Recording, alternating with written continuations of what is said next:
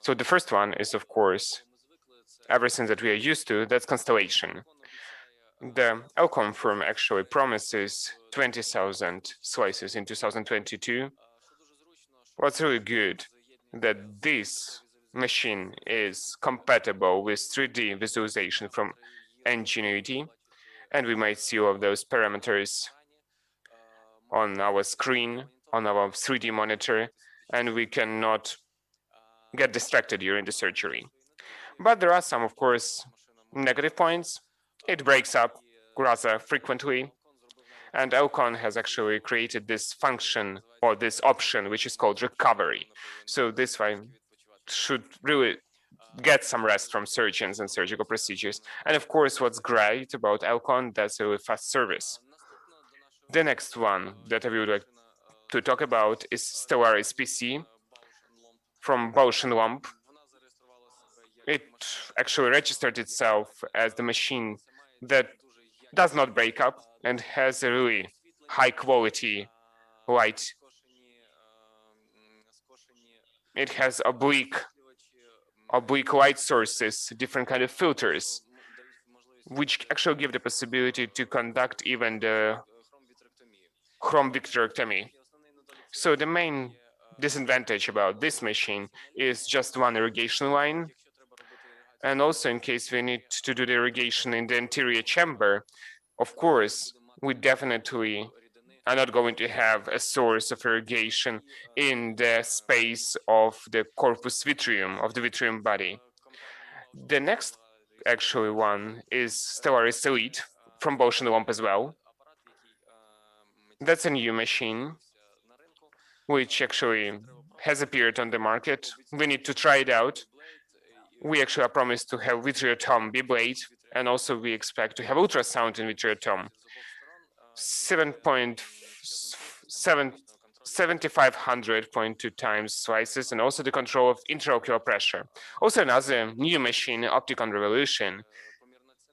A really nice price, but it's under the question regarding this service because they have just entered the market, 23-25 gauge, peristaltics, Ventrum also B-blade, which is usage. And those surgeons which have tried actually say that it is not that user-friendly. The second thing which we're interested in, these are the microscopes and system of visualization to perform surgeries of the anterior and also the posterior parts. So the first one, of course, which I would place as the first one, of course, that's Artevo 800 microscope from Zeiss. Everyone wants it, but no one can afford it. Extremely expensive one. It's universal. That's the only system in the world at the moment which supports 3D 4K visualization, intraoperational OCT, ReSight, which uses B lenses and which gives the possibility not to change the lenses during the surgery. So one lens is switched to another one, and also Callista, the system which is integrated in order to have the implantation of IOLs. The next microscope that we might discuss, that's microscope of Leica company. It's also intraoperational OCT, which is available. We might combine it with Biome or ABUS too. We have 3D, but the quality of that 3D is rather low, and also it's rather expensive one. Another microscope of German company, Hagstreit. Actually, Swiss guys have purchased it. That's a classic Miller representative company. That's the best quality price. It also has the best intraoperational OCT, which is rather high quality. Also, the video recording system in Full HD resolution, also ABUS 2 to visualize of corpus vitreum, of vitreum body, and also the retina. Alcon, on the other hand, proposes to have mic Luxor Revalia, which actually works together with Ingenuity, with the system of visualization for 3D. There is also rather microscopes that we're used to Topcon IFES 800, which has a really nice visualization thing. So what else do we need? In each machine, we have lightning or we have lights, but that's a standard option. And sometimes when you use bimanual technique, we need some kind of additional high quality lights, chandeliers. So on our market, we do not have any registered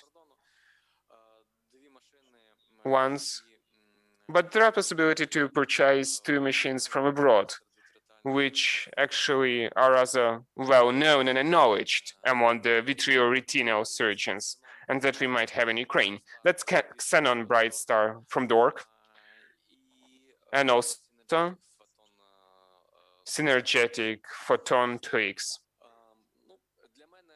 Okay, for me, the golden standard is, which I have chosen for me, the microscope Haag-Streit, HS, HR, Neo, and also I use Elcon 3D visualization system. I use Torque lights. And in this kind of setup, I have quite a lot of things which I do in vitreoretinal surgery. That's why thanks for your attention. And I'm extremely happy to see all of you in here. Good afternoon, dear colleagues. Once more, I was really afraid to get into this audience. No one is in here, actually, just like 5 speakers, and that's it. And actually, I'm in the hall, and everyone is in here. That's a huge pleasure for me. Actually, that's the first try for me from the Ukrainian Vitreoretinal Association to perform these small schools for our younger colleagues. Everybody is that young, but I'm extremely happy to see all of you in here. But all of them at the same time have a huge experience, which huge pleasure. I would like to sit in here, but I'm going to move to the big hall. That's why I wish you to be really inspired in your work. So that's why, thanks a lot, and let's continue. The next talk, Andrei Ruban, he's going to tell us about the history of Vitreotome creation and their modern capabilities. Is that true? Yes, it is.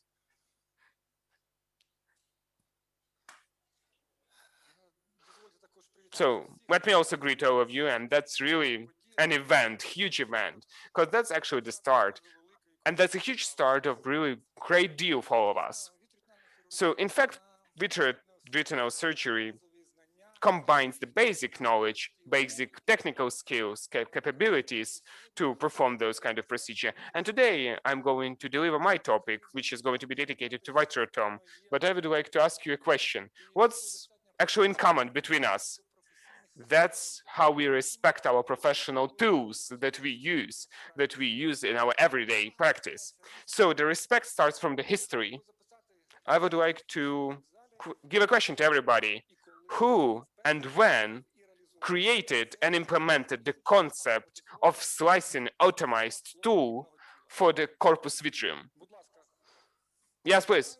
Who knows? Who was the first one to develop this kind of system, this kind of tool? So slicing an automized one. Okay, everyone is shy, so I'm going to say that it was Gerard William Crook, not McMahon, but actually the Australian surgeon, which created it in 1968 together with Jean-Louis Paré, has developed this concept, which was called automatic microsurgical instrument. Really, in fact, that time was the golden age of creation of our tools, of vitreotomes.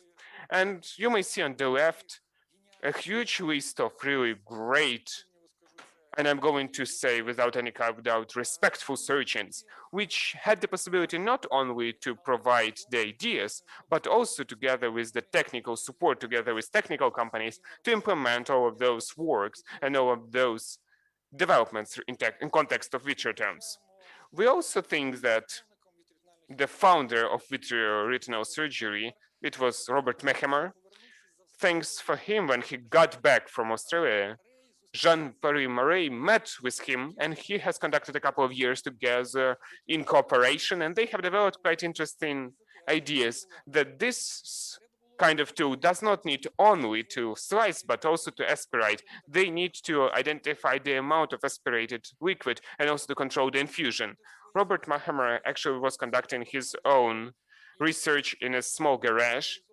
And thanks for that, there were a couple of concepts implemented of this semi-slicing device. So from the first one to the 10th one. So the first VAC, it was a Vitratome which had, oh, can't I use the pointer? No, I can't. Which had an aspiration lumen for suction and also for the infusion. It was rather big. It was 2.5 millimeters big. What were the advantages? It was the Vitratome which you might use in autoclave, and the port was actually located on the tip, but it was really huge and it was not that comfortable to use. Another really historical person is Conor O'Malley, who in 1972 developed and patented together with Ralph Hines and Maurice Tripp and Steve Charles. And they together created the first Vitratome, which is more understandable for us. That's a guillotine type of pneumatic energy source. He also implemented the principle of 3 ports. And actually his brother wrote, really famous surgeon Patrick O'Malley, that his main contribution was the development of concept that a lot of small incisions are always less traumatical than 1 or 2 big ones. And that's how we have separate infusion. His Occutome has actually a couple of things of advantages. It was rather safe because it was a guillotine type Occutome, because especially the previous ones, when they were not sharp enough, they might just get some tissues on the retina, which was not really comfortable. This Vitratome was rather small. There was a really precise suction system, and we did not have a lot of loss of intraocular liquid during the surgery, but there are some disadvantages as well. It was rather hard to do the dissection of membrane near the retina. There was also the issue of the risk of suprachoroidal irrigation, absence of reflux, and also it was rather hard to find out how to use it in a proper technique, and also it was having not enough aspiration and also not enough slicing possibilities. At that time, rotoextractor of Duvest was created. It was a traditional rotation system with incorporated micromotor. It was rather fast and rather sharp. It actually fixated the dislocated lens, and irrigation lumen was actually located rather close in the anterior part, which allowed to work in the anterior chamber. But what was also important regarding this, that it was really hard to use, it was hard to clean it, and also, as I mentioned before, there were quite a lot of risks of tissues to recover properly. Vitrophaik of Peyman, also really important, historically famous person. This system, the same as an Occupton, is guillotine type. It was pneumatic source of energy. It was around 600 slices per minute. It was a really wide angle port, which was great for dense membranes. And there was the possibility to create the disposable and multi-time use tips. The control of aspiration was done by putting the finger over the lumen. It was rather, the tip was rather light and cheap. The appropriate control of aspiration was rather hard to perform. The irrigation port was rather far away from the port of Vitratome. It was an open system, which led to the higher risk of damaging the tissues. Vitreous striper, also quite another interesting idea. As you may see over there, they were implemented differently. Different ideas were realized in different ways. This kind of Vitratome also had great slicing possibilities, especially in case of dense membranes.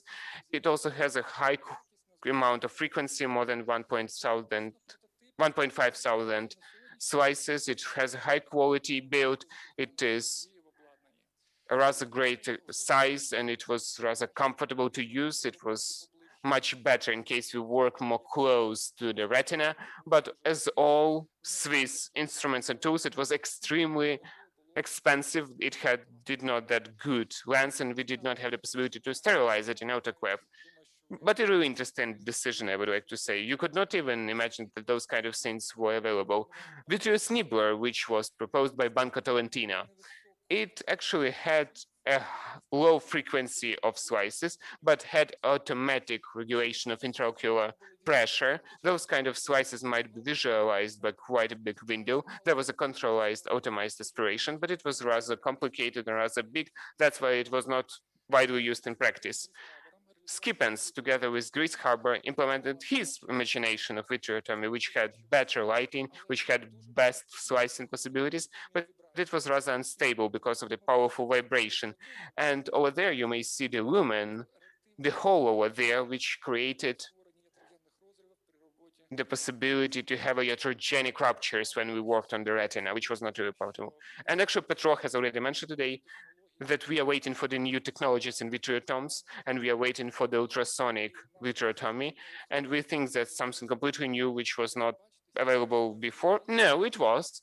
As you may see, in 1974, Louis Jurert actually proposed to use the ultrasonic vitrectomy, and at that moment, as you may see, 1974, there was a 23 gauge one available.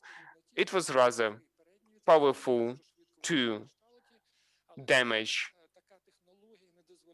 the vitreous body in case of the anterior vitrectomy, but it did not have the possibility to work and to slice the vitreous body. There was a rather bad lighting, and of course there was some risks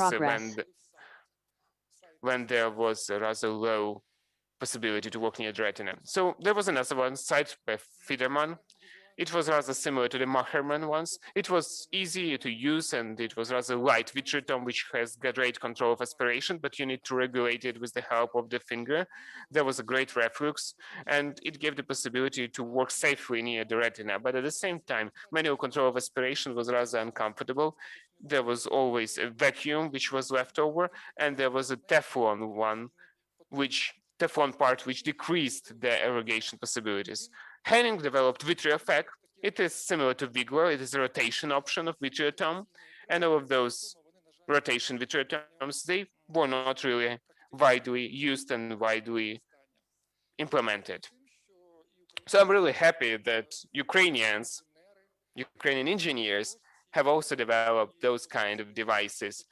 And one of those devices which Andriy is rather familiar with, I think, and which was used, it was developed by Skitsyuk Sergei, and this is Vitreotom B4, which was electric one, and it had a constant working cycle, 50-50.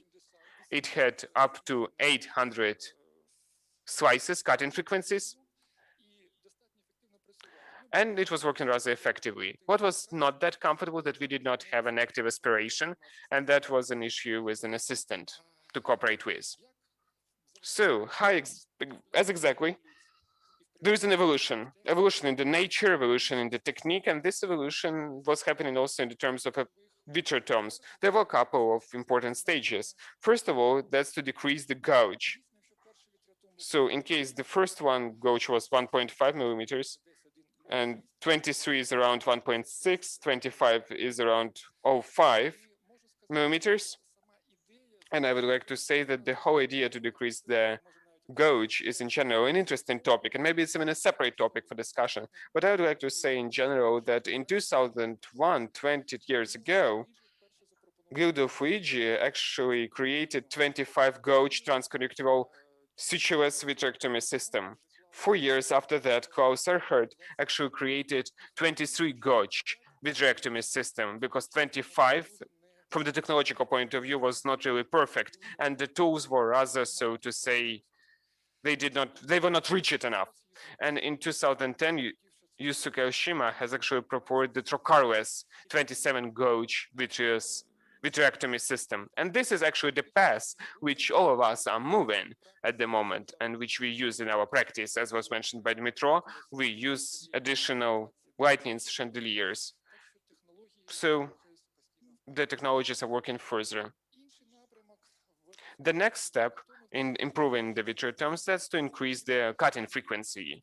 And by saying do then, we are increasing the duty cycle. So in case to explain it easily, duty cycle, that's the time during which the port is open in comparison to the overall time of work of vitreotome from the first slice up to the getting to the previous point. So when an ordinary vitreotome performs a slice, at some moment it closes its port, and by doing that it stops aspiration, and the work at that moment is not effective. In order to increase this duty cycle, it was proposed a lot of interesting things, and one of it is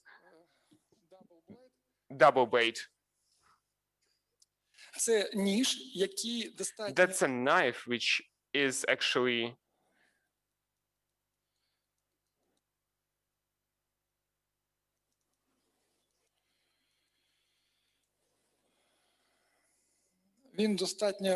which is rather thin and it's just like a blade, and it does two slices, the first time when it gets to its end and then the second time when it gets back. And so by saying that, it never closes the port, so that's the duty cycle which is around 100%. Alcon vitreotome, which we are used to, Constellation, actually allows us to have 10,000 slices thanks to having two pneumolines, which provide this blade and then gets it back. So previously it was done by another mechanism. And there are some new models. And the first one was created by Bausch, by Vitreotome Vitesse company, which cooperates and works based on ultrasonic technology. That's the Vitreotome, which is located in the middle over there in the picture. That looks rather interesting, a really small port, but thanks to emulsification, which is happening when you work with the ultrasonic, those emulgated particles or fragments of the vitreous body gets into the port. I would like also to pay attention that why exactly we have always tried to get the bigger cutting frequency in order to use less and smaller gouges, and we have the possibilities to destroy the vitreous body's parts. The flow resistance inside those tubes was rather low, so the fluidistic was improving at that moment. Also rather interesting clinical thing, which all of us are actually implementing in our everyday practice, that's the possibility to improve those kind of vitreotomes. That's to use bevel tip. When exactly really in order to get a little bit closer and to decrease the distance from vitreotome to the retina, we are actually cutting this hill, and by doing that we have this possibility to use this tool as just a blade under which we get under the membrane, and that's really interesting for the vitrectomy surgery, and I think that we are going to be able to see that tomorrow. Really, in fact, I always get back to the words of Professor Kondratenko when he said that each surgeon has to have his own set of tools. So as he called it, screwdrivers. And when I saw this photo, this picture, I was actually imagining that each one of these vitreotome, they are just prototypes, which did not get to the clinical practice, but really interesting ideas based on regulation, the lumens and holes based on the square meters and based on the size, we may find out the vitreotome which is perfect for us, but that's the future. As you may see, it's going to be more further, and I expect that it's going to be together. That's why I would like to invite you to get to and to become the member of Ukrainian Veterinary Surgeons Association. If you have any questions, please feel free to ask them. If not, then we will go on further.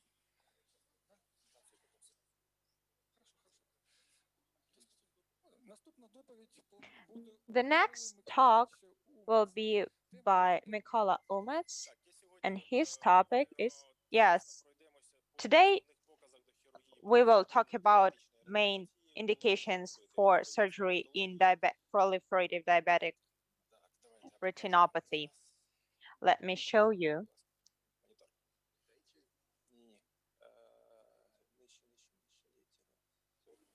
Львив откройте, Львив. ДРП лекция. Давайте. Не, ДРП лекция. We're opening the file.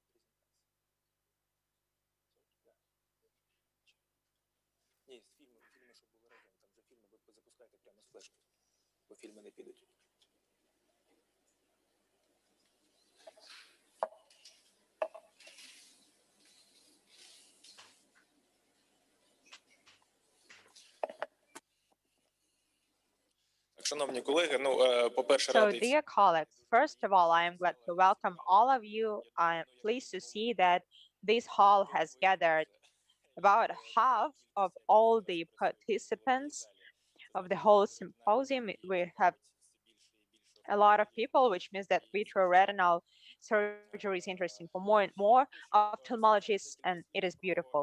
I would like to say a few words about the diabetic proliferative retinopathy surgery, about the moments when we can and have to suggest surgery to our patients. First of all, diabetic proliferative retinopathy is characterized by new vessels formation due to VEGF synthesis. Fibrovascular membranes are being formed that cause traction deformation, traction detachment of the retina, which causes the creation of holes in the retina, and it causes fractional rheumatogenic retinal detachment, which progresses and causes loss of vision. So the main indications for vitreoretinal surgeries are hemophthalmos, hemorrhage in the vitreous body. It can be partial or total. And more rarely, the blood is located between the hyaloid membrane and the posterior part, which is retrohyaloid hemorrhage. And there are also subretinal hemorrhages, which are more rare. These are very dramatic situations when, even regardless of the surgery, we can barely improve the vision. We have to suggest surgery in case of hemophthalm. In case when we have iris neovascularization, especially if the patient has no history of panretinal coagulation, patients with diabetes type 1. If we do not intervene now, if we do not do the intrasurgical laser, these patients have very high risk of neovascular glaucoma formation with all the consequences. If the patient has the history of hemophthalmos, if it is not the first time, if it is the second, third time, we do not have to wait. We have to suggest early vitrectomy. Can we wait? Can we treat, manage, see if it works? Maybe yes. If it is the first hemophthalm, if we have no problems with the retina is attached, then we can prescribe the course of absorbing therapy, inject Hemasa intravitreously, and then we can wait. If for a month nothing happens, then we have to do vitrectomy. Main surgical steps, what we have to do during the surgery. First of all, we have to remove the hemorrhage, but moreover, we have to also detach the posterior hyaloid. We have to make sure that the hyaloid is fully removed. We have to revise the retina if there is no retinal membrane. No retinal membrane, we have to remove it, and we have to do the panretinal coagulation. When do we have the panretinal laser coagulation intraoperatively? Here, as you can see, it is quite an aggressive panretinal laser coagulation, almost total. In one step, it is possible to do it, but there is quite a risk of a reaction in the post-surgical stage. In my opinion, in diabetic proliferative retinopathy, we have to use a limited laser coagulation, and then we can add more in the outpatient department. Tractional retinal detachment. Of course, in tractional extramacular retina, we can wait with surgery, but we have to make sure that this tractional retinal detachment is purely tractional. So we have to look at the contours of the retina. They have to be deep, and we can suggest retinal coagulation or anti-VEGF therapy. But we have to be very careful with anti-VEGF therapy. Here we can see a case of anti-VEGF therapy, regardless of retinal detachment that is quite close to the macular region. the injected anti-VEGF, let the patient go home, and in 7 days, due to the tractional component, the macula got detached and the patient lost his vision. So if we plan to manage patients like this conservatively, we have to plan that on day 3 to 4, they have to go to anti-vitrectomy. We cannot let them go for longer. This is a case. Oh, it doesn't show. It goes. Okay, it works. This is a case of hemophthalm in case of diabetic retinopathy, which was complicated with fractional extramacular retinal detachment, and intraoperatively we diagnosed diabetic maculopathy and diabetic macular edema. So we are removing the ILM classically. The next condition we have to talk about is fractional retinal detachment that is risky for the macula. Like in the last case with the anti-VEGF patient, he actually had this case. He had a high risk of macular detachment. This is a direct absolute indication for vitrectomy. We have to remove the corpus vitreum, the highlight. We have to remove everything completely. We have to complete the removal of the vitreous, and we have to lay the retina in the surgery because it will grow in. This is the surgical steps. Is it working? It does. It is. This is what Andriy was talking about. Right now, vitreotome models allow us to work mono instrumentally. We can use it as one vitreotome as many tools. We can segment the membranes. We can work closer to the retina quite safely using maximal cutting regimens. And we can see that with one tool, we can remove the whole membrane without using any other tools. And fractional rhegmatogenic retinal detachment, these patients, they also need to have the hole identified. If we do not find the hole in patient with TRRD, the surgery will not be successful and we will get recurrence. So the main step of this surgery is not only removing all the membranes, is to identify the hole, reattach retina during the surgery. Another case of TRRD surgery,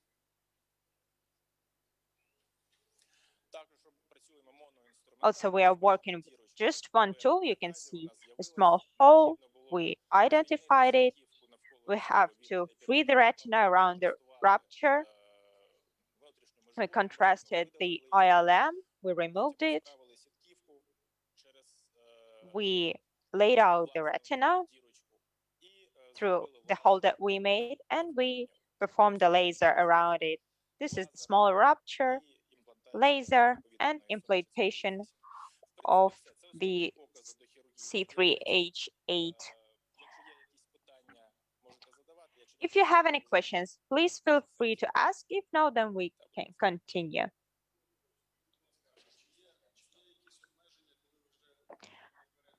The interpreter cannot hear the question. The interpreter cannot hear the question. In diabetic retinopathy, well, yes, if we can see that avascular retina, thinned retina, and the vision is at the brink of light perception,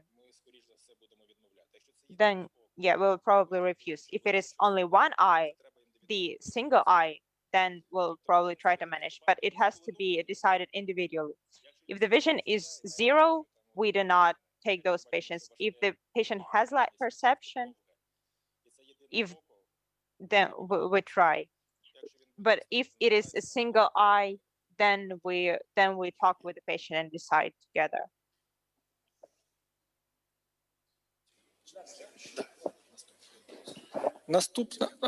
Наступна доповідь Андрія Володимировича The Дєдова. next talk will be from Dr. Gedov.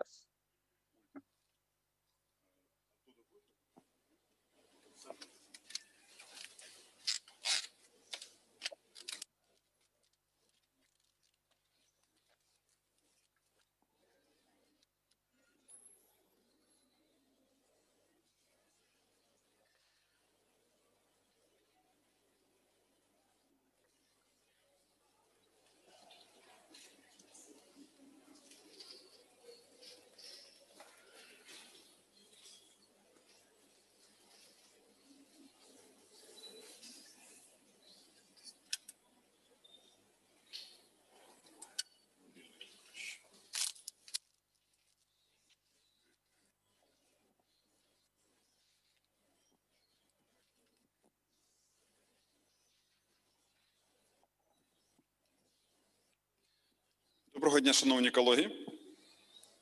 Good morning, dear colleagues. Let's talk today a little bit about physics, about the surface tension, about vitreal cavity. First of all, any liquid in the vitreal cavity does not get there just on its own. The surface tension, if we go back to the school physics, it is the physical phenomena that is happens at the brink of liquid and gas, or liquid and liquid, which tries to divide this media. Neither silicon nor P4 nor gases do not mix with water, so they have separation between them, which causes surface tension, and this phenomenon can be compared to the air balloon. The balloon tissue tries to decrease the surface, the volume of the balloon. As far as I understand, that's why the eye is spherical. Steve Schwartz once said, no tear, no air. So if the retina is intact, almost in all cases, it makes sense to end the surgery with BSS in the vitreal cavity. If there are no defects of the retina, there is no need to tamponate the vitreous cavity. All liquids that happen to be in the vitreal cavity, if they are not the BSS solution, they get there on either due to technological reasons or to tamponate post-surgery. Technological aim is to reposition and adapt the retina, to lay out the retina on the in the eye. And post-surgical tamponade is needed to support the position of the retina during coagulation. Short video that may demonstrate how we visualize the separation surface between PERF-TOR and the organic liquid when we do not see the PERF-TOR organic liquid, but we see the detachment between the BSS and PERF-TOR. Here, after washing the color, we can see the separation between the PERF-TOR and BSS.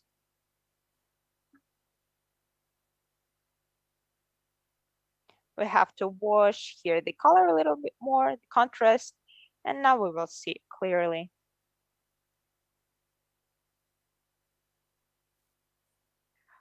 We drain the subretinal liquid, we wash the contrast, and here we can see very well the PERF-TOR, the bubble.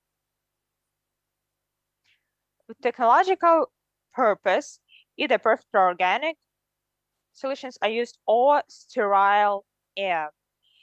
Perfector solutions are Perfector Decoline or its analogs. It is a transparent liquid that is much more heavier than water and doesn't mix with it. It is higher coefficient of light. So the main goal is to reposition the retina. How we can do this? We take 2 to 3 milliliters of Perfector with a syringe. We add the cannula, we enter, and we add the Perfector to the cavity. But we have to pour it with a single bubble. So let me try to draw it on the board.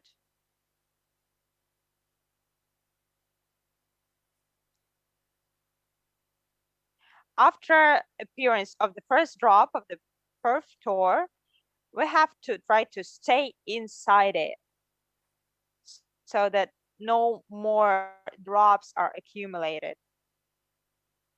So when we add Perfector, if we stay within 1 drop, we get single bubble of Perfector. Next slide, please.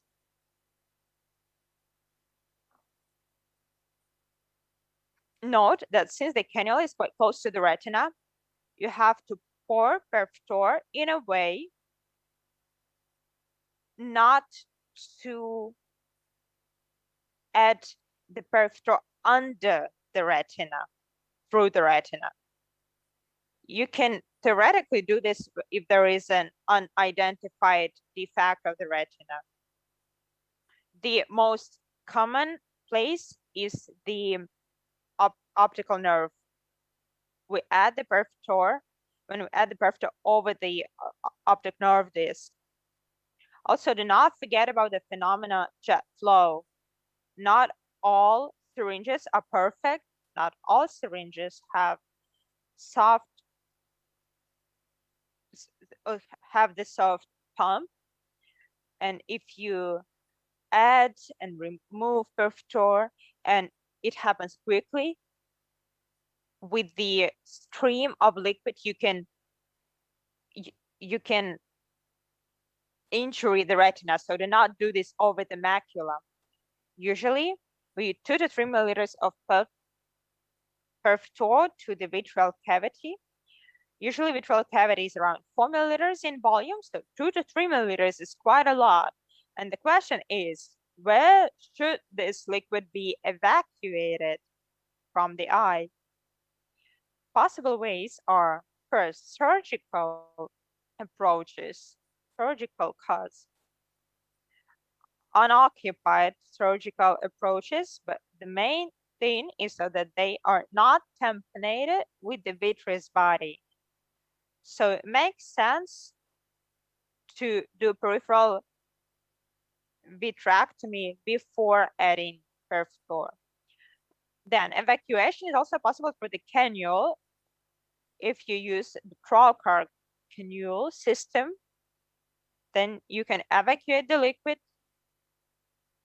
using the cannula of larger gauge. Also, we can evacuate the liquid through the infusion line, but do not forget that if you use this cassette on other patients, cross-infection is possible. Also, bi-channel cannules are available, and during the surgery, you can in turns add Perfector and remove BSS step by step. Perfector bubble in the liquid wants to be spherical. Macroscopically, the shape becomes a little less spherical due to the gravity. And microscopically, any difference in the shape, any external pressure peripheral still tries to keep its shape, which allows us to fix the retinal defects. It is important to remember that why do we use peripheral? It can be to push the retina to the choroidea, also for hemostasis, to stop the blood. Also, we can decrease the mobility of the retina. Also, we can remove subretinal liquid, and also we can prepare for delamination. So we can remove epiretinal structures. It will help us, but it is quite an unusual technique and it has its own peculiarities. To decrease the need for peripheral, we can do by using air tamponade, working under air. In this case, it is the same, but vice versa. The air is added gradually with aspirating the liquid. We have the dry retina, but a lot of liquid under the retina.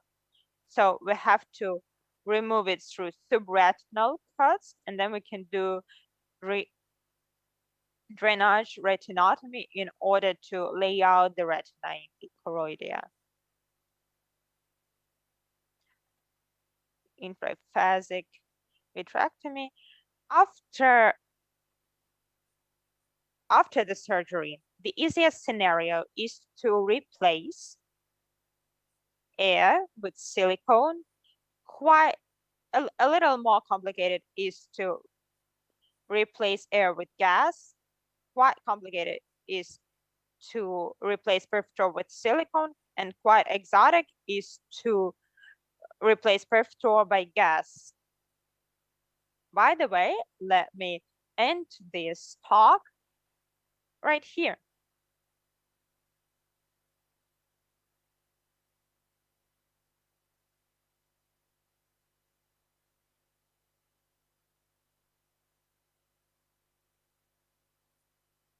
The next talk will be by Professor Sergeyenko Andrei, our leading pioneer. We are starting the next section that has the moderator. So, dear colleagues, please. So my lecture is dedicated to the silicon campanate, the eye after the silicon campanate. Oh, sorry. That's the next session, please. That's not the correct presentation. So eye after the silicon campanate is not going to be the same before it was the silicon campanate, because silicon influenced the eye structure. Vitrectomy, that's a rather aggressive manipulation or procedure when we change more than 2/3 of an eye volume, and eye has a reaction. And when we actually do the silicon infusion, the eye just does not know what to do. And we have followed up issues with the ocular pressure. The pressure issues, they might even be happening on gazes without the silicone, without the vitrectomy. In more than a half of patients, the pressure might be changing. But when we infuse silicone, the issues of pressure might appear in approximately 20% of our patients.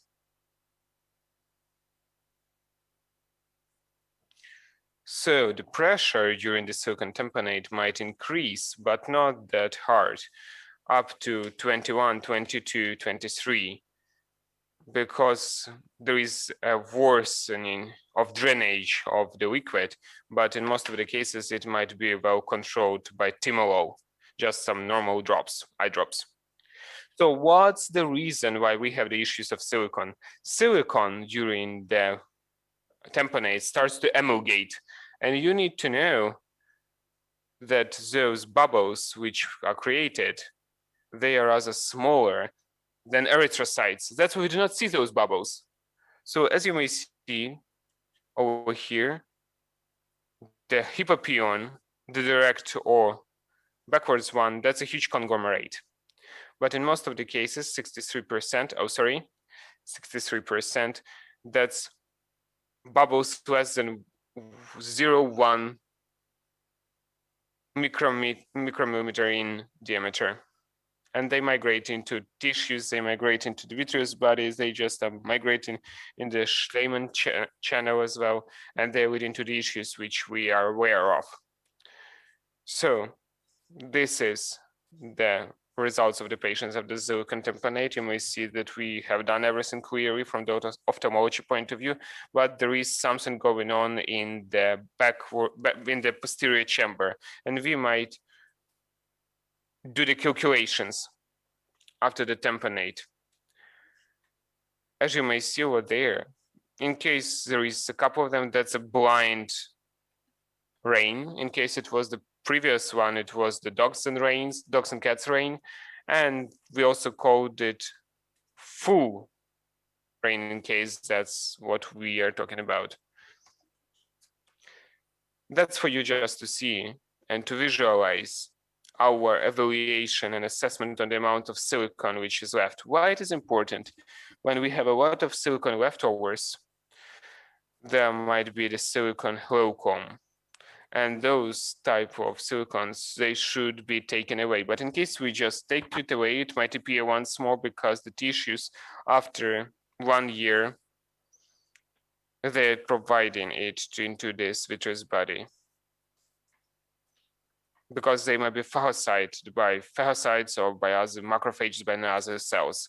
So the silicon might lead to a lot of complications. That's keratopathies, there's increased intraocular pressure, cataracts, and also specific optical neuropathies and retinopathies.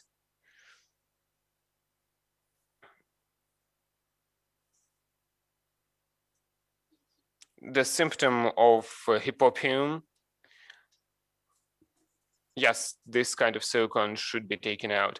But in case we flush this silicon away, it does not influence the intraocular pressure. You may just double check it, because in case you have this silicon glaucoma, you need to perform the appropriate surgery. Yes, really, talking about the reasons why it happens, because really small particles are getting into the trabecule. They might migrate where the optical nerve, and they might lead to the pseudocavernosus neuropathy. That's pseudohypopyon, when the silicon is rather hard, which has a lot of weight, and this is a really important symptom. It's just the symptom which tells us that there is a huge inflammation background in the eye going on, and it changes the silicon properties. For me, silicon, when we do the infusion in the eye, that's like preparing whiskey. The longer alcohol is in the bottle or in the barrel, the more there is a connection and cooperation between alcohol and barrel. That's why you may compare it with the silicon. When you take away the silicon, you take it in a separate syringe, you just check and how it moves. In case it gets to the walls and it stinks to the walls, this silicon might lead to some complications. So what I'm talking about and what kind of analog I'm trying to explain, that the more silicon infusion we have, the more complications we would have. Proliferations and increased intraocular pressure cases. We have conducted actually some experiments. During the silicon tamponade, silicon is less rigid, and this is actually what is less vicious.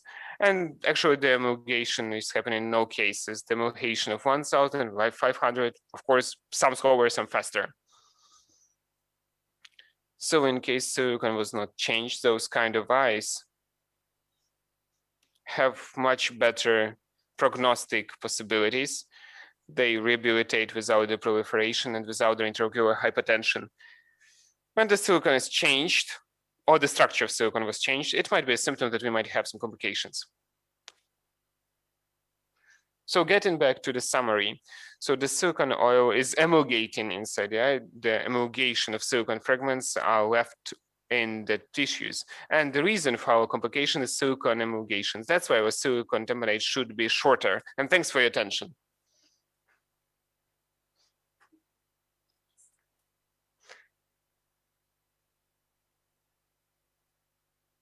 So Elena Kabay is going to be our next speaker. Do we have her in here?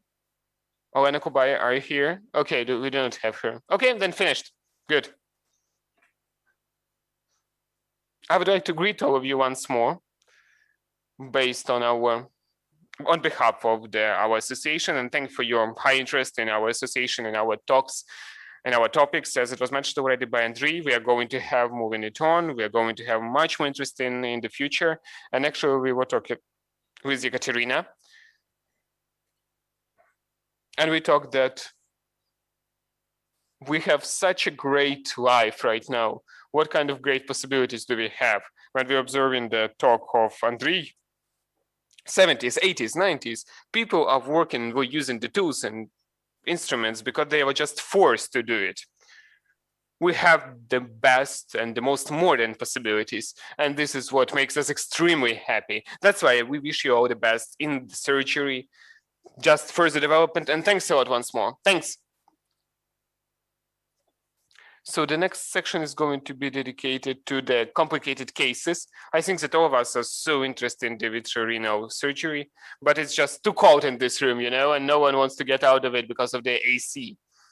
So a couple of minute break, and moderator Diana and Ruba and Andriy are going to deliver their talks on the complicated cases in some kind of short break.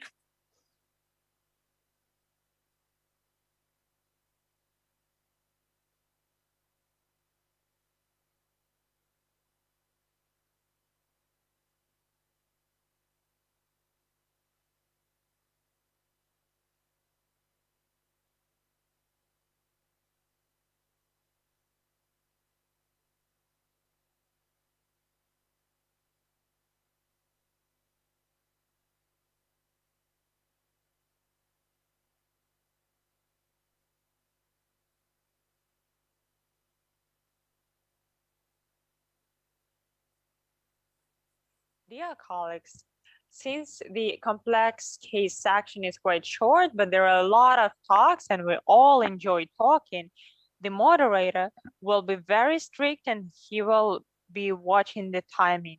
It is best for the speaker to speak for 3 minutes. 5 minutes is okay. 6 minutes is way too much.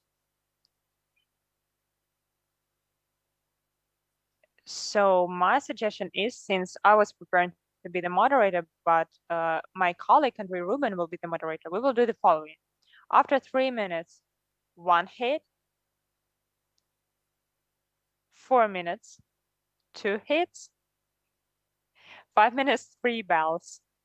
6 minutes, you'll hear this sound from the stage. So the first talk, please.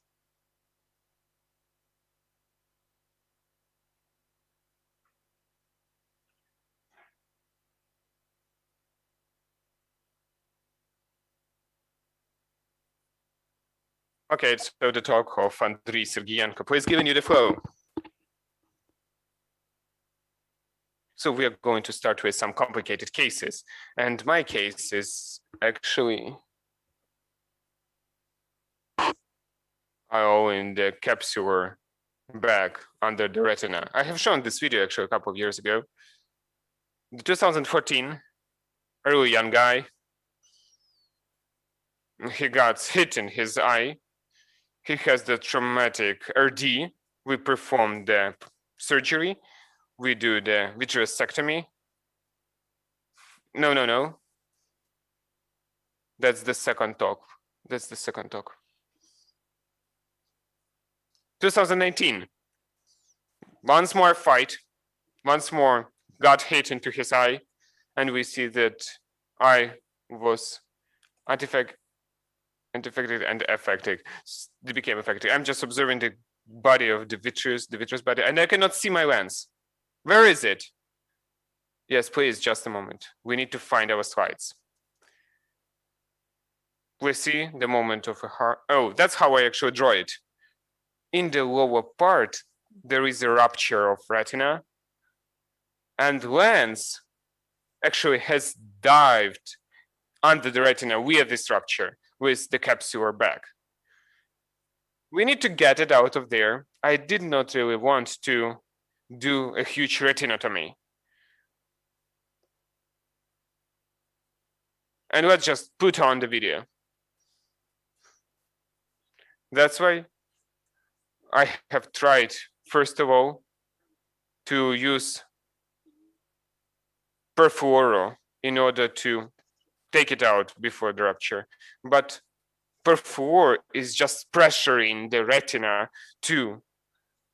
And nothing actually was happening because of the pressuring of the perfluoro. That's why I tried to increase the incision, and I needed to take out the lens, to take out IO out of the retina, under the retina. You see that I infuse perfluoro, and perfluoro actually pressures everything that is lying under the retina. It's not getting it up. So in case there would be some small bubbles, we might use perfluoro, but that's a rather huge, big structure lens. And that's why it is pressured. We perform the retinotomy of with vitrectomy, peripheral one, and the lens is actually getting back and back, and I'm trying to reach it to it, and it's getting pressured and pressured to the periphery. We're taking the foci of retina, and the lens is hiding over there.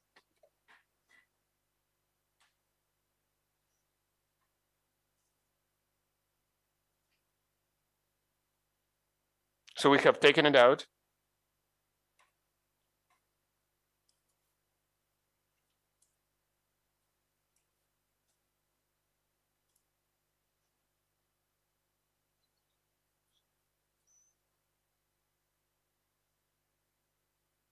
So why I did not perform retinopathy 360? Because the bigger we perform the peripheral retinopathy, the biggest is the chance for patient to get the atrophy of the optical nerve. That's why with big peripheral retinopathy, we should be cautious, and we need to perform retinopathy as small as possible. So we are just getting the lens out of the space under the retina.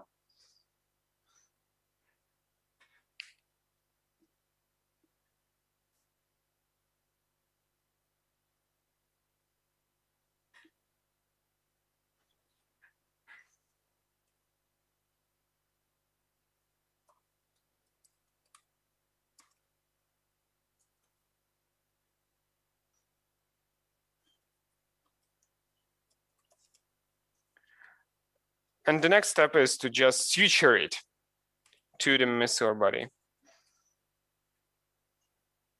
Yep, we just fix it to the ciliary body on 3, 1, 2, using the transciliary penetrations, transscleral penetrations. And after that, we start to work on the retina, then perfluoro, gas, silicon. That's what we do. And I think we might finish, actually, the video. Now, regarding the time, how are we going? Yeah, good, perfect. So after the surgery, O2 suture. Oh, thanks a lot. Thanks a lot.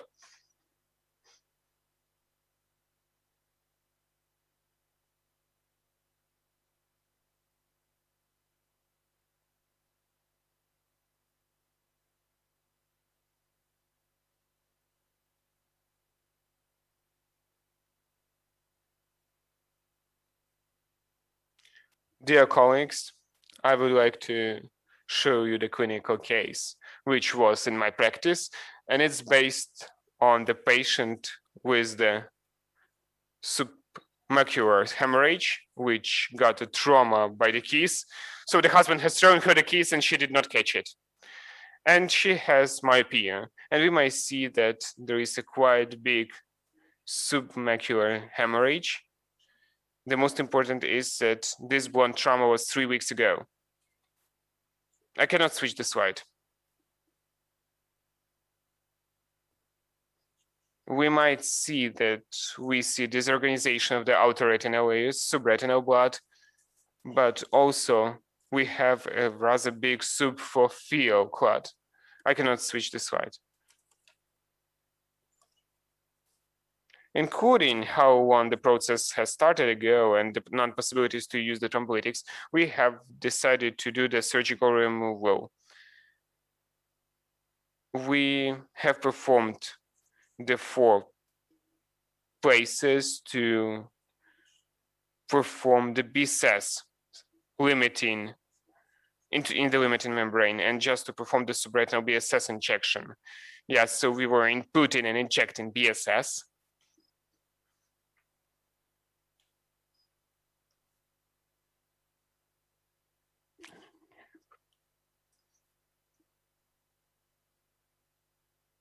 And also the retinotomy.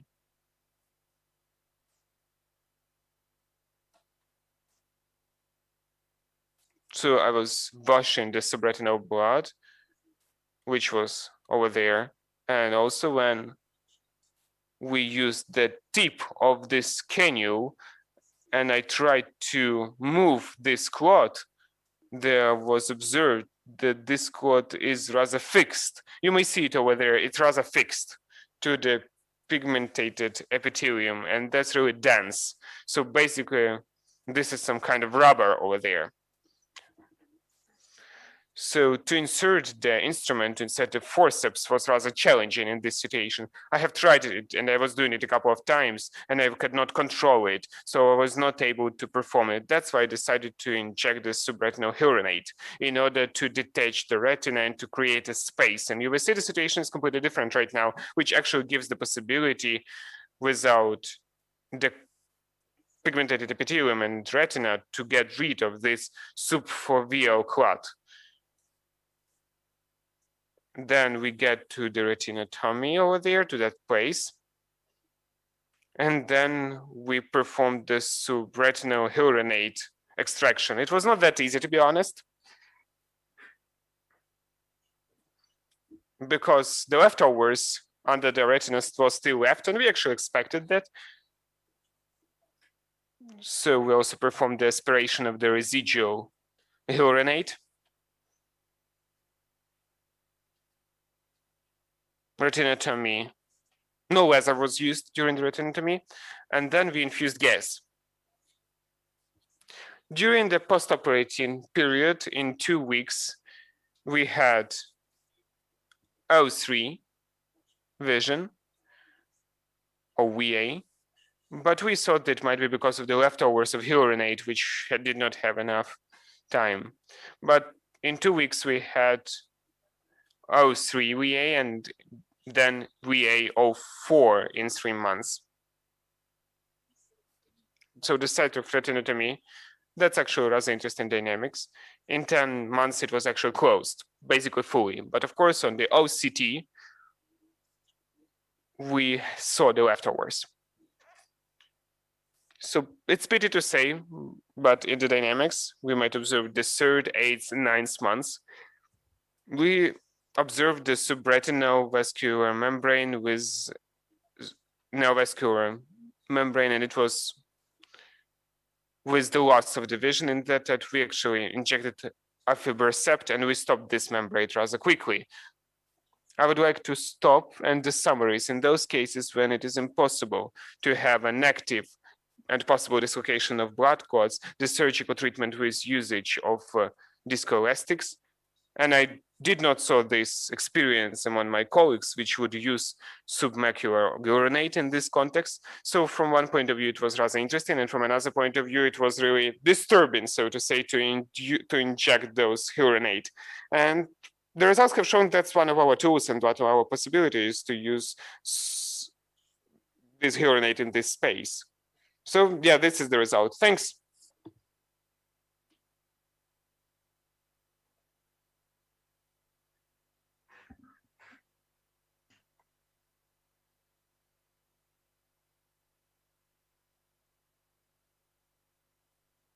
Good morning, dear colleagues. My case will be much simpler.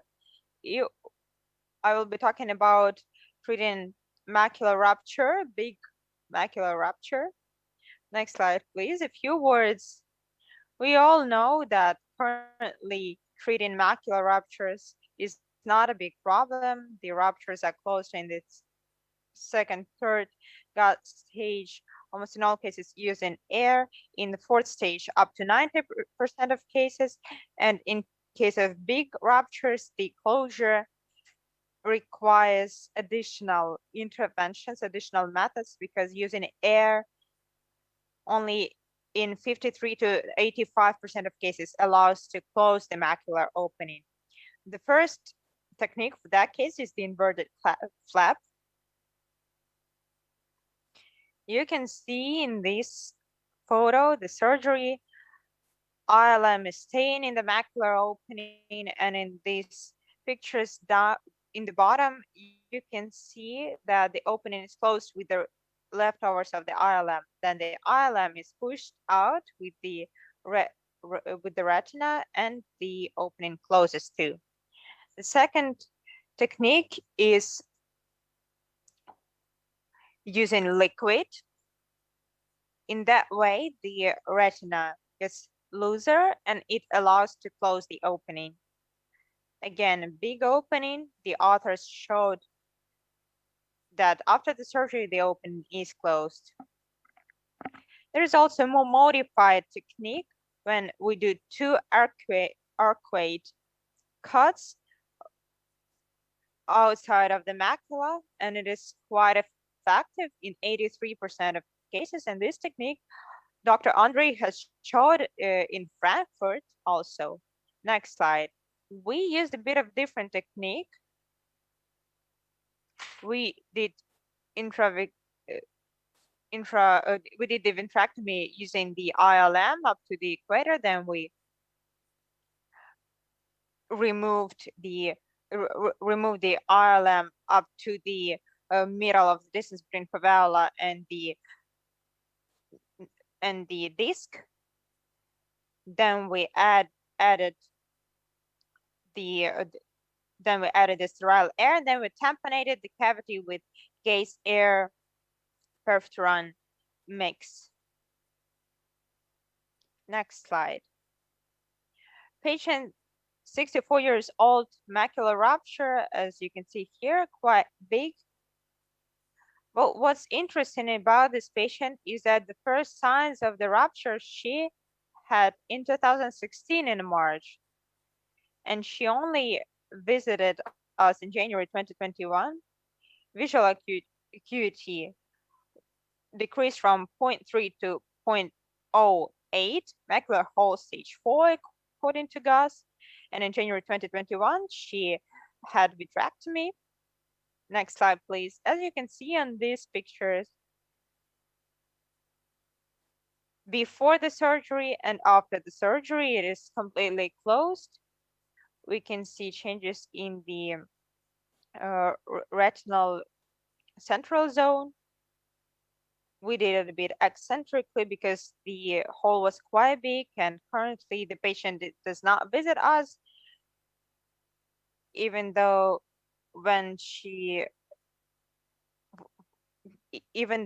in the second arm she also has a hole, and couldn't perform the surgery because she just did not appear.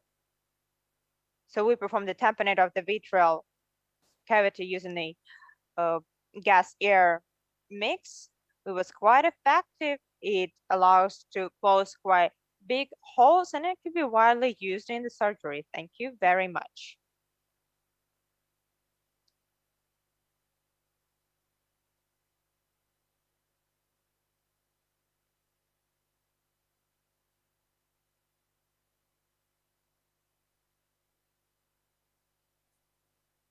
Our next speaker is Natalia Konovalova.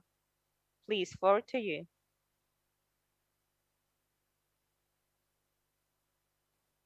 Okay, Natalia Kostyuk, Hassan Farhat, clinical case.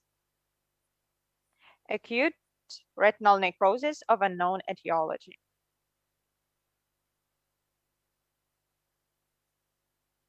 Yeah, we have a bit of a change in the program. I will be the next.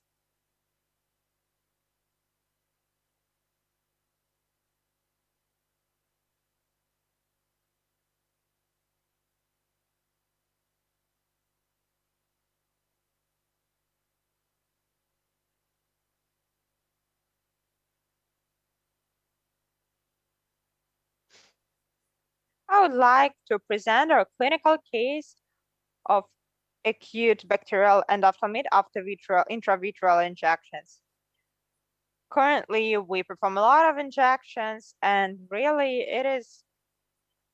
we have so many patients that we tend to forget that we can have severe complications. Patient female, 65 years old, AMD, S and V on the both sides.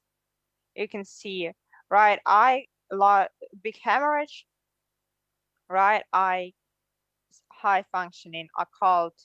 She has occult SNV.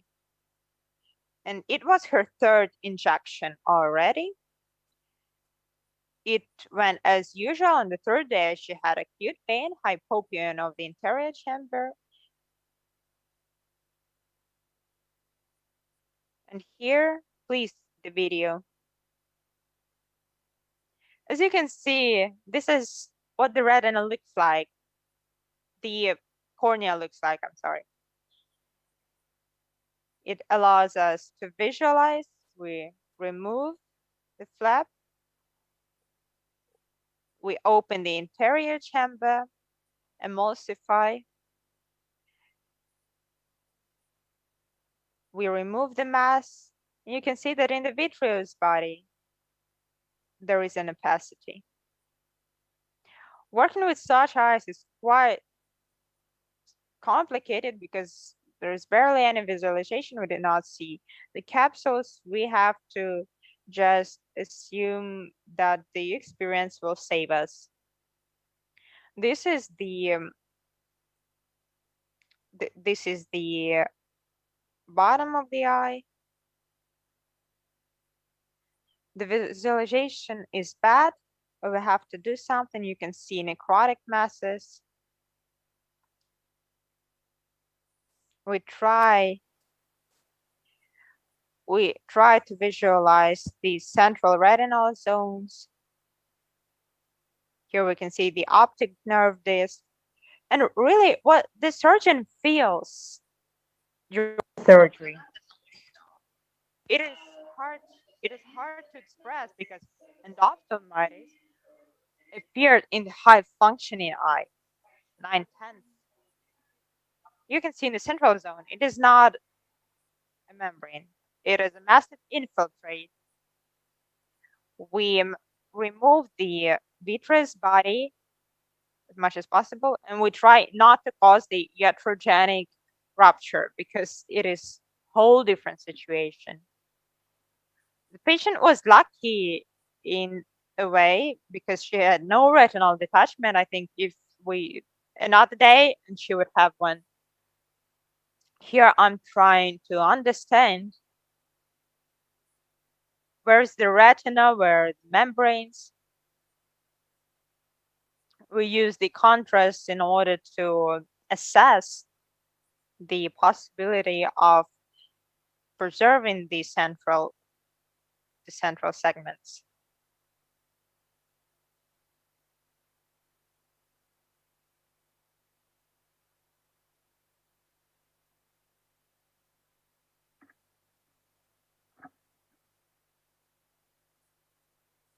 We use the laser because I understood that after absorption of the infiltrate, ruptures will form. So we had to prevent it. And post-surgery, we added 1 milligram of vancomycin, and the patient, of course, receives systemic therapy as well. That's what the eye fundus looked like in 2 weeks after vitrectomy. The right eye was on anti-VEGF therapy. On this slide, you can see the picture of the retina in 2 months. Left eye before vitrectomy and after vitrectomy. You can compare how much the vessels are changed. There is atrophy in the central regions, optic nerve atrophy, but now the retina has much improved, recovered quite well. And now her visual acuity is 0.3. Thank you very much for your attention.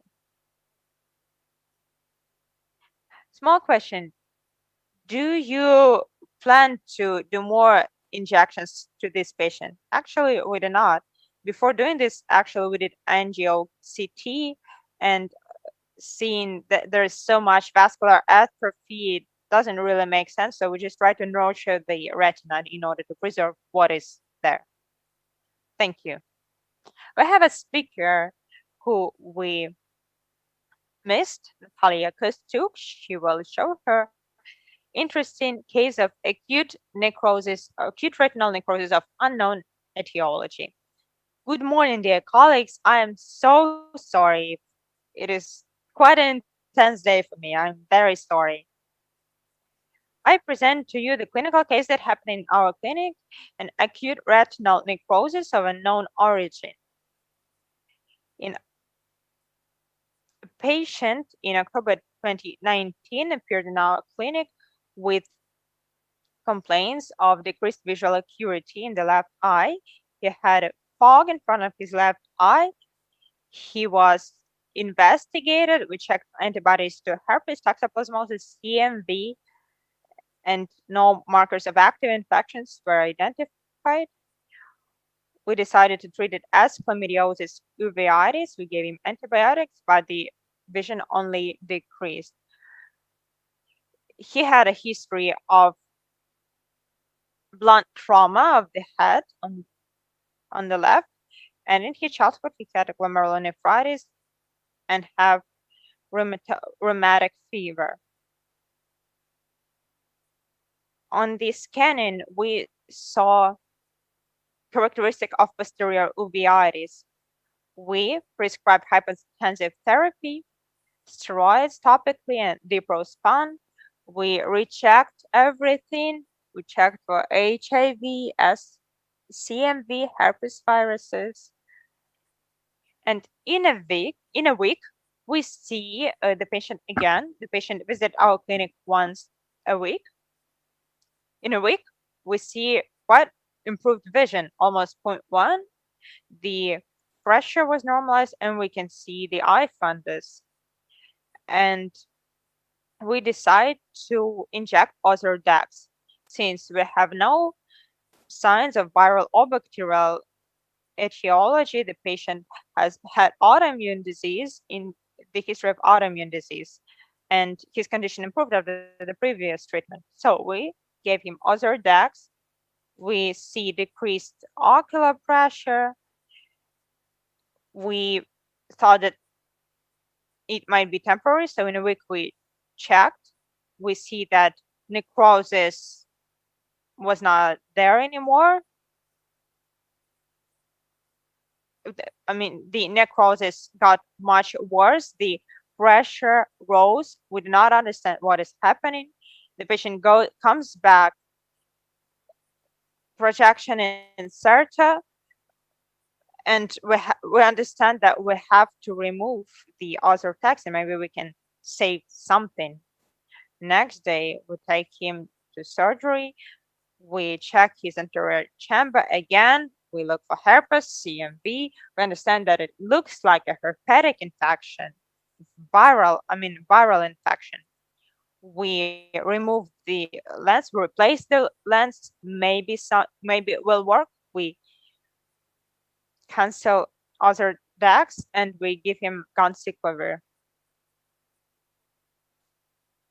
This is the video. We are replacing the lens, implanting the artificial lens, and we can see that it is a catastrophe, and this is a surgery of salvage. And remove Ozurdex. It looks very sad, and we understand that there is barely any hope. We lost any hopes for vision. The patient is a dentist. He understood it very well. We made all the decisions together. We said that it is a ride or die try, actually. But we were hopeful. We can switch to the next slide, actually. So we wait for another week. Again, we wait for the test results, no positive results. We prescribe the antiherpetic treatment, and the outcome is obvious. VI is 0. We saw the patient in a few weeks ago, actually. Total retinal detachment, and the eye is going into subatrophy. So what is an acute retinal necrosis? It is syndrome characterized with occlusional vasculitis, retinal necrosis, edema, optic nerve atrophy, and retinal detachment. Usually it is caused by herpes viruses, and it was described by Japanese scientists in 1977. It happens quite rarely in England, from 1 to 2 cases per 2 million of population. It is mostly caused by herpes virus infection, herpes simplex virus, VZV, CMV, and EBV viruses. So what we did wrong? We would like to give you the main message, what to do and what not to do. We trusted too much the laboratory test results. Here, no markers of active infection in any of the tests. And I will add that the patient is a doctor himself, and he kept looking and looking. He went to probably all the laboratories in his city and in Kiev, and nothing was identified. So we concentrated on it being autoimmune. Obviously, absence of timely adequate therapy and other DACs probably worsened his condition. What to do in order not to miss the beginning of the disease? According to the American Academy of Ophthalmology, in case of inflammation of the anterior chamber or the vitreous body, we have to detailedly assess the periphery of the retina and to identify if there are any necrotic foci. And in case we find them, we have to do laser retinopexy. We have to perform qualitative laboratory testing of the anterior chamber. According to the literature, in 90% of cases, lab testing does identify the viruses, but in our cases, it was not identified. So, and in any case of any signs of acute necrosis, we have to stop treatment immediately and not wait. We have to use antiviral therapy systemically and intravitreally. Thank you very much.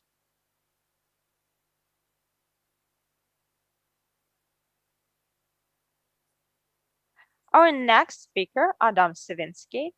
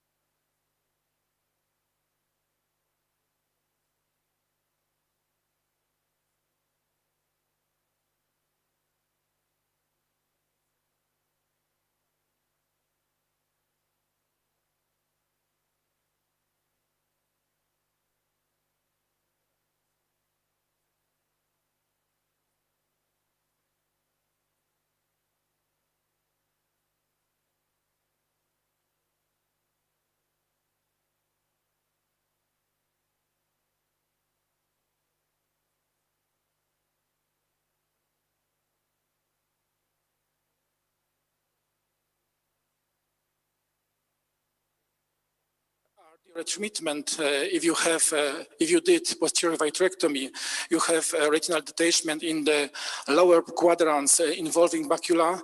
It's not applying sclerobuckle, but to introduce heavy silicone oil. And take a message. Do not forget why you are choosing one or another option of treatment. If you have RD, the goal is to close the tear, not to intend the eyeball, because if you have a fresh retinal detachment, when we try to squeeze the retina, the example as we want to introduce big tube to a smaller. If the big tube has elastic walls, we can introduce it, but we also have a plicated or we have a shrinked retina. Sclerobuckle shouldn't squeeze eyeball, but only decrease the circumference. Applying buckle and squeezing when the retina is fresh attraction is not shrinking is not a good option. And what is we should remember, if you want to treat macular hole, we shouldn't remember about removal of ILM. Thank you for your attention.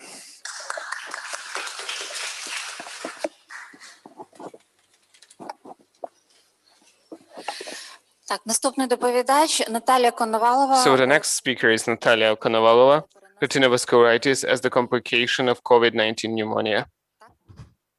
Yep. Okay, yes, please. Колеги, доброго дня. Thanks a lot, dear colleagues. Good afternoon. Just a minute. Yeah, so it's Folder Lviv. Let's find the presentation. Да.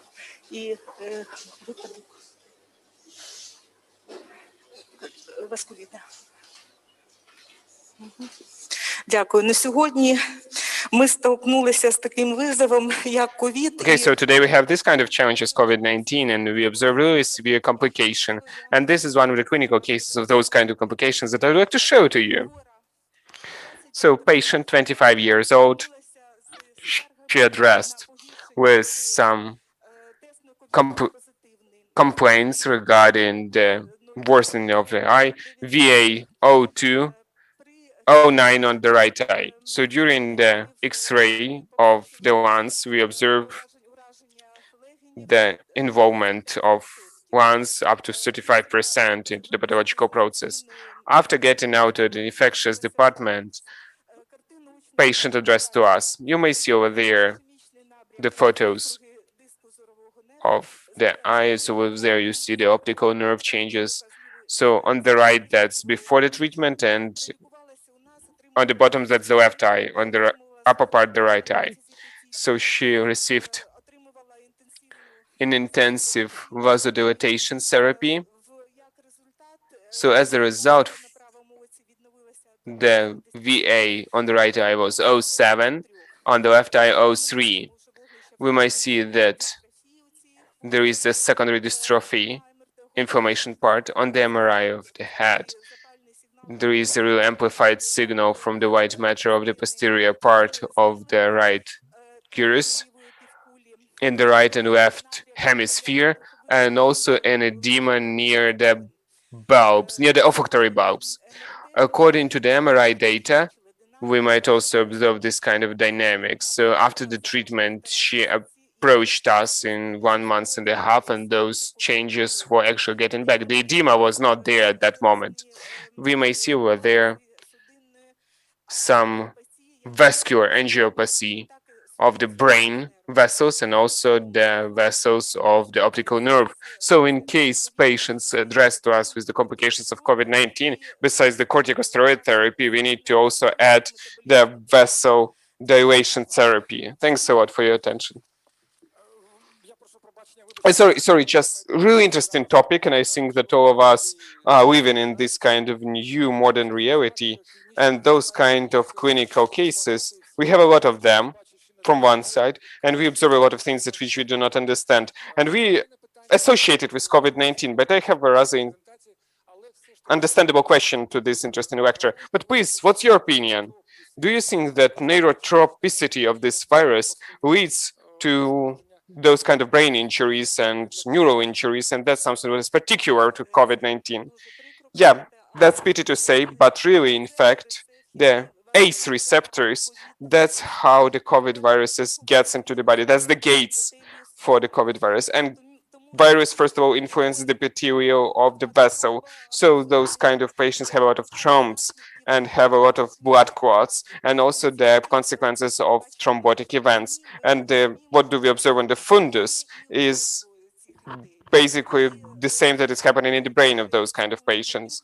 And those olfactory bulbs, which we have anosmia, that's first of all the involvement of the brain into the pathological process. In this particular case, it's 25-year-old patient, and it's a pity to say, but we have a lot of those kind of patients.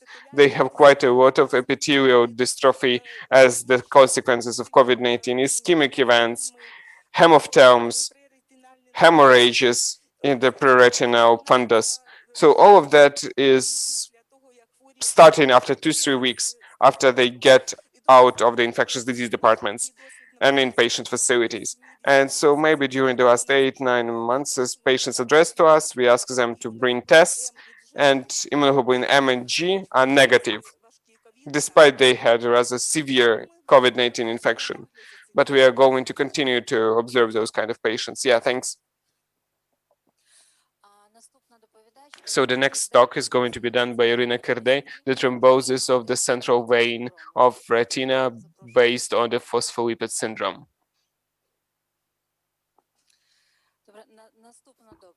Yes, so the next topic, Andriy Serhiyenko, the surgery of retina via the suprachoroidal approach.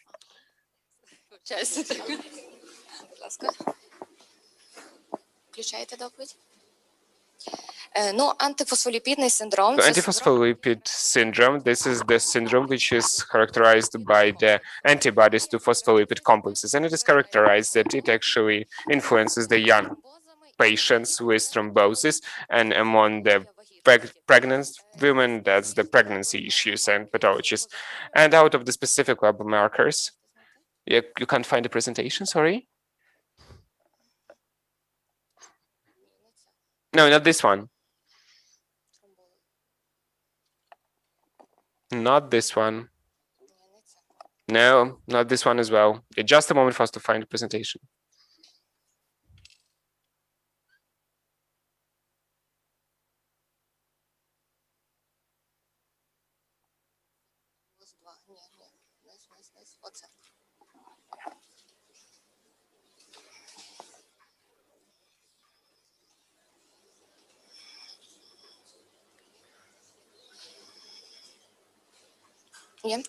Перепрошую. So, yeah, sorry, found the presentation.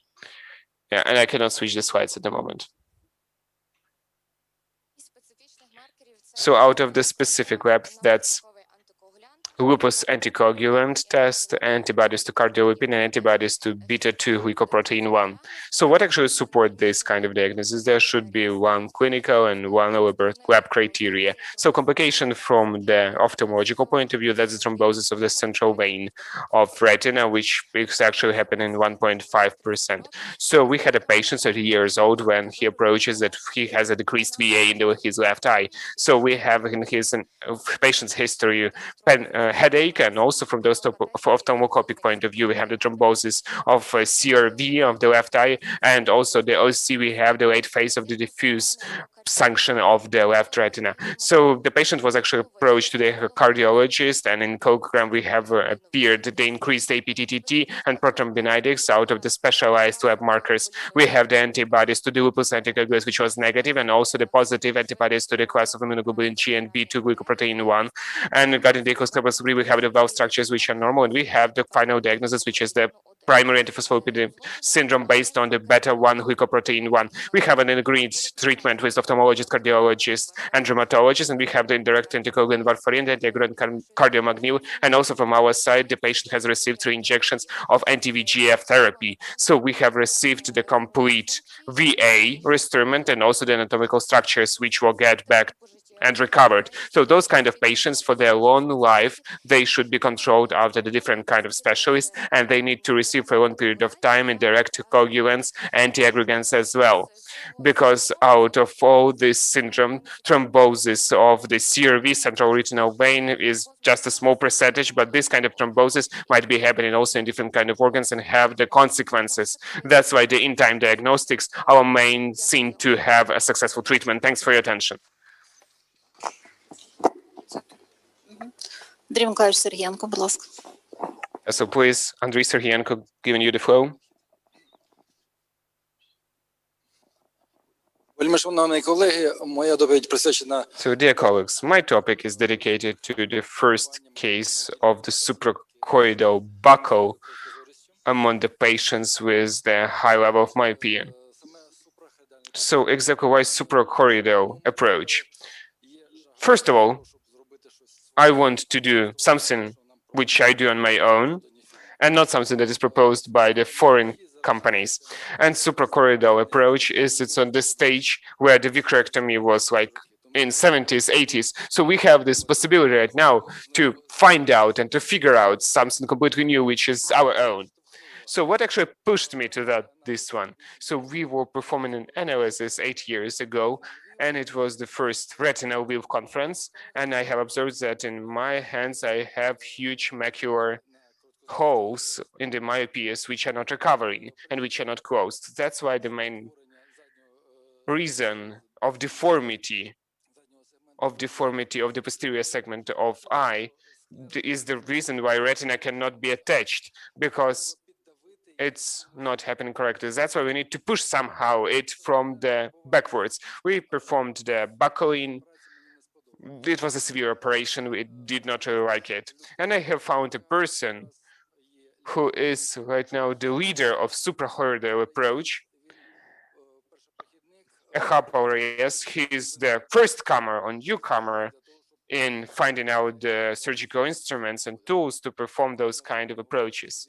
I actually visited his clinics. He has provided me this kind of tools, and thanks for his equipment, we do this operation right now. So this is the combined surgery, which has all different kind of surgeries which were created and were done. She had PLK, she had scleroplastic, she had in both of her eyes keratomylosis, Federiv surgery. So all of that was performed on her eyes, and it's the time for her also to get the retinal detachment. And it's the result of the myopia, and there is a huge macular rupture over there. We get to the intraocular surgery, and please turn off this video right now.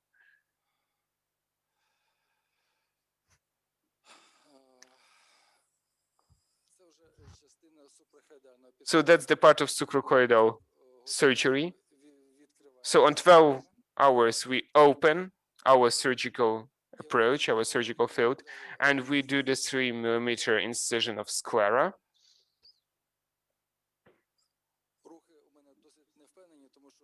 I'm just not doing it really with high confidence because I was doing it for the first time and I was a little bit afraid. It's really extremely important to do the lamina fusca incision and to have an approach to suprachoroidal space over there through it.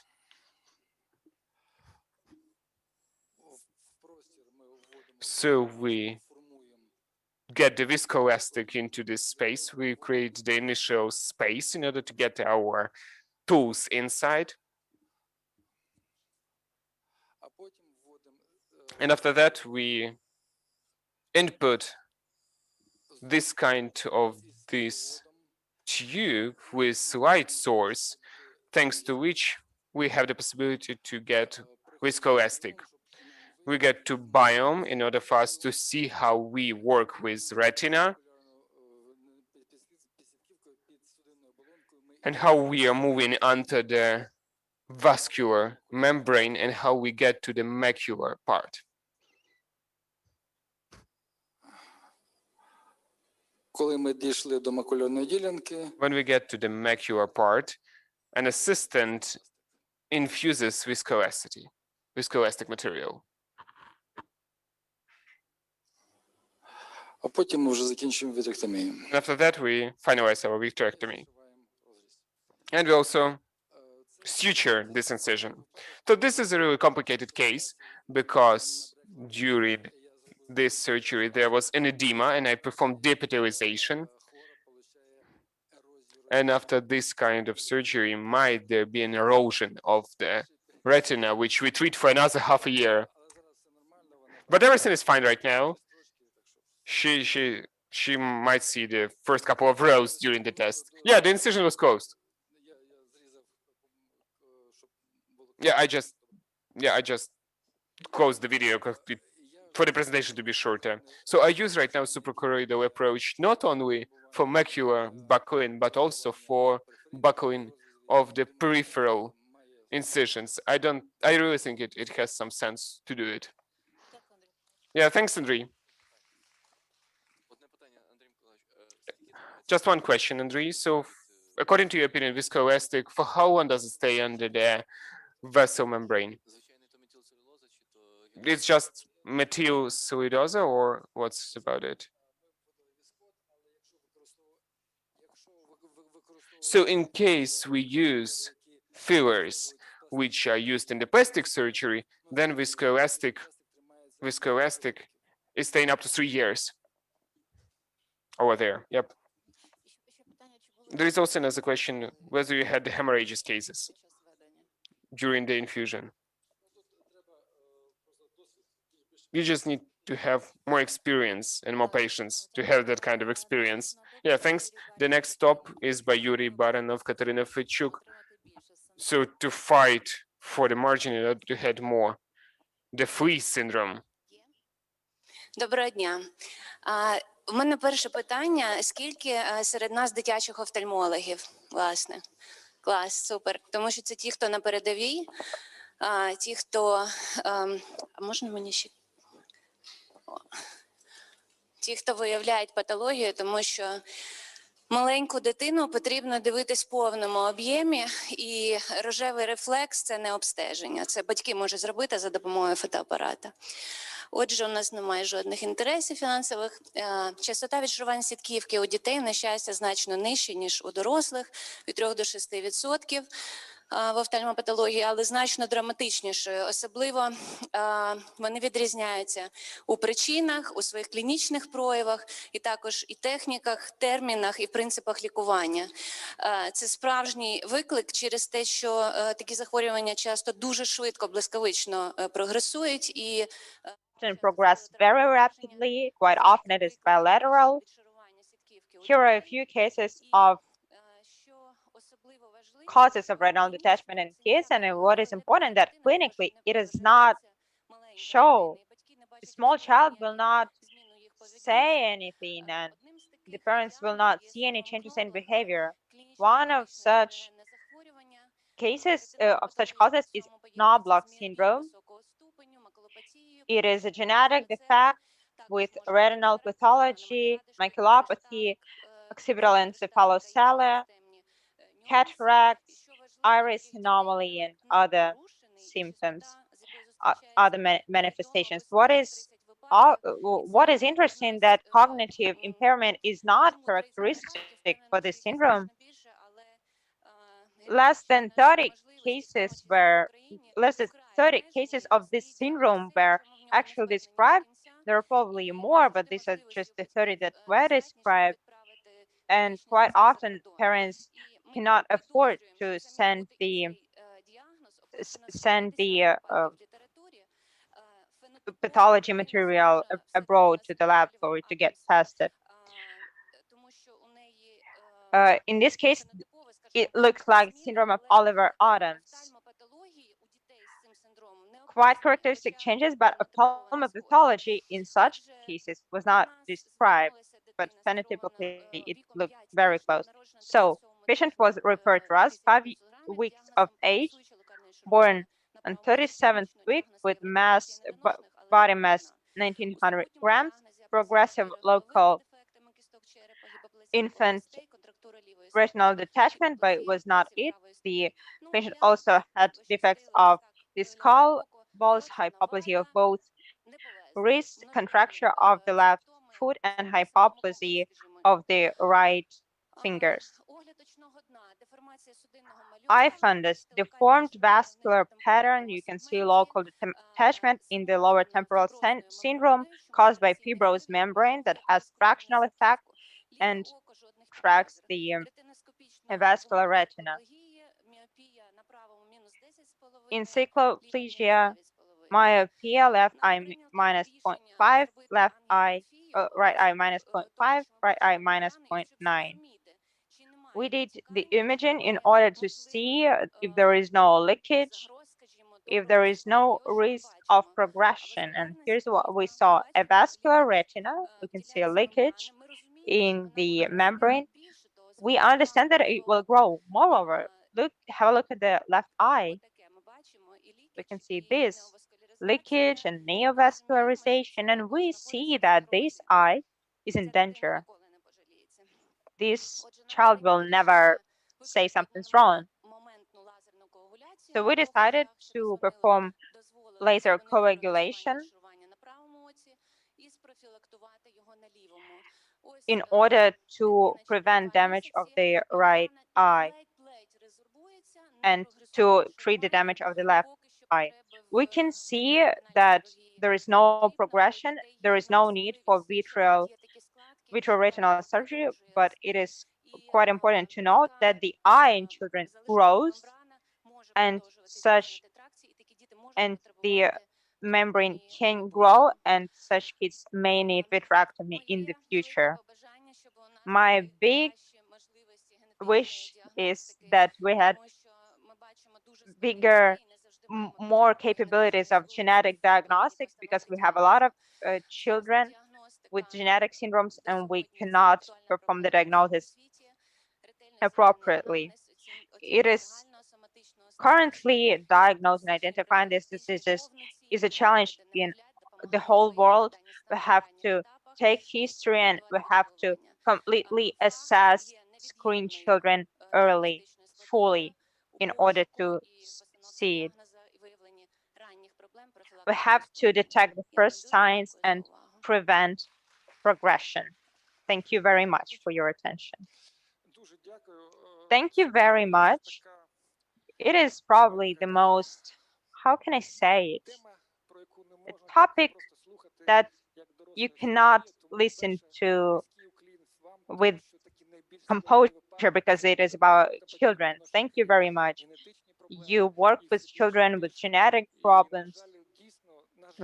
We see more and more in those problems, and unfortunately in Ukraine we do not have a serious genetic service that would deal with it.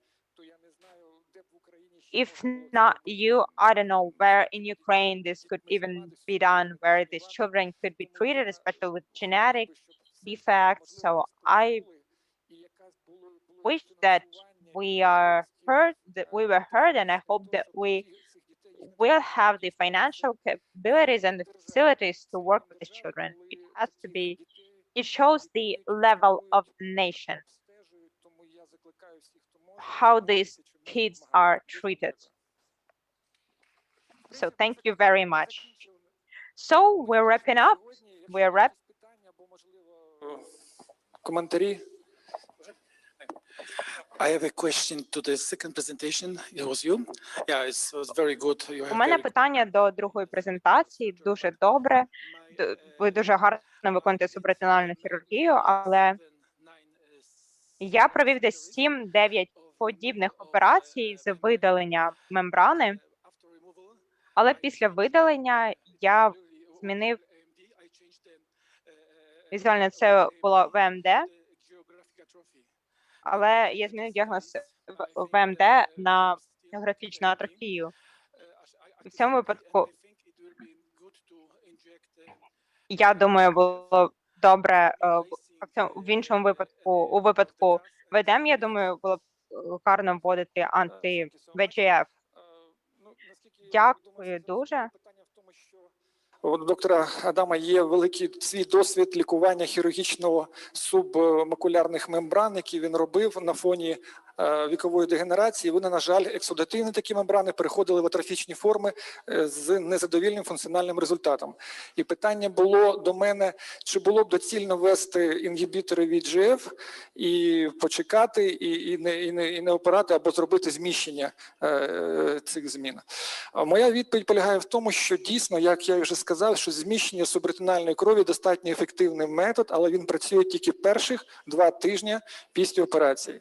І це була перша причина. Друге, дійсно, хірургічне видалення таких мембран на сьогоднішній день достатньо такий челендж, тому що ми дійсно не можемо чітко пояснити або по даних ОКТ зрозуміти, чи локалізація цієї мембрани під пігментним епітелієм, або це більше нагадує класичний тип, і тоді в нас є можливість не викликати ятрогенне пошкодження пігментного епітелія. І я погоджуюсь повністю, ризики такі є. Хірургічне видалення мембрани на сьогоднішній день – це метод, який практично ніде вже не використовується. Але з іншого боку, на мій погляд, доцільність була в тому, що субфовілярна локалізація, відсутність можливості для розсмоктування не давали пацієнтів шансів. Єдине, що би я зробив зараз по-іншому, і я погоджуюсь з нашим колегою польським, що введення інгібіторів VEGF треба було б робити раніше. Не тоді, коли постфактум я вже побачив, що є субфовілярна локалізація, і тоді вже було трошки запізно, а можливо зробити це там на перший-другий місяць. Це дійсно так. Тобто резюме.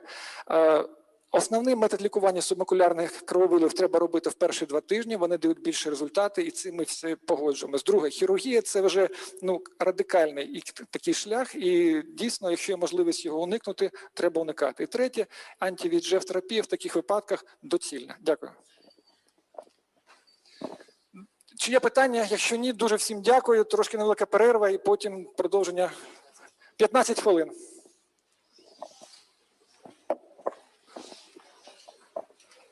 Флешку мою, так, чорна така флешка була. Тут дивіться, купа флешок. Купа флешок, вибирати можна. Вибирайте любу. Оце моя. Оце моя. А я хочу подякувати. Я хочу подякувати.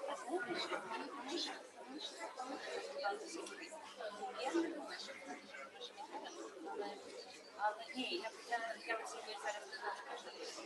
Але коли я прийшла до студії,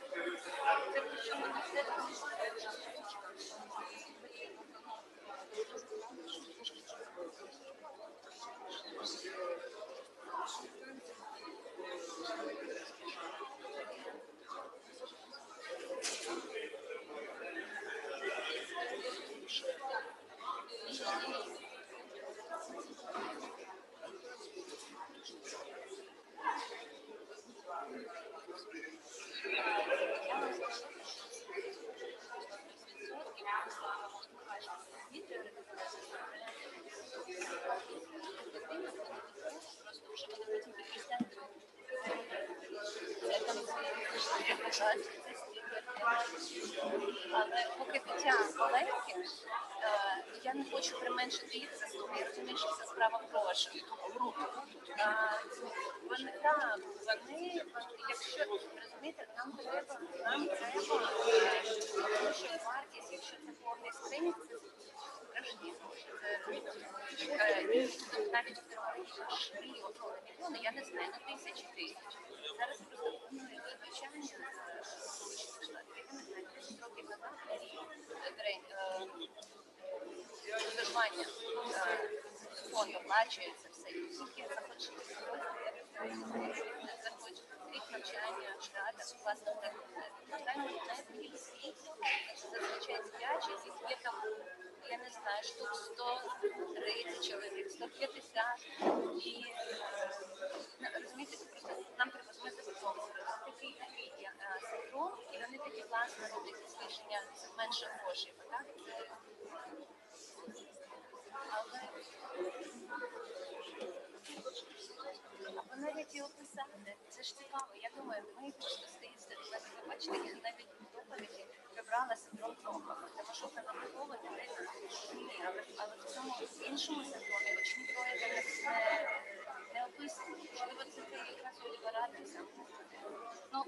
Очі є, ми очі прикриваємо.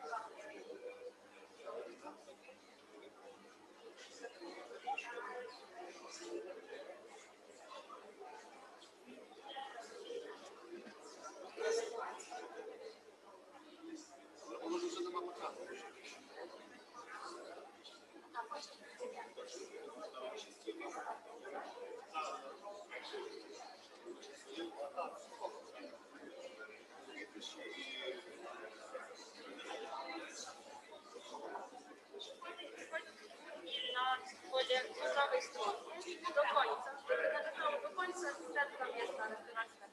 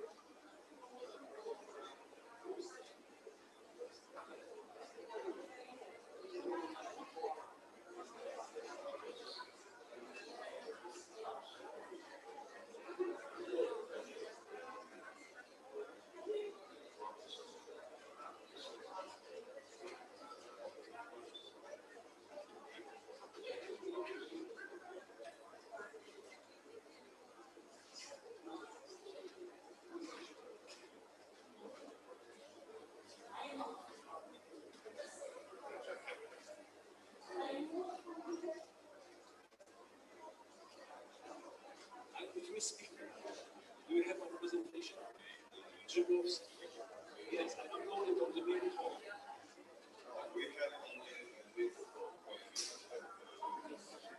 Okay, so we're going to take this.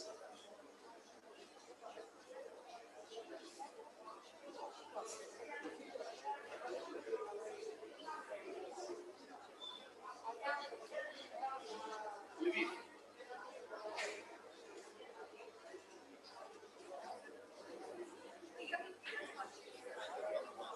Yes, my presentations.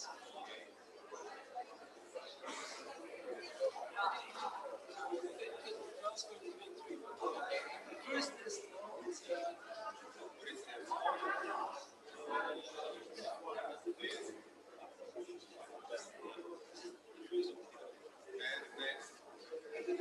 the next session is the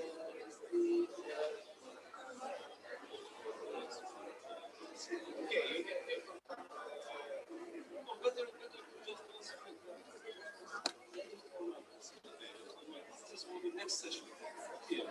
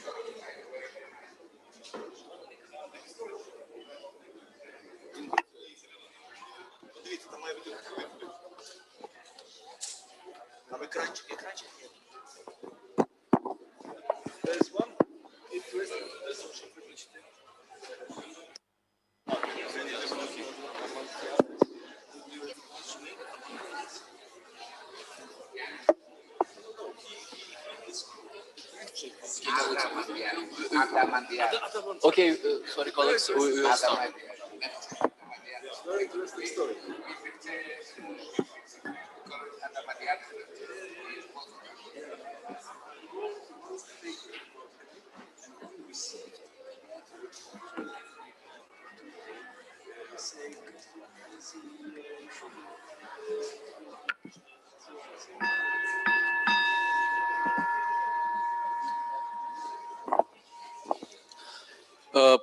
Шановні колеги, я ще раз вас вітаю. Будемо починати секцію, яка називається «Час, коли зустрічаються катарактальні і вітреотональні хірурги». Сьогодні разом зі мною цю секцію модерує доктор вітреотональний хірург з Греції Стратос Гадзарідіс. І починаємо першу доповідь «Катарактальна хірургія у пацієнтів з ВМД». Доповідач Андрій Andrzej Grzybowski will be our speaker from Poland. Thank you, dear chairs, dear colleagues. This is my great pleasure to be with you today, and I will speak about the cataract surgery in dry AMD patient, what we know about it this year. Here are my financial disclosures, and this lecture was sponsored by the company TEA. So the first question, does cataract surgery influence AMD progression? And there were two theoretical mechanisms proposed, including blue light toxicity and the second, inflammation. So what do we know about blue light toxicity? We know that ultraviolet or blue light was shown to cause macular phototoxicity, and that after cataract surgery, the natural filter, the natural lens, when it is replaced with a clear lens implant, that provides less protection against ultraviolet light. So this led to the development and clinical use of yellow tinted, so blue blocking IOLs. However, so far, there is no evidence that supports the use of blue blocking IOLs for the prevention of AMD. This is just a concept. Who knows, maybe it's true, maybe not. And inflammation, we know that specifically immune dysregulation involving the alternative complement pathway play a key role in the pathogenesis of AMD. Here is just one of the examples, one of the studies using this way of thinking about the inflammation in AMD pathophysiology. And we are quite aware that inflammation induced during uncomplicated cataract surgery could tip the balance toward disease development or progression. However, it was more likely in the early days of cataract surgery, when more invasive techniques like extracapsular or even many years ago, intracapsular cataract extraction was used. How do we know that cataract extraction brings some inflammation? This is one of the obvious examples. It's cystoid macular edema. However, there are also some other evidences. This is one of them. For example, choroidal thickness is increased after cataract surgery, and there were many studies confirming that, as you can see it here. Here we see the OCT scans showing preoperative on the here, then 1 week post-operatively, and then 1 month post-operative and 3 months post-operative, the choroidal thickness. This is the sort of the meta-analysis which was published recently, last year, trying to evaluate, trying to answer the question, does cataract surgery improve the progression of AMD? So what is the relation? What is the risk? And what we can see here, they are positioned, these studies, chronologically from the oldest, from 96 to the most recent, 2018. And the oldest studies, they were related with the increased risk of AMD progression after cataract surgery, even 4 times, as you see here. But it was, well, let's say probably nearly 30 years ago. So, but here, the recent studies, they are not reporting such an increased risk. So when they pooled all the data, they showed that there was a very slightly increased risk, as you see, 1.2 of AMD progression after cataract surgery. So some risk, but a small one. This is confirmed by many recent studies. I will shortly just show you some of them. This is the study published this year from Acta Ophthalmologica. This is the Swedish National Cataract and Macular Registers. And they shown no relations between cataract surgery and AMD progression. They found only older age as an independent factor related with the AMD progression. Another study from Japan, also recently published last year, as you see, and they concluded cataract surgery significantly improved vision in Japanese patients with neovascular AMD. This also relates to neovascular form of AMD. And this is the study published in Canadian Journal of Ophthalmology from Canada. Again, cataract surgery improves visual acuity for patients with both forms of AMD, albeit not to the level of those without, of course, retinal pathology. Interesting question, if using femtosecond laser cataract surgery can decrease the risk, can improve anything.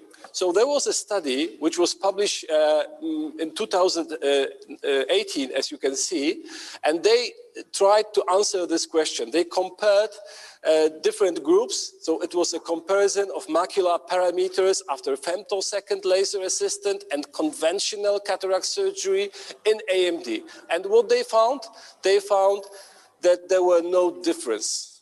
So femtosecond laser is not safer. It gives nothing more. As you see, they measured central retinal thickness, visual acuity, post-operative number of intravitreal injections. Okay, a few words about intraocular lenses choice for AMD patient. We well know that AMD deteriorates macular function and contrast vision, and AMD patients need to have better retina illumination, especially for reading. We know that multifocal IOLs divide the light between several foci, often are related with decreased contrast sensitivity, especially the older models of multifocal IOLs, especially in mesopic conditions, and often are related with dysphotopsia and glare, what might further decrease the quality of vision. So probably, especially older types of multifocal IOLs are not recommended for AMD patients. What about monofocal and toric? They do not interfere with contrast sensitivity and are not contraindicated in AMD patients. Aspheric IOLs, they might improve contrast vision. They are less prone to glare than spheric IOLs, and they might bring special benefits to AMD patients, aspheric IOLs. Well, we know much about AREDS study and the diet supplementation. This is a part of our standard of care. We recommend diet supplementation to patients with a dry form of AMD according to the AREDS formula. So I will not discuss that. However, we also know that especially some form of diets, Mediterranean diets, rich of antioxidant, different substances like lutein, zeaxanthin, resveratrol, omega-3 acids was associated with reduced late AMD. There are many papers on that. So recently, there is increasing evidence of the positive effects of resveratrol, omega-3, vitamin D in AMD.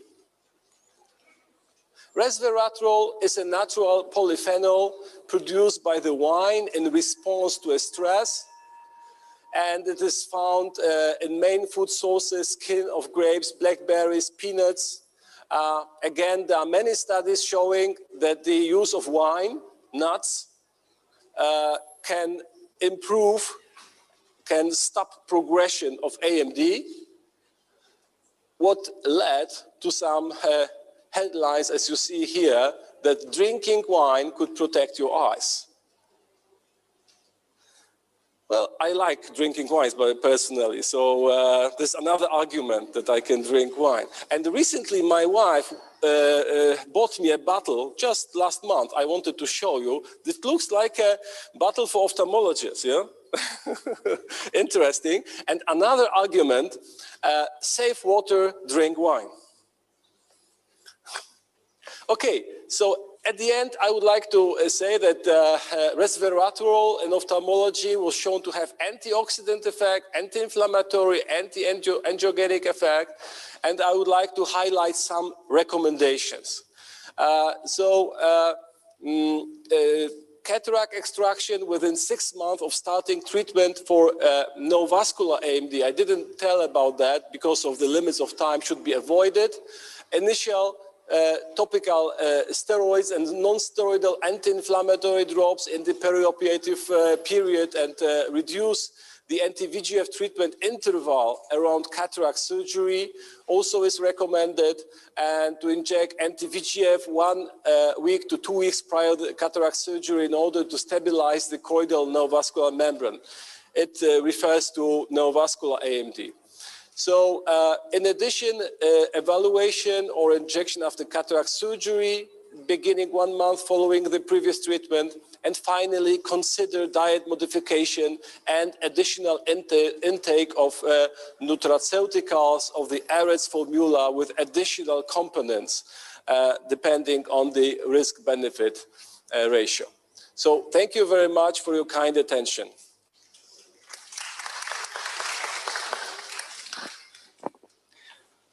Thank you so much, Andrew. It was useful. Наступна доповідь лікаря. So the next talk is going to be delivered by Dr. Stratos Zagoritis. Carnivale-iol, an alternative way to fixate iol. Thank you very much for your kind invitation. It's a great honor to be here. I would like to confess that I will definitely see better after I drink a bottle of wine. So I contribute to your study that wine improves the vision. I'm going to talk about a device, a scleral fixated IOL, which is called Carnivale, and it's the only intraocular lens made for this purpose. All the conditions in aphakia we have using anterior chamber intraocular lenses, iris claw, or using Macallan sutures to fix an intraocular lens, it's not the best way to do it, to correct the problem, because we have a chronic irritation of the iris with a result of cystoid macular edema. We can create posterior synecdoche, and because of that, we cannot check the periphery of the retina. And as a retinal specialist, we need to have a good visualization of the periphery. The sclerally sutured intraocular lenses are that old, as old are the posterior chamfer intraocular lenses. The first report was made back to 1986 by Malbrand, reporting suturing the haptics of the lens to the sclera in the posterior chamfer.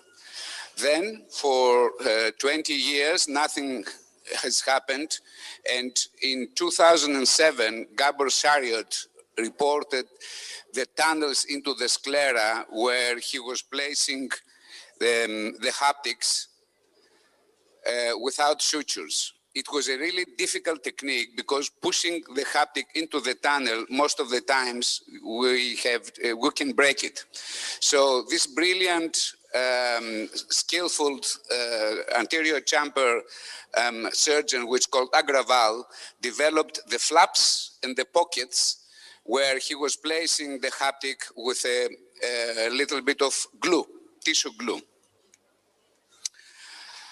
Although all these techniques are better, we still have some kind of complications, such as breakage of the suture and hanging the lens into the eye many years after the first operation, or tilting of the lens and being captured into the pupil and creating chronic irritation and enormous amount of astigmatism. So I had a big experience suturing and placing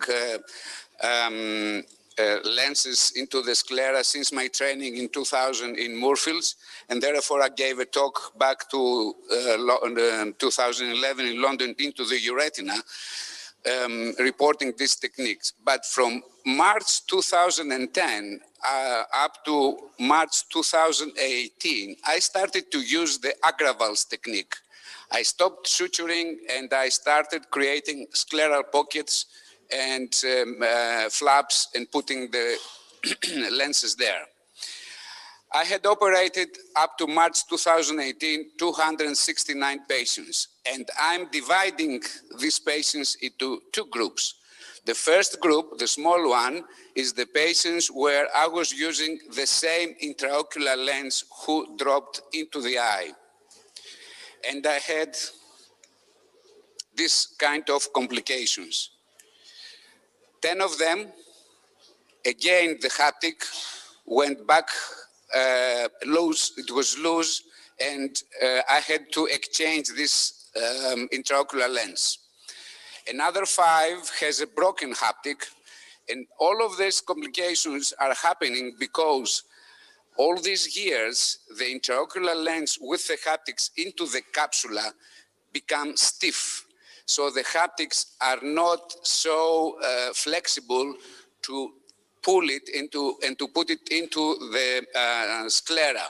So this enormous amount of pressure that we force onto the haptics, they create breakage or slippage.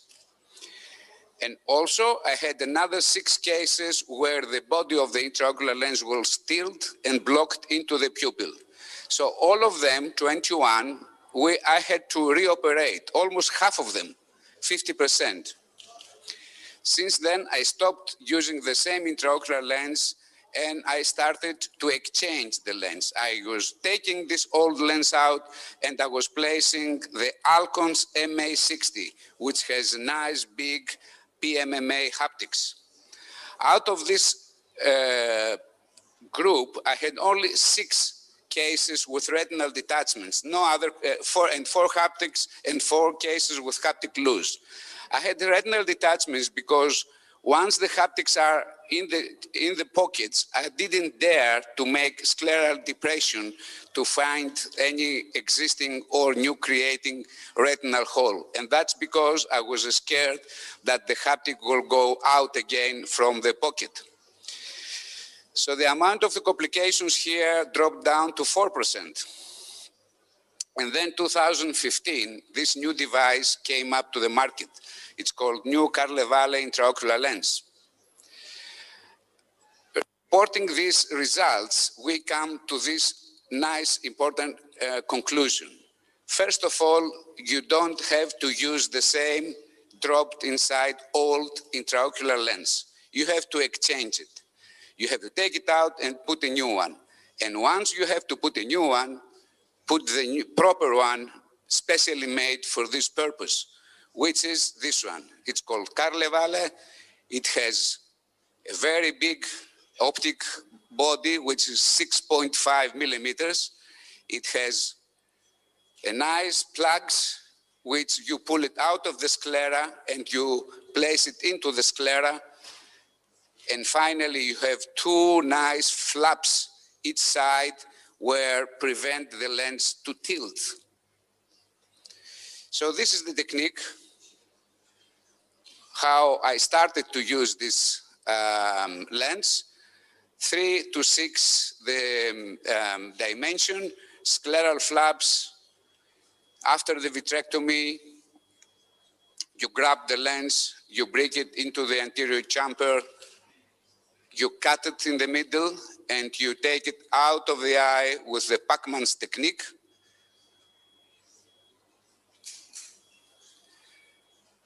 And once the lens is out, you see how you rotate and remove the lens, avoiding making a big corneal tunnel. You inject the new lens into the eye and you go through the sclera to grab the first tag and pull it out, which is there.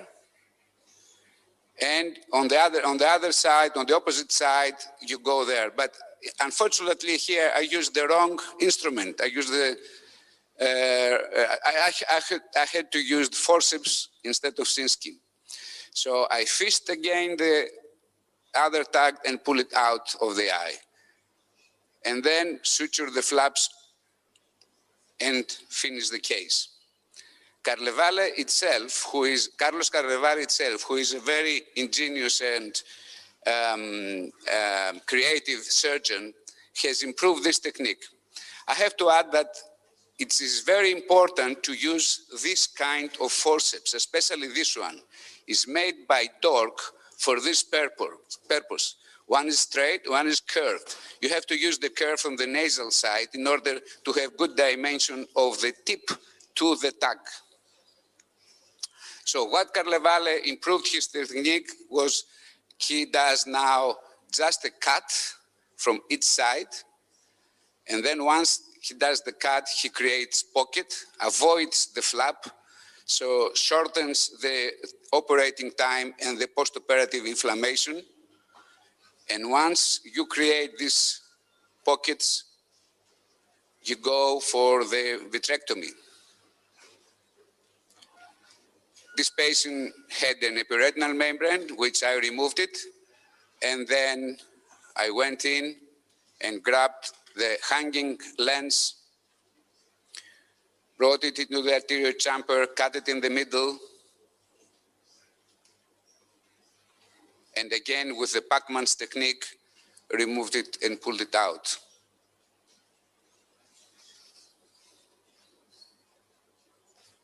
There you go.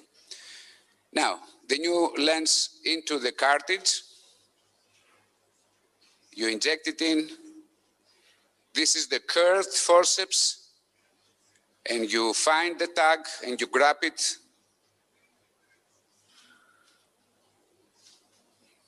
Once you grab it, you pull it out.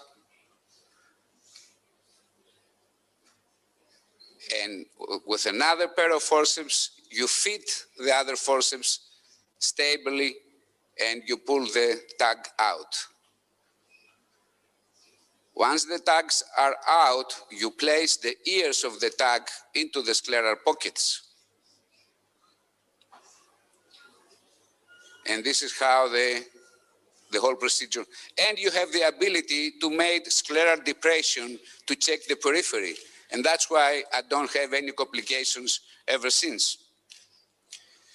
So from March 2018 till March 21, I have operated more than 110 cases, 3 of them children. No major complications, just 4 cases of mild vitreous hemorrhage which resolved. This is one of my first cases. I used to place them 12-6 initially. You see how nicely the flaps are covered. Then I removed with scleral flaps to 3.9. It was a sunset intraocular lens. Look how nicely the whole optical part of the intraocular lens is behind the pupil.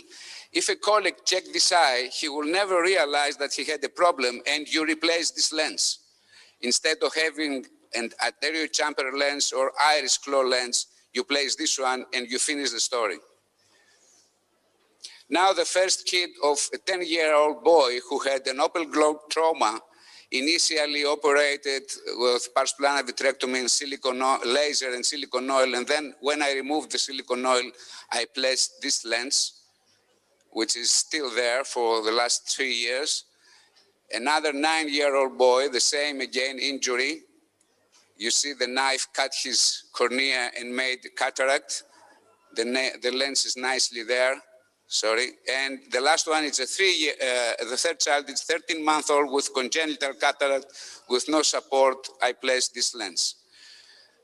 We have published a huge number of more than 200 cases recently in the European Journal of Ophthalmology, together with other surgeons. But this one that I'm proud of, it's the first paper reporting children having this intraocular lens, which is really nice and really important, because these kids will never have complications with these lenses. I met Carlos Carnevale 2 years ago in Lausanne in a talk. We've been together, and I'm so grateful to him that he innovated this amazing lens. Thank you very much for you. Thank you so much, Stratos. Дуже цікава методика, але, на жаль, Really interesting approach, but in Ukrainian market, as far as I know, in ophthalmological market, those lenses are not registered and not represented. But we are aware, and we are going to change this situation in case there is going to be a high interest. So the next talk is going to be done in online way. So it's going to be a talk of Lyubomir Moisenchuk from Hessen, from Germany. Lyubomir, are you able to hear us? Yes, I do. Yes, I do. Good afternoon. But it is written over here that I cannot do the screen sharing of my presentation, so the host needs to turn on something to change something. Yeah, we need some help and assistance. Okay, now done. Now all good.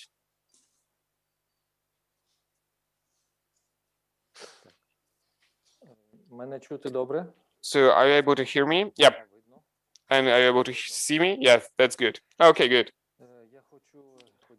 So I'd like to thank you for this invitation, for participating in this Congress. I cannot do it in person, and that's a pity. Thanks a lot for organizers for finding this possibility. Thanks a lot to Professor Novitsky. Thanks a lot to Yuri. And it's a pity that we did not meet up. This topic is really important and is really new. I'm going to deliver my topic in Ukrainian because most of the Ukrainians are going to be listening in Ukrainian.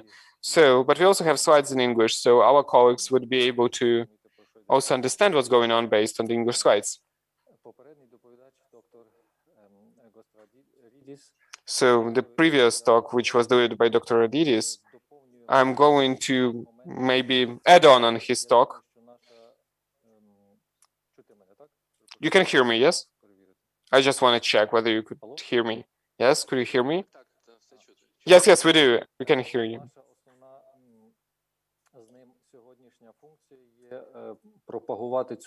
So our main idea is to talk about this lens right now and to make patients in Ukraine to get to the medical representatives and also to present this lens in Ukrainian market. Because when there is a surgeon which works in Afakia, with this lens, that's a completely different level of implantation of the lens. So, in 1959, my father brought my grandpa to Lviv, and he had intracapsular extraction. And we had a rather strong plus VA glasses. And there are a couple of reasons and causes and risks of aphakia. It might be lens fixation, which are post-traumatic. Most of the patients which are treated with this kind of diseases, these are the patients with dislocated lenses. And we, of course, live in this era when those patients received one of the first lenses, and they get to us with the first dislocated lenses because of different reasons. So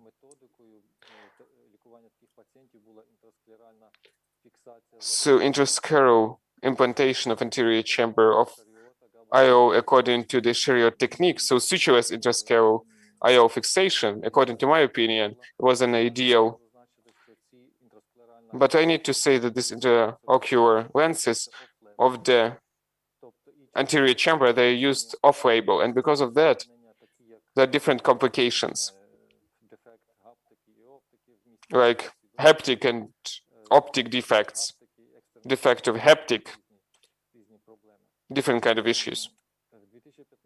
In 2015, Dr. Carlo Carlevale, he was named as the Person of the Year in Italy for his invention. So he has invented really interesting lens, so to say, and the idea is really simple, and the lens is really similar to what we know in Ukraine, Acryos Adapt, with 4 of those auricles, but there is a connection between that and T-type haptic, which is created in order to fixate it intrasclerally. So it's the first off-label lens in the market, which is created for intrascleral fixation. So there are 2 options of this lens. It's monofocal and it's bifocal even.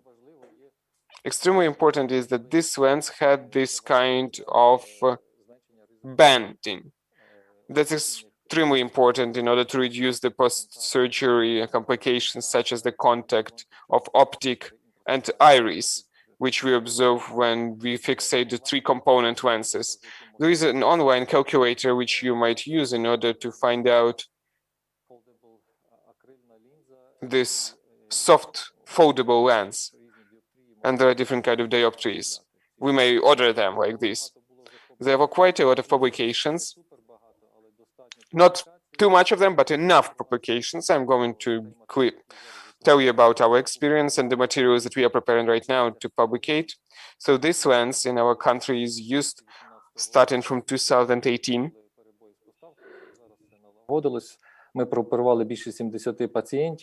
So we had some issues with having those lenses. We have operated over 70 eyes of the patients in the age from 20 to 92 years. So diopters of IO which are available, that's from +15 up to +32 with half dioptrium range. And also the other diopters might be ordered and it would be a special one. And we also followed up for the patient for more than 3 years. So the standard technique actually, extremely important to say that this lens is also extremely good in order to perform combined surgery. So it's not just purely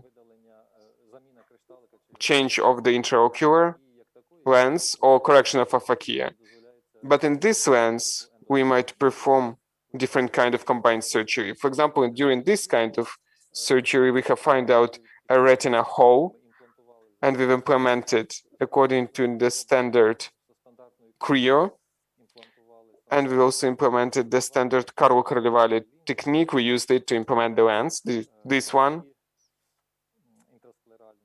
intrascleral one, I mean. So we use the forceps to get the T-like haptic. It is put on the square, it is output out there, and then it is fixated.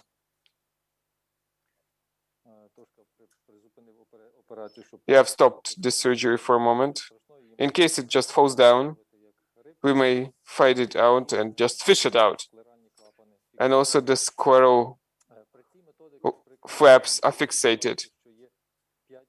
So over there, you may see that we have 5 sclerotomies during this standard methodic and approach. And the eye is fulfilled with gas, and the lens is that big that gas It was a partial tamponade, so the gas is not getting into the anterior chamber because the lens is just huge. But during our bending, during our learning curve, we have found out some complications. So the haptic and the lens itself is extremely soft, and it's really easy to damage it during the implantation and to work with it because of its fragility. And Dr. Gotsaridze has shown two approaches, and I'm going to show you the third modification of this approach, which would be interesting for him as well. So we are also talking about the combined vitreoretinal surgery, but in those kind of surgeries, we preserve the amount of sclerotomy. So we have 3 standard sclerotomy, and that's how it looks like. Вводиться задня інфузія, маркується. So first of all, we do the posterior infusion. We mark the meridian 3.39 o'clock with brilliant blue. We mark it. We make scleral tunnels, not flaps, but tunnels, such pouches. And 1.5 millimeter from the limbus in the tunnel without a flap, we do the sclerotomy on both sides similarly.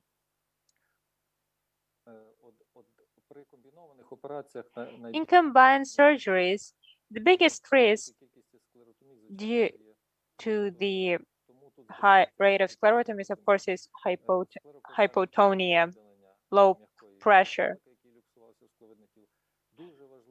It is very important to remove the vitreous body and to assess the periphery. Because in patients with IOL dislocation, quite often we see on the periphery retinal degeneration that should be treated to decrease the risk for detachment. Implantation in the cartridge, very important moment. If the haptic gets stuck during the implantation, you have to have an extra lens. We had a few cases like this during surgery. It is very important to see under the microscope if the lens is not clamped somewhere, if it goes smoothly, if it is not stuck between the plunger and the cartridge. Implantation. And here I would like to stop.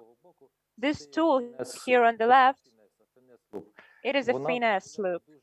It allows us to in a very elegant and automatic way to catch the haptic, the T-like haptic, and we do not need the tweezers and we do not need to risk the haptic. You just catch it with the finesse loop, and правильна, щоб ротація була лінзи. І друга you have to make sure that lens rotation is right and the haptic stays in the anterior chamber. The haptic is externalized into the pouch, into this scleral tunnel, which is no flap, and everything is done with the tweezers here.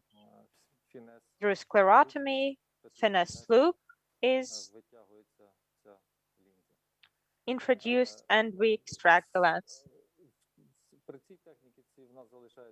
With this technique, we have 3 sclerotomies and risk for hypotonia is minimal. And the correct location after closure, here we can see intrasurgically in the OCT, the correct location, correct fixation of intrascleral haptic. Here you can see what the haptics looks like here. And in the second video, it is very hard to see, but we can see that there is a distance between the anterior surface of the lens in IOL and the posterior surface of the iris. And this interface, this modification allows us to avoid contact between the iris and the Corley-Valley lens and to decrease the risk of complications of recurrent hemorrhages and edema. This is a post-surgical view of the haptics. Here we can see it under the microscope, and it is also very well seen on OCT. You can very well see how the sclera closes it and the haptics is fixed eternally. On implantation, when you get to the implantation, dear colleagues, there are a few peculiarities. This T-like end, it can get clamped between the plunger and the cartridge. And then, regardless of you being able to cut it, you won't be able to preserve the lens because they get damaged. So this is one of the risks of implantation through the cartridge, and it is very important to remember. Today, there are no specific cartridges for this lens, so we have to use standard cartridges. And I have to say that this is the first on-label IOL for intrascleral fixation. Learning curve is 2 to 5 cases. We have to control the passage of the IOL through the cartridge all way long, very detailed. The IOL haptic is very fragile. Не у всіх дітей її можна імплантувати. Річ є в And тому, що в it is not applicable for all. The thing is, in children up to 5 to 7 years old, why to eye zone? Why to wide zone? в Distance дорослих from the значно sulcus is much lower than in the adults, and the lens can contact the internal surface of the iris and cause complications. So in older children, older than 7 years old, we can allow this implantation, but still there are not many cases described in literature. So of course, I recommend to consider all of the treatment options and choose yours, find your way. і хірургія. And of course, we will ask Дуже дякую за the manufacturers to bring this lens to the market, and then things will change, I think. Thank you very much, dear Lubomir, for your talk. Of course, every method has its implications, but your modified technique answered my questions I wanted to ask to our international colleagues. Thank you very much. We are very glad to see and hear you. Thank you very much.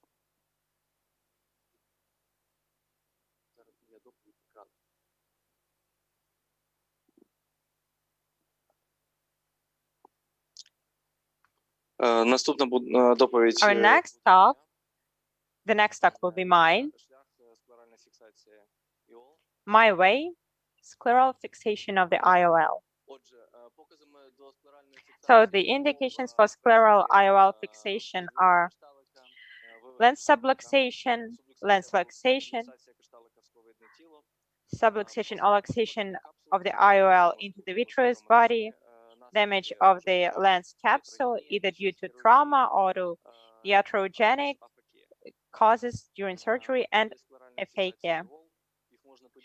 Techniques of scleral IOL fixation can be divided into transscleral suture fixation and intrascleral sutureless fixation.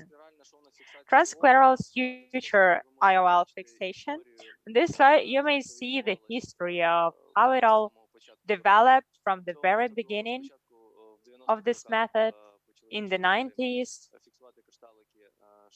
we started to fix lens under the conjunctiva, and they quite often reached through, and we had a lot of post-surgical endophthalmitis, and sometimes we see that doctors in the outpatient clinics can remove the sutures and cause problems.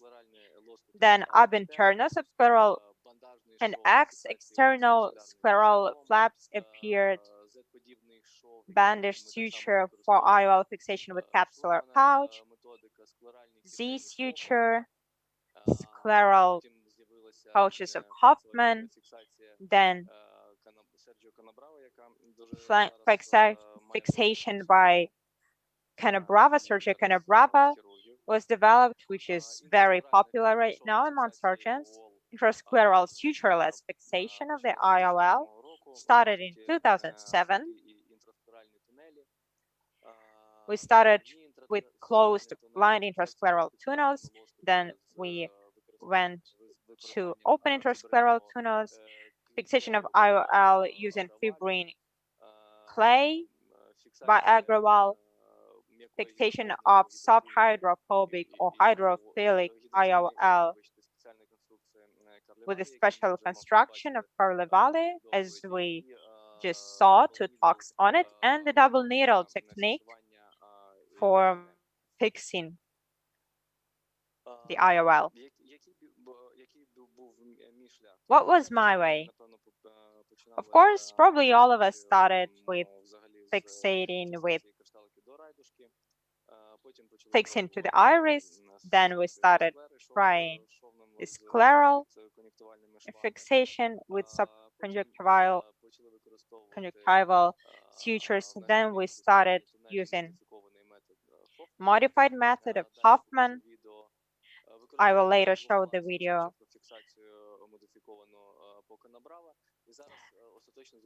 Then we started using the flange fixation, and now we stopped at 4-point flange fixation modified method by Canabral. On this video that I demonstrated last year on the ophthalmic flight conference, we have the modified Hoffman method with forming of scleral tunnels.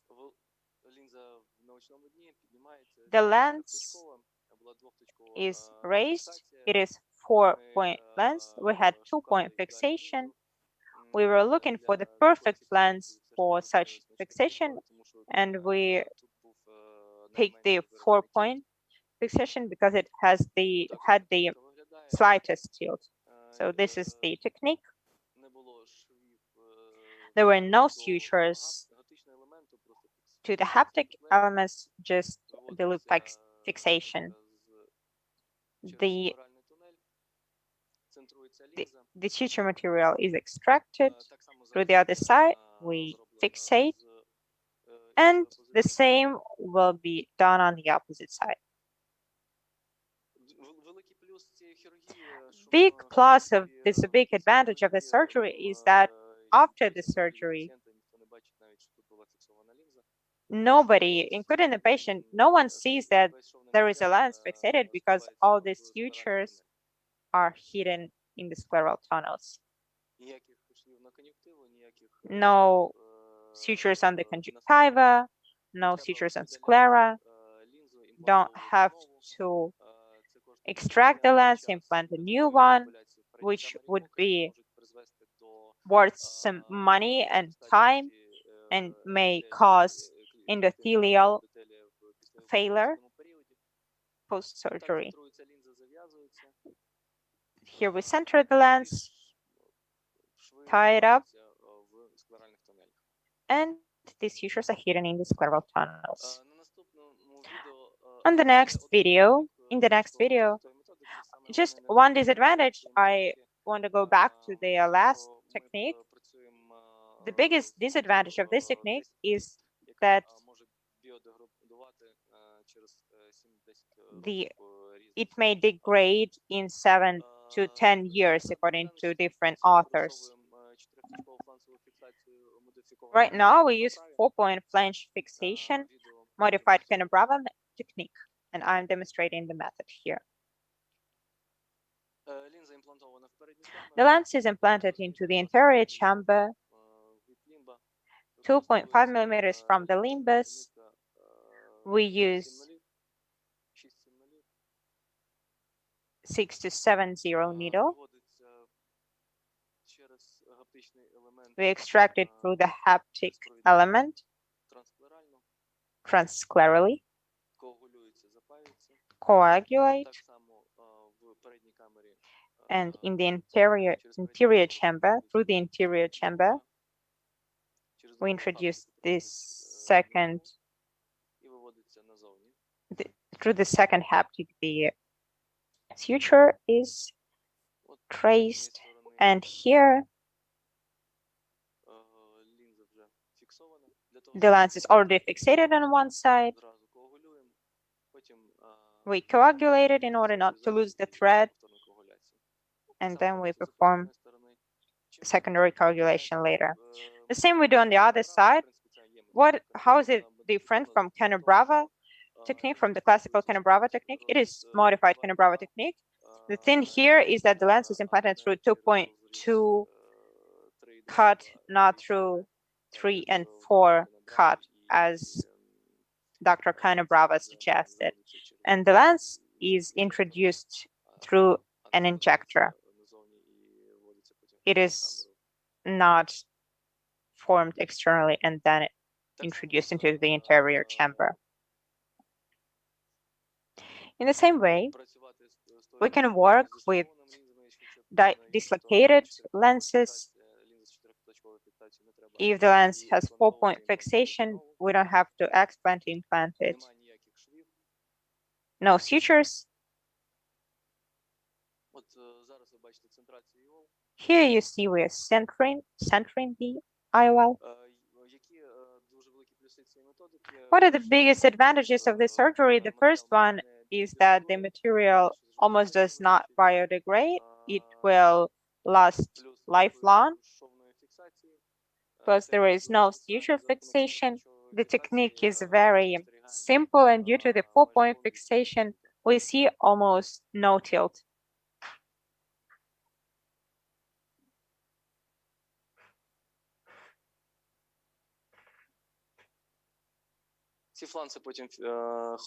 These flanges are then hidden onto the conjunctiva, and that is the end of the surgery. I would like to end my talk with the words of Mykola Sergeyenko. Once he told me, many years ago, Dima, you have to try everything. So that's what I wish for everybody. Thank you for your attention. Так, і наступна доповідь In заключна. our next talk, the ending talk in our section, Dmytro Zhmurik, intraocular aphakia correction in failure or absence of capsular support.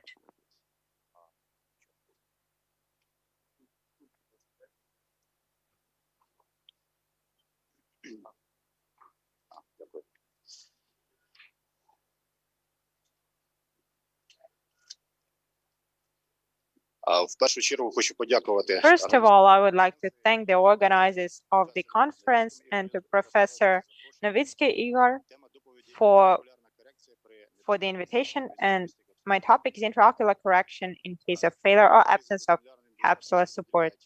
Risk factors of zonal failure are internal factors, Marfan, Bela, Marchesani, microspherophakia, and others, and acquired reasons, traumas, iatrogenic factors, history of surgeries, and comorbidities. Surgery of this condition is to keep the capsular pouch and prevent later dislocation of IOL into the capsule pouch. The surgery approach depends on the localization of the defects, the spread, and the preservance of the ligaments.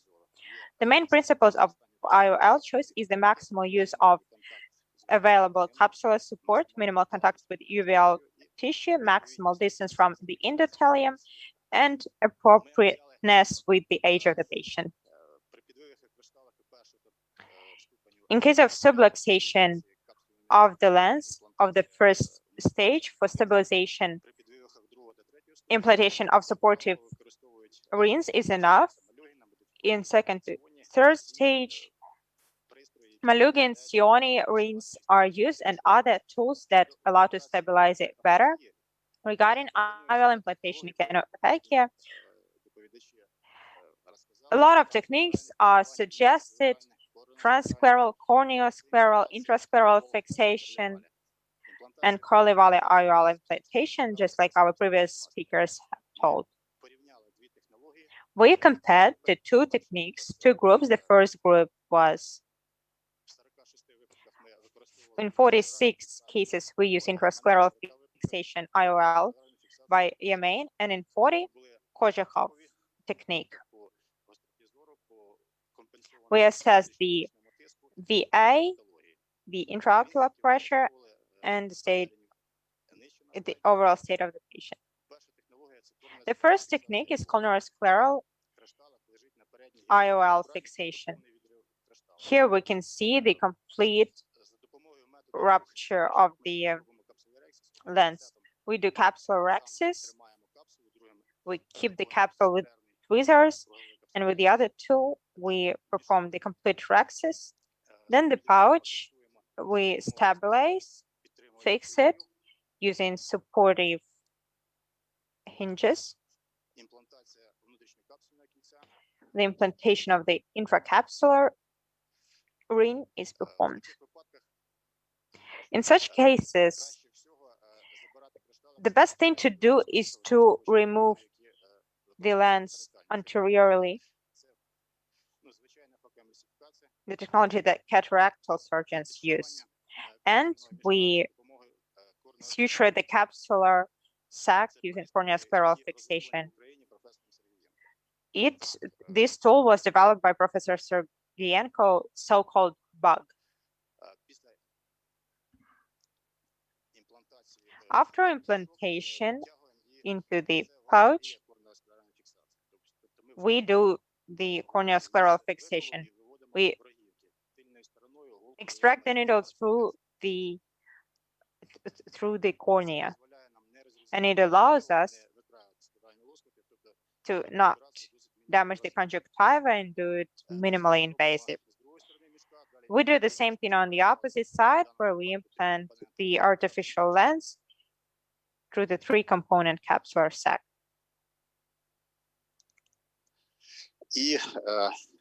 And also we do the suturing material, and we hide the suturing material inside the iris, in the cornea, from 2 sides.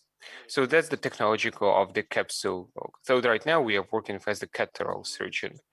So everything is not that simple.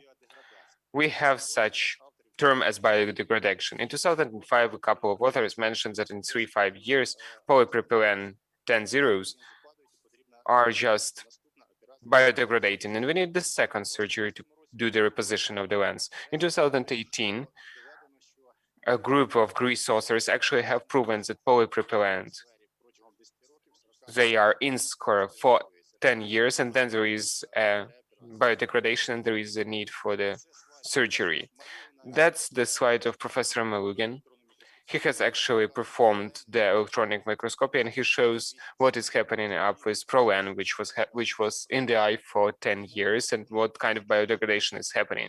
That's why we have paid our attention to the technology of intrascleral fixation. The previous representatives have told us about the technology of Gabor-Chariot technology, about the Dermal, which is using the bioglue, and also in 2017, Shin Yamane actually proposed intrascleral fixation according to his technique. So a really similar case. So lens is also located on the anterior hyaloid membrane, and we were approaching as vitreoretinal surgeons in here, and we have changed the artificial lens. The lens was on the fundus of an eye. Then we lift it by using the perfluoroorganic compounds. And right now we are going to start performing the surgery. So right now lens is located on the pillow out of the perfluoro, and we are perforating from the anterior part with the help of the appropriate tools. And this is how we do the implantation of this 3-component lens. And this is the technology of Yamane, so-called. So we use the needle 35 pH, and we put it outwards on the outer space.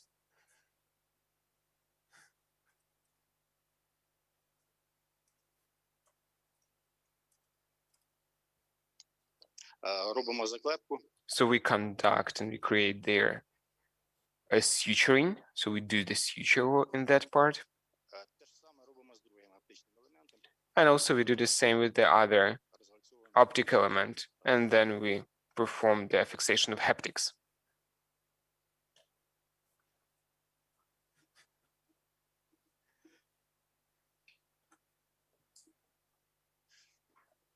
Далее мы заклепки вставляем в склеру, как в поролон. То есть они Then we put the haptics inside the square from the set of conjunctiva. The vitrectomy was performed with the technology 25G, so it does not need any kind of suturing. So that's sutureless technique and without the need to create any kind of spiral flaps and with using just the appropriate needles which we have. So these are the results of the technology of Yamane and also the comparison with the corneal scleral fixation. So you may see that corneal scleral fixation actually might be even better in some points, but these are the results. So here is the summary. In case we discuss the intrascleral and corneal scleral fixation, we have achieved a much improvement of the VA, decreased term of rehabilitation, thanks to the traumatic and minimal invasive approach. So in ophthalmological surgery, we have a trend to the minimal invasive surgery. And this kind of techniques as Yamane and corneal scleral fixation, we use 25-27 gauge, and we were not rupturing conjunctival or sclera. And the patients up to 55 years, we were using Yamane technique. In patients which were older than 55 years old, we were doing the back technique, which gave us the possibility to have the multifocal even lenses as the possibility to implement them. Yeah, thanks a lot, Dmitro, for this kind of talk. I have just one question to clarify. So how often and in what's the percentage of cases you have actually lost your haptic element? Did it in general happen that you lost your haptic element? Yes, it did, of course, when we were just trying out the technique and we've started using it from 2017 and we had around 7-8 cases. Yeah, we were just taking the lens out. I just wanted to make a film about it, but I did not have enough time. Yeah, so there was even a patient to whom we performed similar reimplantation twice. But right now, that's just technique operations that lasts like 15 minutes. Yeah, thanks a lot. Yeah, at this moment, our section is finalized. I would like to thank everyone for the attention and see you in 1 hour on the trauma section. Yeah, thanks a lot.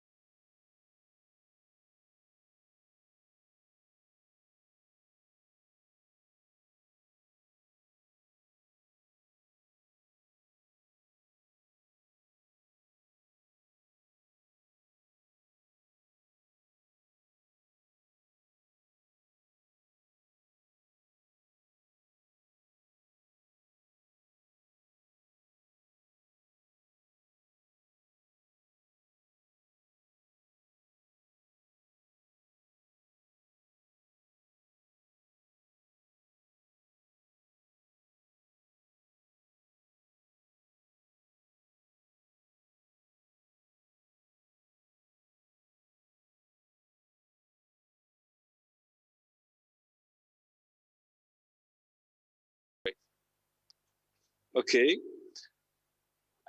Well, important issue, clinical setting. We cover this in our recommendation. So recent literature confirms that office-based and in particular, of course, operating theater-based injections have very low endophthalmitis rate incidence. However, a few studies reporting even lower endophthalmitis rates in operating theater-based settings. However, this had not been confirmed by other studies based on similar settings. So it is possible to have extra low endophthalmitis rate when you conduct it in the operating theater. In some cases, it was published, but it was not repeated in other publications. So here we see different endophthalmitis rates. As you can see, in this first column, we have office settings, and the second column, operating theater, operating room settings. Okay, more or less, this endophthalmitis rates are similar, are very close to each other. Okay, and here is a very interesting paper. It was published 2 years ago by Dr. Xu from US, Jason Hu, who compared, as you will see here, and pooled all studies data and with the endophthalmitis rate. Here you see all studies presenting data conducted in operating room settings. Okay, and what we have here in operating room settings, on the lower part of this table, we can see that the endophthalmitis rate for the whole, all of them pulled together, combined together, was 0.027%. Okay, and then here, and then they did the same for in office settings.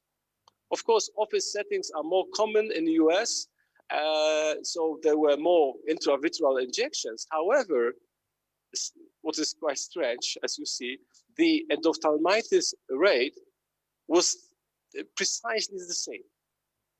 So as you can see it here, they included in the analysis over 1 million of intravitreal injections performed in the office and nearly 300,000 in the operating room, but the rate for endophthalmitis was the same for each. So the answer is there is no difference, at least from this study. So the conclusion in our recommendations is that you can do it in the operating theater, in adequate room, or in office settings. It's up to you. Well, what about topical antiseptics? At first, it was shown in the prospective randomized study investigating the contact time. They evaluated different contact times, as you see, 15, 30, 60 seconds of 5% povidone iodine during intravitreal injection.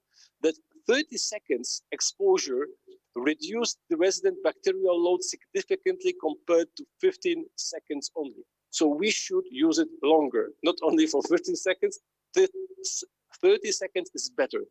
Probably, well, as you know, in cataract surgery, according to the ECRS recommendations, we should use it for 3 minutes. So probably we should use it even longer. Yeah? Okay. Repeated application of povidone iodine significantly is more effective compared to a single installation in a small case series. So again, I also do that. I believe that repeated applications are better. Okay, so topical administration of povidone iodine over at least 30 seconds. It is the only intervention that has been demonstrated by randomized controlled trials to reduce the risk of post-operative endophthalmitis. Well, in some cases, when we need to avoid povidone iodine, we can use chlorhexidine. However, we should be aware that chlorhexidine is much less potent antiseptics than povidone iodine. Okay, so there are several studies. This study, for example, shown that the application of povidone iodine after placement of the lid speculum reduced the incidence of endophthalmitis after injection 7 times compared with other aseptic protocols. Okay, well, what about perioperative antibiotics? There were many studies comparing if there is any benefit of using the topical antibiotics before and after intravitreal injections. Here you see all of them, none, not a single study have found any benefit of using topical antibiotics. So we have really strong evidence not to use antibiotics. So there is no evidence that topical antibiotics lower endophthalmitis rates after intravitreal injections. Pooled estimates of the risks of endophthalmitis after intravitreal injections were 3 times higher with topical antibiotics as without them. There was also such a study showing increased rate of endophthalmitis with antibiotics. We cannot understand that, but it was shown. And then frequent use of topical antibiotics promotes increasing antibiotic resistance and growth of pan-drug resistant bacteria. So it was shown when antibiotics were used and endophthalmitis occurred, these endophthalmitis cases were produced by more resistant and much more difficult to treat strains of bacteria. Okay, and here is one of the recent papers showing the same. This is the paper just from, I think last year, yes, December 2020, just to show you some updates from Japan, and they confirmed the same. They compared different groups with antibiotics and no antibiotics and shown no difference. Okay, so as a conclusion, perioperative antibiotics are not recommended. Lid speculum. Any effective way to avoid lid closure during the procedure is justified. Sterile speculum is recommended, and installation of additional povidone iodine after the placement of a lid speculum decreased incidence of endophthalmitis compared with other tested protocols. This is what I have already shown. Well, interesting issue, the safety of bilateral injections.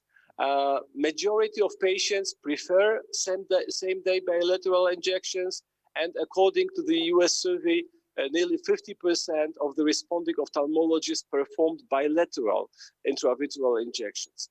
And we know that each injection should be treated as a separate procedure, and we should not use any equipment similarly. So there were a few studies evaluating the safety of bilateral injections, and this is one of them. And this study shown a very low endophthalmitis rate, as you see again, 0.027%, no cases of bilateral endophthalmitis, and no patients had more than one occurrence of endophthalmitis. So we believe that it is safe to use same-day bilateral injections. It does not bring the risk of endophthalmitis. Of course, when we treat it as a separate procedure, more or less like with a bilateral cataract surgery. Okay, gloves and draping. There is no significant evidence that the use of sterile gloves or drape reduce endophthalmitis rates or adverse events. However, use of gloves, either sterile or non-sterile, is consistent with modern office practice, combined with the hand washing before and after patient contact, and that because it is recommended. So gloves are recommended, draping may not be essential, appropriate clothing depending on the intravitreal injection setting is advised. Finally, use of the face masks. Wearing face masks or remaining silent during intravitreal injection procedure leads to a significantly decreased bacterial contamination on the culture plates. So it is strongly recommended the zero talking, sneezing, coughing policy. And of course, face masks also are are highly recommended. Okay, I think I need to finish soon. I don't know, I don't control time, but at the end, I would like to just present some major recommendations of the EURETINA expert consensus panel. As you see here, clinical setting, it can be operating theater, adequate room, or in an office setting. Topical antisepsis is crucial. 5% povidone iodine over at least 30 seconds. Perioperative antibiotics are not recommended. Sterile speculum is recommended. Bilateral injections are safe when treated as separate procedures. Gloves are recommended. Draping may be not essential, and face masks and zero talking policy is strongly recommended. At the end, I would like to recommend you our book on endophthalmitis. We prepared with the colleagues from Bascom Palmer from Miami, and now we work on the next edition. This is very practical approach to endophthalmitis. It is more manual than really a textbook. And finally, this year, we also publish an interesting article. I would like to recommend you. You can easily get it from, this is the open access journal, Ophthalmology Surgical Competency Assessment Rubric for Intravitreal Injections, as you see. So we prepared the method how to evaluate the competency during training in intravitreal injections. I believe that it can be very useful when you provide training for younger doctors, and when you want to finally be sure that they increase their competency in intravitreal injections. So thank you very much for your kind attention. Дякую. Так, у нас зараз немає часу на запитання. Right now we have no time for questions, unfortunately, but I suggest in the end of the section we will have some time and we will be able to ask questions. Our next talk is my talk.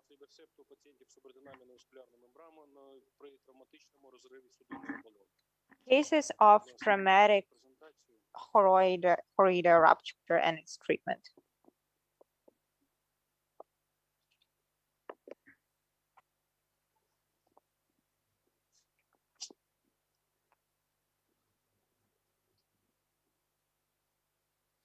Добре, я почну вже доповідати без слайдів, там ми наздоженемо, щоб не... I'm going to start without the slides, probably in order not to get too much over time.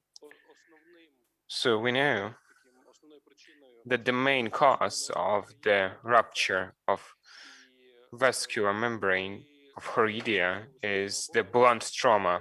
And when there is that kind of rupture, around 10–15%, there is the new vascular membranes, which actually complicate this blunt trauma. And 80% of that new vascular membranes, they are developed during the first year after this kind of blunt trauma appeared. And there is a rupture of the choroidea. So ophthalmology is dealing with those kind of ruptures for quite a long period of time. And we use all known approaches, laser treatments.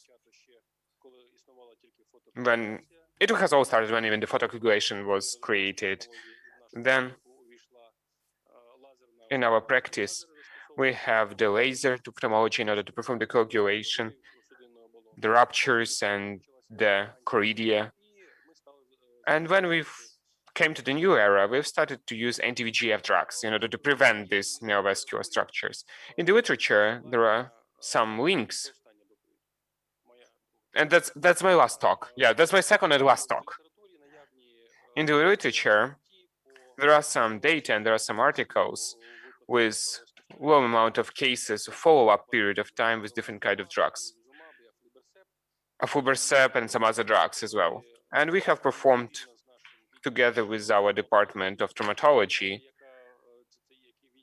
And this is the department which works actually on everyday basis and during the nighttime and during all holidays. So the all day, all time department, we have conducted a research.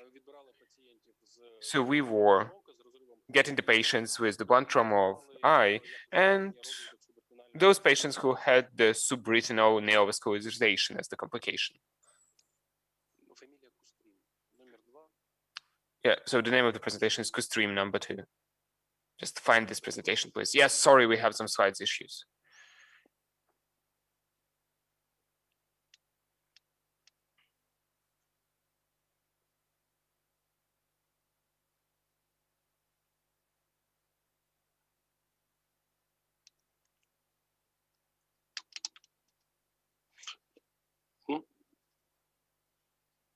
Я перепрошую, є Yeah, технічні. I'm so sorry that we have some technical issues.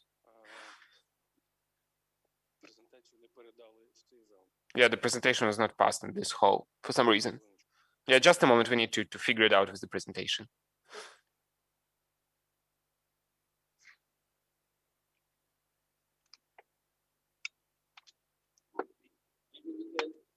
Yeah, change. Please, хто у нас там третій? Who is the third one? Okay.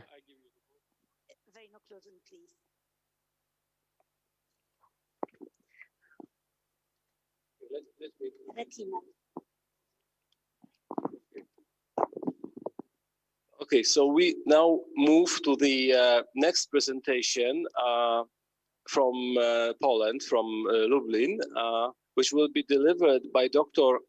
Kudasiewicz-Kardaszewska. Yes, we have the presentation, and it will be vein occlusion management, our own experience with the anti-VEGF and vitrectomy. And this is from a clinic of Professor Zagórski and with the co-author of Professor Ferenc Kuhn, the world-famous vitreoretinal surgeon. I have been cooperating with the Ferenc Kuhn for almost 15 years or something. I don't remember. Anyway, how to deal with VR patient? No, it's not this one. Sorry. Retinal vein occlusion. Because this is my Saturday talk. I can give it now, but it's gonna be a mess in the program. We cannot accept that. I know. So I am waiting for my vein occlusion. Okay, that's the right one.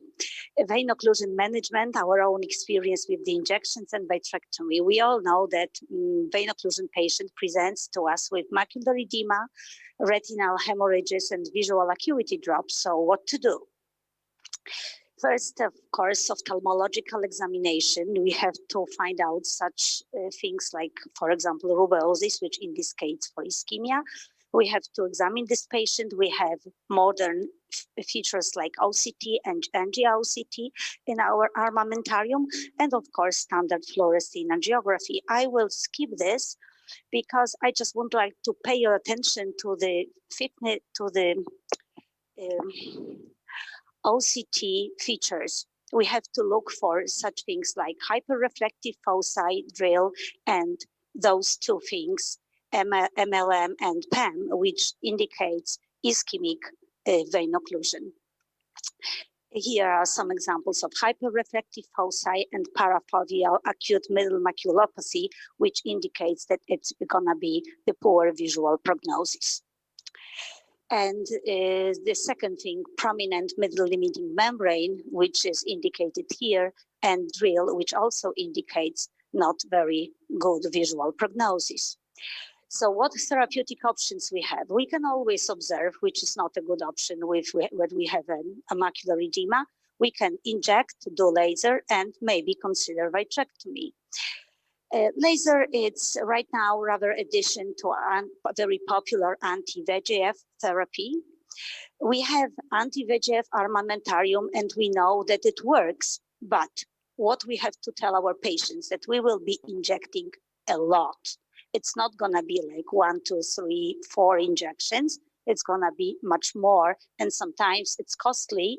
So maybe we have to, so because it's costly, maybe we have to find some other solutions. Of course, steroids is the second line of therapy and first line for the patients which cannot come frequently for our injections and have cardiovascular problems. We, of course, have to monitor IOP. And can I please ask for the film? And of course, we can consider surgery because with vitrectomy, it's not going to work. Okay, forget it. Anyway, when we peel ILM and we will take all the VEGF and cytokine load from this poor retina, maybe our retina will do a little bit better. We also can consider schistotomy in branch vein occlusion selected cases. Of course, don't forget about the general workup because the vein occlusion is always an indication that something is wrong in the organism, especially in young patients. Antiphospholipid syndrome or thrombophilia may be discovered. What was our way to treat? The problem was I started injecting those patients with vein occlusion and macular edema. First, after 3-4 injections, I started from bevacizumab because of the cost and the refundation. So first of all, we injected, and I just go for examples and show why we refer them finally for vitrectomy. We were encouraged a little bit with the results of EVRS macular edema study. And it was not a very big group, but the problem in this group was that they came for treatment quite late. And some examples.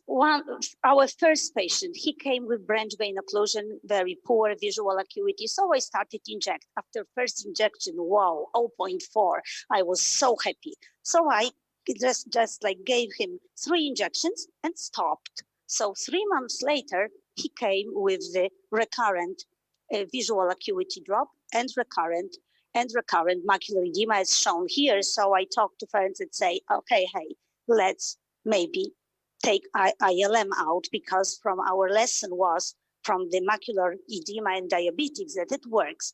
And it worked. Of course, some of these patients will require more injections like maybe triamcinolone later on, but it stabilized our retina. So this was another patient before Avastin. 1 month after first injection, the wow effect. Again, I was so happy. So I kept injecting, but when we stopped, the edema reoccurred, but patient's decision was not to operate. So we kept injecting, but the vision was not so good. Here is another example, macular edema, quite big. We injected 3 times and then did vitrectomy. So it stabilized our result like shown here. 8 months after Pars-Plana vitrectomy, vision is 0.6 because probably the photoreceptor layer is right and the reading vision is quite acceptable.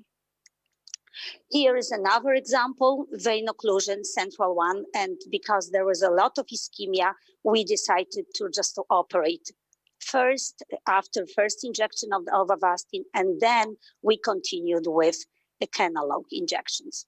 So after our injection period, we had the improvement of the visual acuity, but when we stopped injecting, edema reoccurred, visual acuity dropped. So we need this operation just for stabilization. The same was in even more sufficient for central vein occlusion. So we can conclude that anti-VEGF was effective to the visual acuity, but transient, and many injections are needed, and sometimes patients go for that.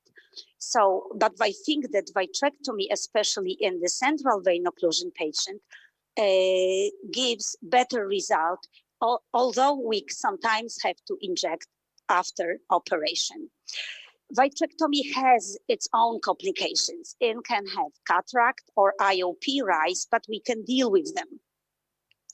And in conclusion, combination with anti-VEGF therapy with vitrectomy and ILM peeling sometimes seems to be effective in the treatment of macular edema in vein occlusion patients. Thank you for your attention. Thank you very much. The next speaker is Dr. Andriy Korol, and he will speak on intravitreal aflibercept for patients with choroidal neovasculation secondary to traumatic choroidal rupture.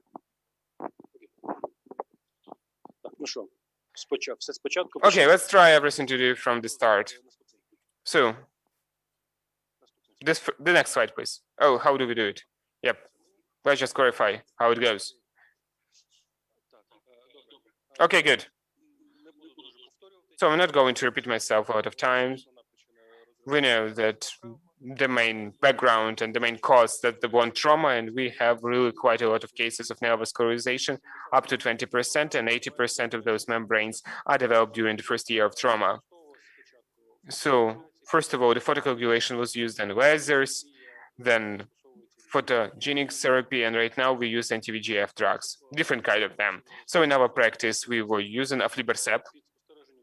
Under the follow-up, we had 10 patients, 11 diseases, which have received different kind of traumatic trauma.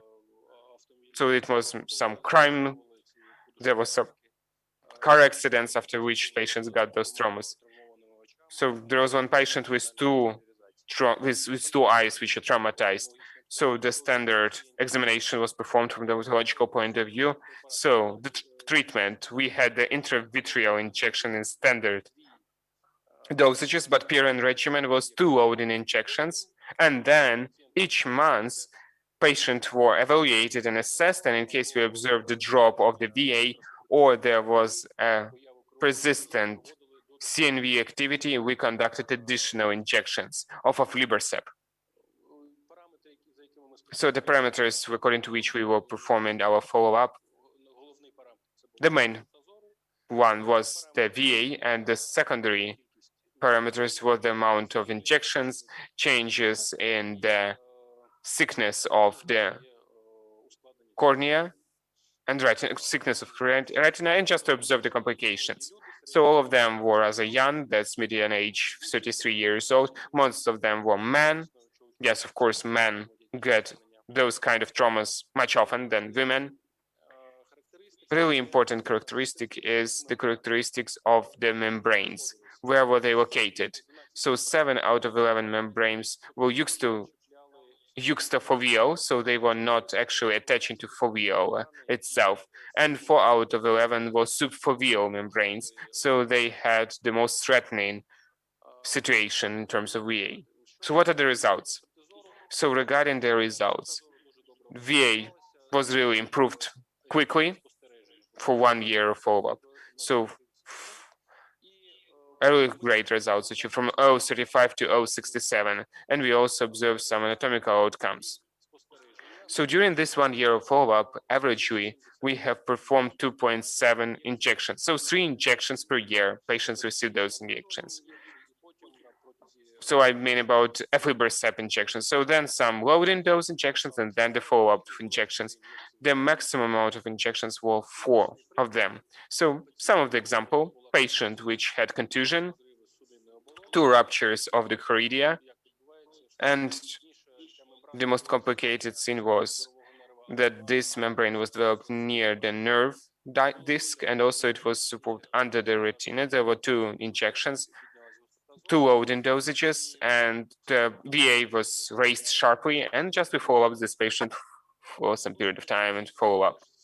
Another patient, also with really easily observed subfoveal CNV, 3 injections were performed. So the VA has increased not that sharply, because there are more foveal damage, but still great result for this kind of trauma. So in the literature, there is some information, quite a lot of information regarding the usage of the photodynamic therapy and the usage of this therapy for those kind of patients with this trauma. We have some own experience regarding the use of photodynamic therapy with pertofurfin. But I should say that according to my personal experience, the injections of anti-VEGF, anti-neovascularization, they are much more effective than photogenic therapy. There are some publications regarding different regimens of injections of anti-VEGF. We all have access to these drugs, but the main experience, how do we perform the injections? So in our trial or research, we were having 2 loading dosages and then PRM regimen. In literature, there are different kind of approaches and different opinions regarding this approach, but there is no unified opinion on that. And of course, this is the small amount of patients, but in average, there were like 3 injections per year, and this is what was needed. And that's much less than for the patients which have the age-related macular edema and degeneration. So rather effective approach, rather safe, and we might use it. And I understand that those kind of patients, we see them not that often. But dear colleagues, in case you're going to need this kind of treatment, you know what to do. Thanks a lot. Thanks a lot for this attention, and see you. Thank you very much. And since Thanks a lot. I would like to invite the next speaker. This is Dr. Marina Shagnish. I'm sorry. With the talk anti-VEGF therapy with concomitant eye pathology and others. Please. Доброго дня. Good afternoon, everybody. I would like to present a series of cases. These are my patients that I was seeing for many years, and all of them have one thing in common. Something went wrong during the anti-VEGF therapy. The first patient, 67 years old, he was admitted to the clinic in 2017 with complaints of decreased visual acuity in the left eye. So there was a thrombosis and there was a neovascular thrombosis, and patient lost his VA. Спостереження, така сама ситуація відбувається в нього і на лівому оці. Він звернувся з гостротою зору лівого ока 0,2. With the VA on the left eye O2, and his pressure was 25 millimeters of mercury.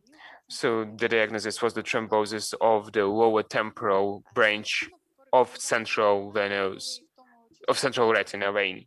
So the recommendation was also to do the intravitreal injection of anti-VEGF in the left eye. So the patient received 9 intravitreal injection of anti-VEGF.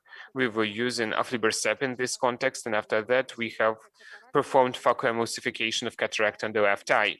So over here you may see, when the patient addressed to us for the first time, you may see the bleeding and hemorrhages on the fundus of an eye, and also macular edema.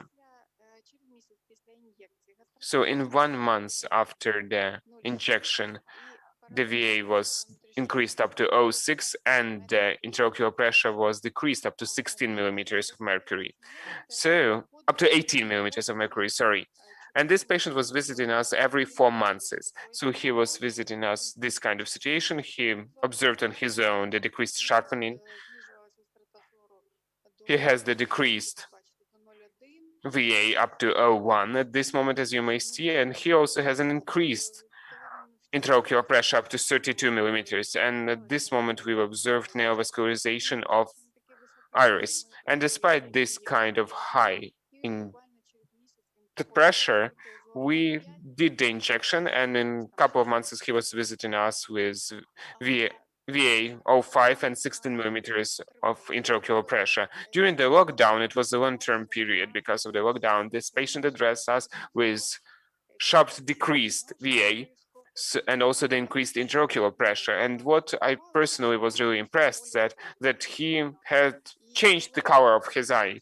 And when I was observing under the lamp his eye, I observed a new structure in his iris over there. You may see over the OCT of the anterior chamber. So that's how prominent neo structure is, and that's how the retina looked like. So I started to be consulting with my oncologist initially, and they did not recommend the aflibercept injection to this patient, so did not do it. And after that, I followed up the patient to the ophthalmo-oncological treatment. So the situation is rather bad in that kind of eye. It was blinded.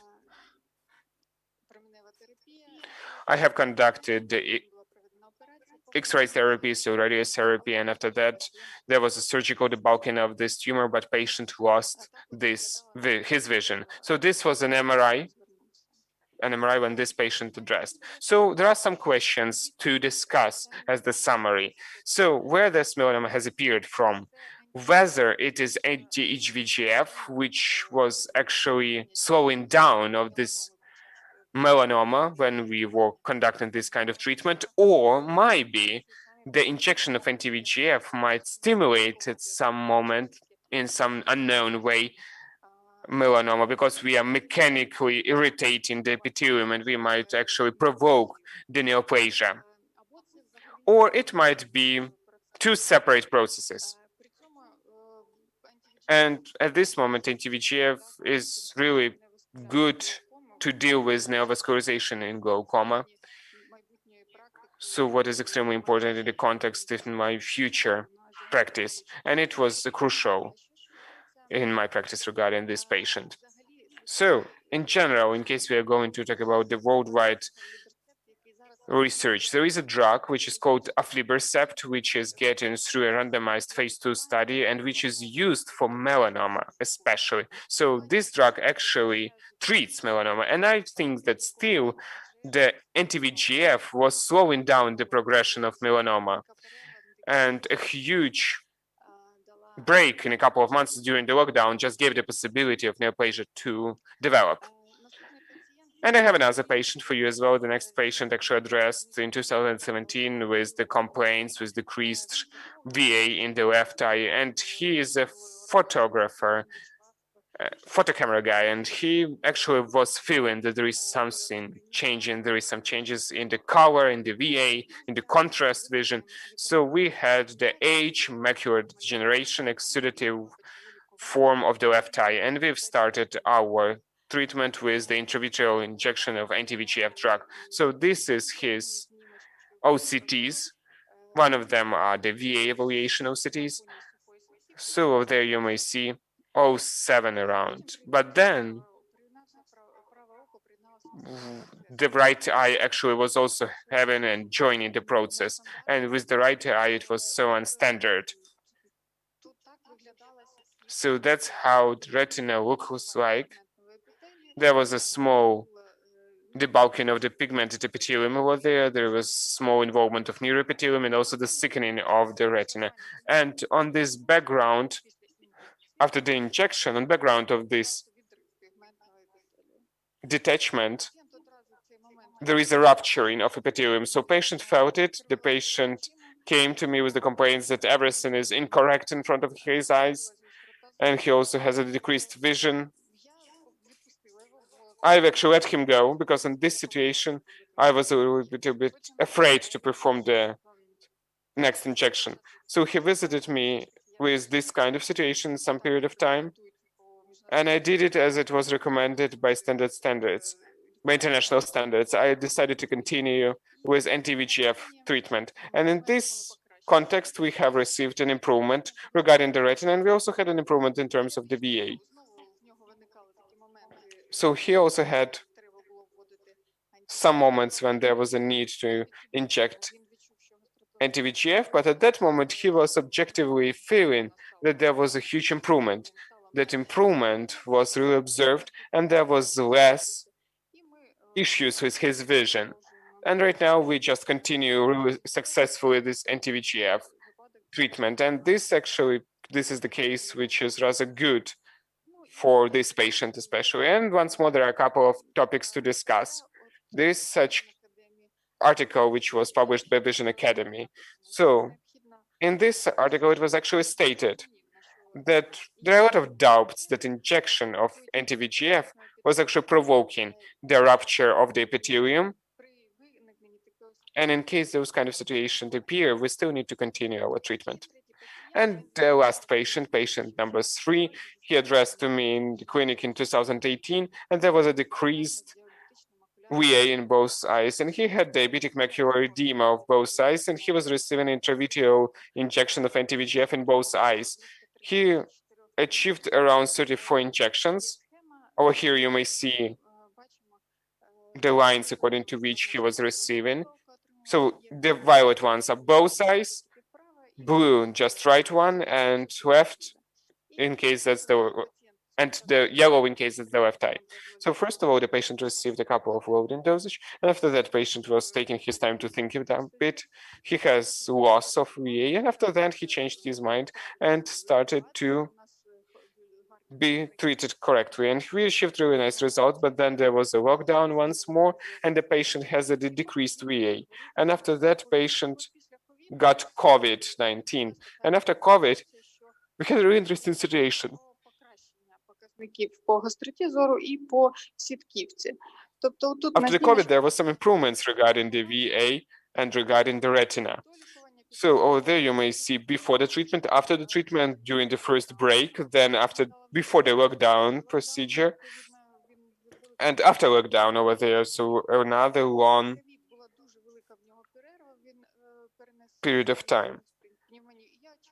So actually, I expected to see a little bit worsening after the COVID pneumonia, but yeah, his retina was just getting a little bit sickening, and there was some kind of tractioning component. Then this kind of situation happened.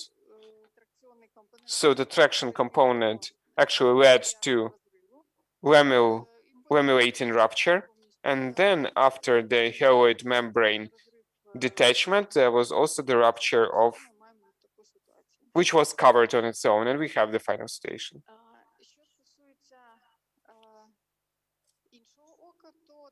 What's regarding the other eye, we had really nice situation. After the COVID pneumonia, the patient had improvement before pneumonia, and then after pneumonia as well, and we have a rather high VA. So in general, coming down to the summary, I would like to say that this systemic anticoagulant and corticosteroid therapy which patient was receiving during the COVID pneumonia has some kind of positive effect also in terms of the retina status, also maybe the direct influence of coronavirus. So yeah, you may see the summaries over there. I have mentioned all of them. Thanks a lot for your attention. Остання доповідь в цій секції. Our last talk in this section, results of other plexus implantation results. Thank you very much. I'm very pleased to see everybody live. We've missed you. You've missed us, hopefully. Thank you to the organizers for the opportunity you gave us. So regarding my topic on OZURDEX implantation into Berger space, here you can see what the OZURDEX implant looks like.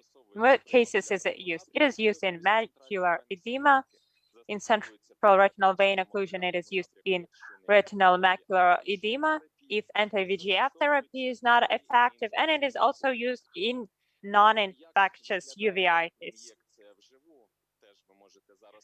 What does the injection look like live? Here you can see. What are the possible risks of OZURDEX implantation? Risk number 1, according to the main factors that are due to the trauma that we caused to the patient. Risk number 1, infection, fraction. Risk number 2, cataract progression. Risk number 3, intraocular pressure increase. And risk number 4, there are even cases of mechanical macular damage. Here I would like to present you one clinical case, patient who visited us in 2018 for the first time. Her main problem was non-infective uveitis, and she had cataracts too. So what did we do in this case? We decided that the most effective treatment option for her would be lens replacement and Ozurdex implantation intravitreally. You can see her vision was 8/100 in the left eye. She had Ozurdex implantation in March 2019. Right eye became 2/10 and 6/10. In April 2019, left eye became 3/10. So in a month after Ozurdex implantation, we had stable improvement according to CT data and visual acuity. 6 months, 8 months passed, and we can see OCT changes. We can see changes in visual acuity after Ozurdex injection. OCT improves and visual acuity both improve. The same thing happens with the left eye, more or less. 9 months passed. It is January 2021, and we inject Ozurdex again. So eventually, into each eye, she received 4 Ozurdex injections. So what are the possible risks and complications? So this is the dynamics of intraocular pressure of this patient. If at the first referral, her IOP was 8 to 10 millimeters, now it's 6 to 7 millimeters hydrergium. Is it good? It is actually not very good.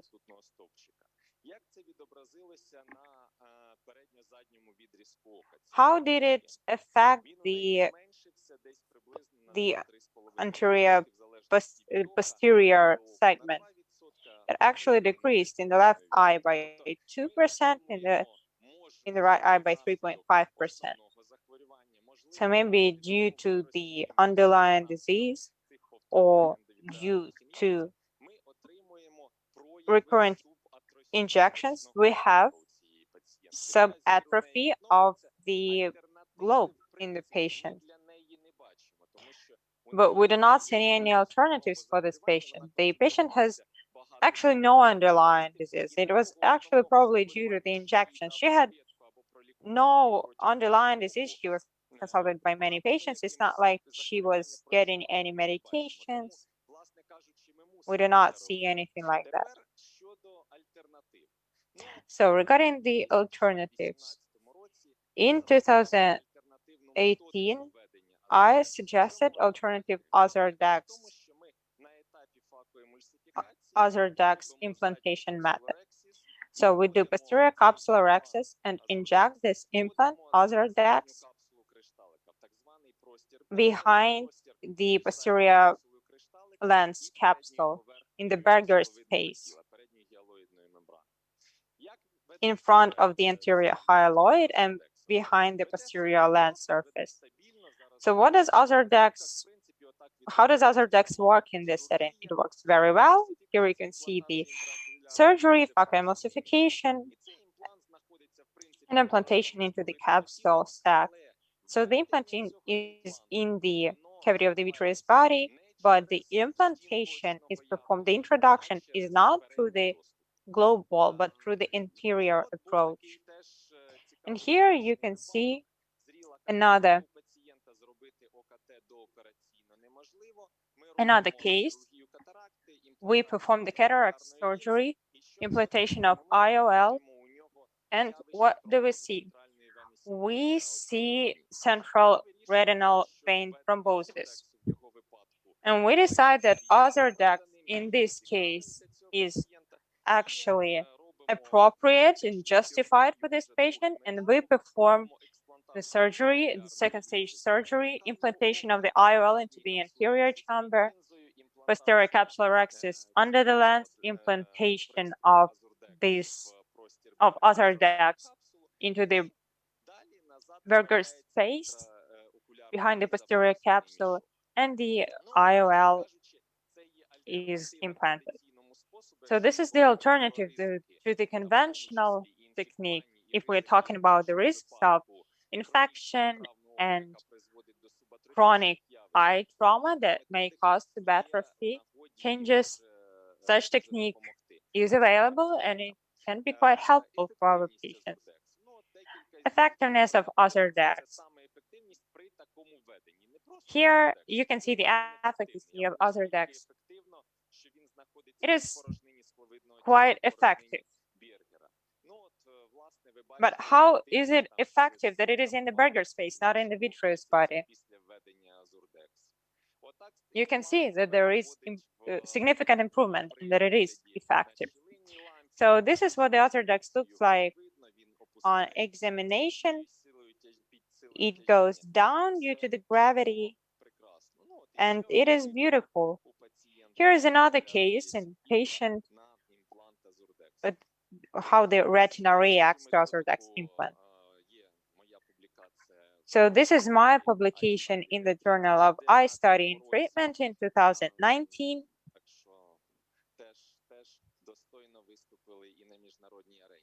So we presented it in the international stage, on the international stage too. I invite everybody to visit our resources, Vizir Bud, Association of Ukrainian Vitreoretinal Surgeons, and I invite everybody in November 2021 on Ophthalmic Light Congress 2021. We will have three halls with three plenary halls. We will be in Kiev, in Rust Hotel. We will have satellite from the ESCRS with international speakers, and Benkei with an A-lister celebrity. 19th, 20th November, I invite everybody. Please make print screens so that everybody has the contacts.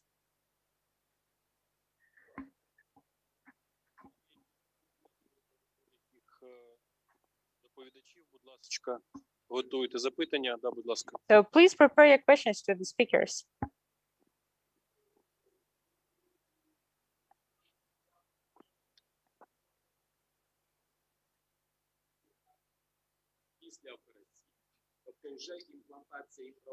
The interpreter does not hear.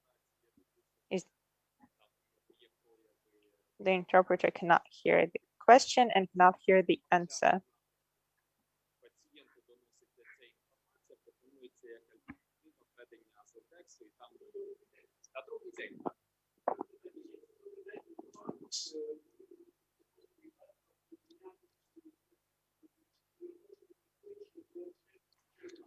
Приблизно однаково, все залежить від патології. Approximately, it is the same. It all depends on the pathology.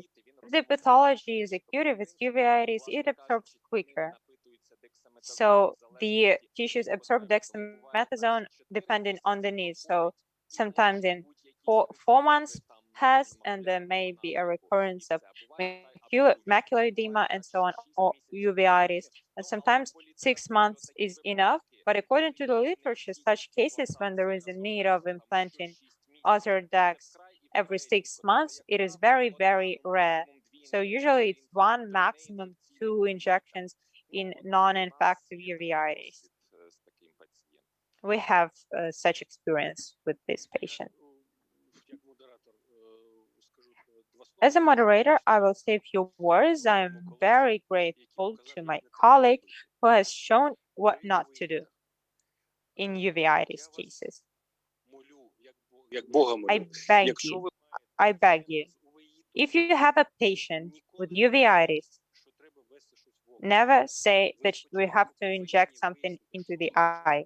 First, you have to identify what is the cause of uveitis. Non-infective uveitis should be treated with rheumatologists.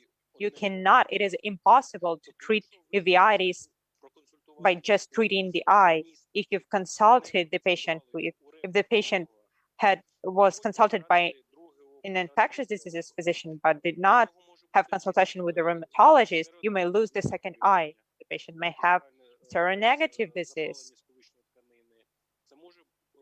of connective tissue. It can be any autoimmune disease, systemic. It is impossible to treat such diseases without consultation with rheumatologists as ophthalmologists. Always refer your patients to rheumatologists. I understand that due to the reform, rheumatologists are very hard to find, but you do not treat the eye, treat the patient. It refers to patient with any edema in diabetic, macular edema, edema in thrombosis, and so on. So please be very careful. Thank you. Thank you for your comment. I would probably go on the stage and would not be talking about this case unless this patient was referred to rheumatologist and was consulted by all possible specialists, rheumatologists, not rheumatologists. The only thing that was suspected was history of hepatitis C, but it was fully treated. She was in remission, but she was consulted in Ukraine, abroad, by rheumatologists, but non-rheumatologists. So unless I understood that we have no alternatives for preserving visual functions, of course we would look for rheumatologists, but I think you understand. Non-infectious, for sure. Well, the hepatitis C was such a long time ago. It was just suggested as maybe a possible reason, but it is very, very unlikely. It was such a long time ago and such a long time remission. So alternative for a person who sees 8 by 100 and has no alternatives, what do we say? Look for a rheumatologist, look for your rheumatologist that will be comfortable for you. Well, she is looking. She is still looking for a rheumatologist, for a specialist that will identify the reason. But she is looking for a rheumatologist while seeing, while having the vision. She could have been looking for a rheumatologist being blind.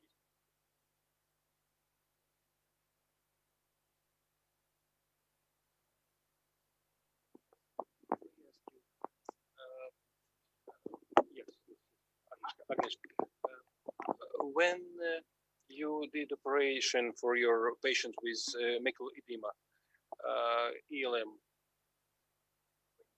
you performed operation ELM. Yes, it was vitrectomy with ILM. Yes. Did you perform it during macular edema or after resolution of macular edema? So the question was when we are doing the peeling of ILM. We actually, the scheme we finally figured out worked. It was like we were given those with vein occlusion and edema 3-4 injections of Avastin. It reduced the edema in a way that the peeling was just easier to perform. But if you perform the peeling, I believe that it stabilized the vision and it has less tendency to reoccur. I don't know why. It should be investigated. Any other questions to our speakers, or maybe some comments? Not only questions, but comments also are welcome.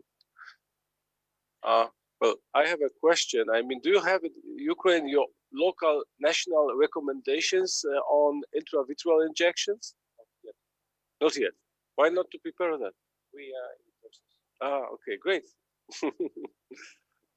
I think it's very important. I mean, because not only I'm pretty sure that you know what to do, but also for legal issues, it is important. I mean, because, well, even there is a low endophthalmitis rate, and it's very low, it happens. So when it happens, it's good to have a recommendation and to be on the safe side, to show, well, I was doing everything safely and well, according to the recommendation. You're right. Yes, sure. Just one comment according to the endophthalmitis. When I started injecting, this was my nightmare at night because it's just quite a simple procedure when you can have a devastating result. So I believe Klaus Loka once said to me, do it in the lake of betadine. So do it in the lake of betadine. Yeah, I agree. Of course, there are some people who mention about the irritation and sometimes even discomfort. But well, we all know that it happens rarely. But even it happens, I mean, it's much better than to have endophthalmitis finally. It's not for pleasure. It's to save the eye.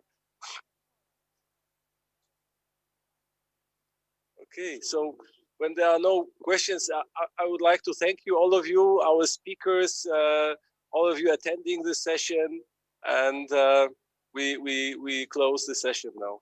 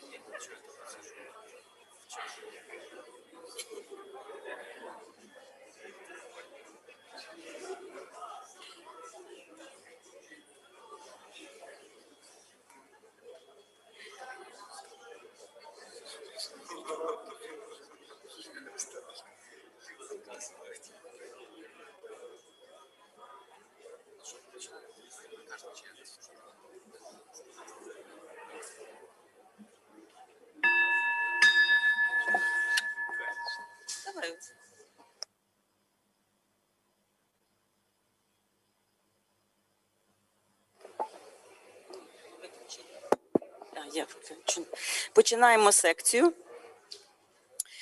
So we're going to start our section.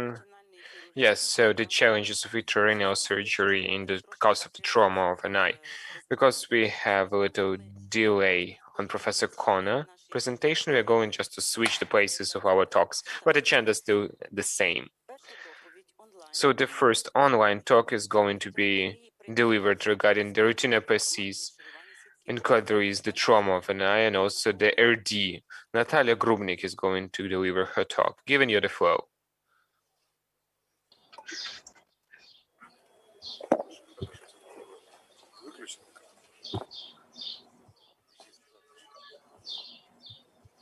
Наталя Павлівна, привіт. Ти нас бачиш? Natalia, good afternoon. Are you able to see us? Are you able to hear us? Добрий день. Good afternoon. Добрий день, шановні колеги. Good afternoon, dear Пане colleagues. там що чи ні?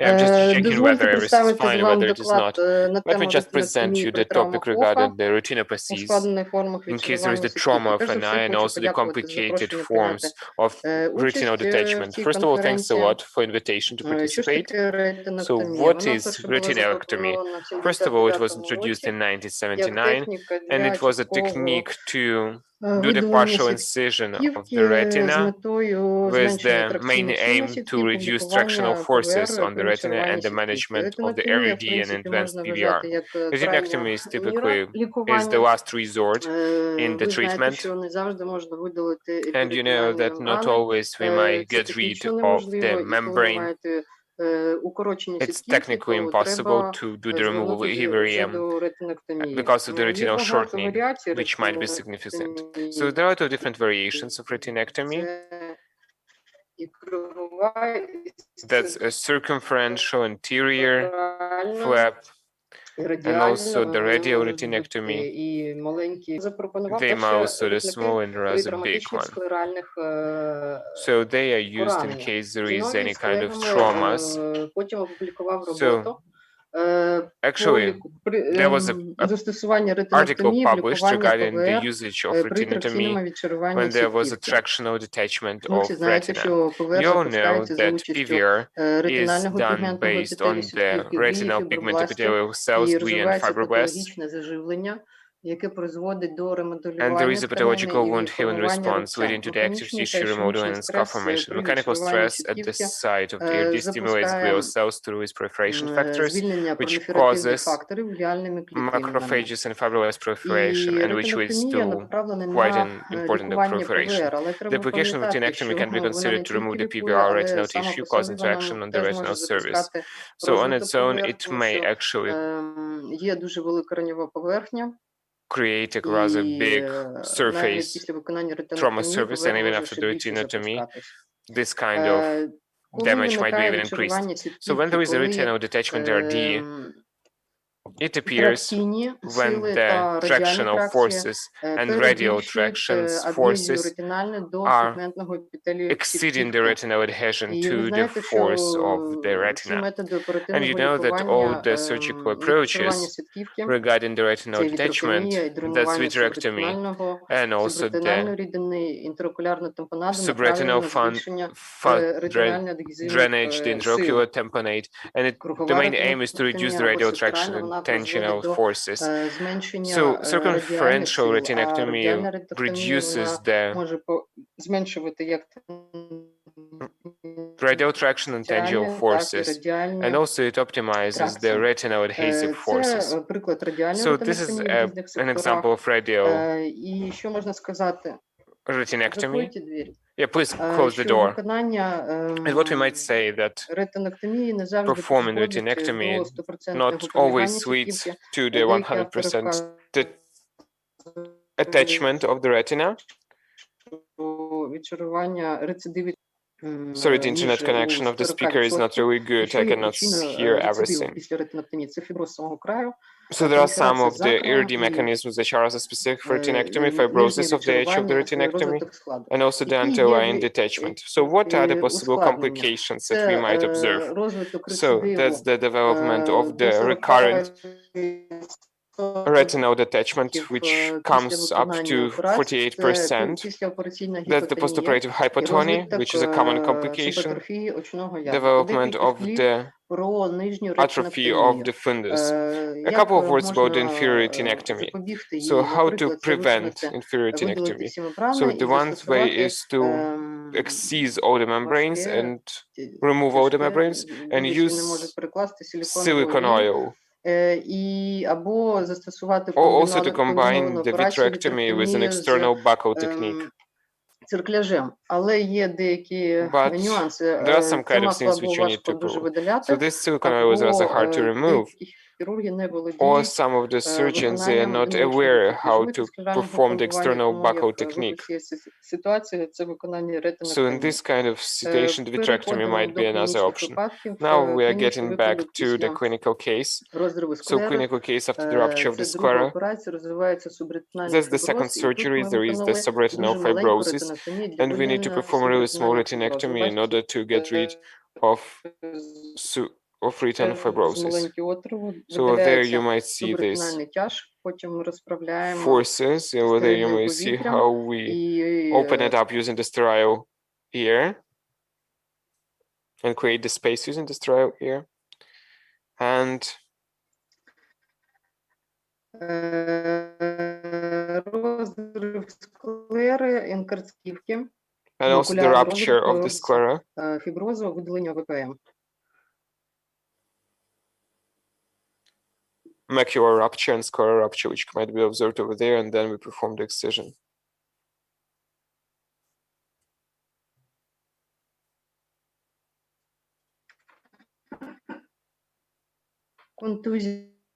Contusion. Sorry, internet connection from the speaker's side is not really good.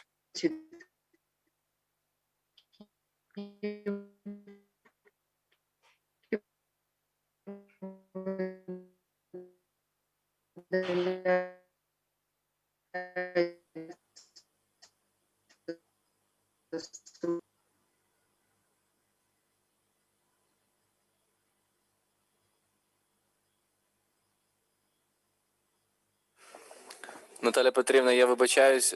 Natalia, so sorry. Natalia Pauna. Natalia, sorry. I hope you hear us, but we lost connection with you. Your internet connection was not stable enough. And yeah, she just turned off. She was just turned off. Yeah, probably that's because of the technical issues, and we are going to move further to our next talk.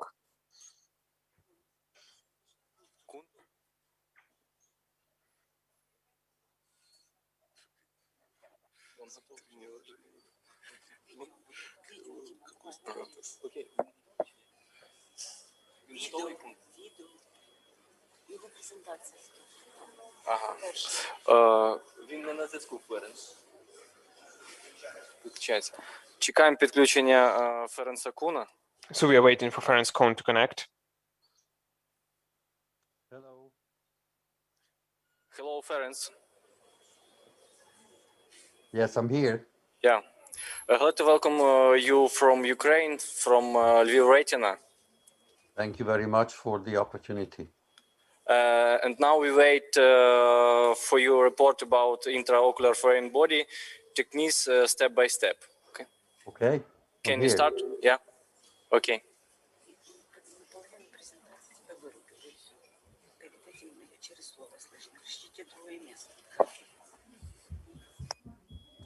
Are you going to play the video from there? Yes. Okay. Because my internet connection is very poor here.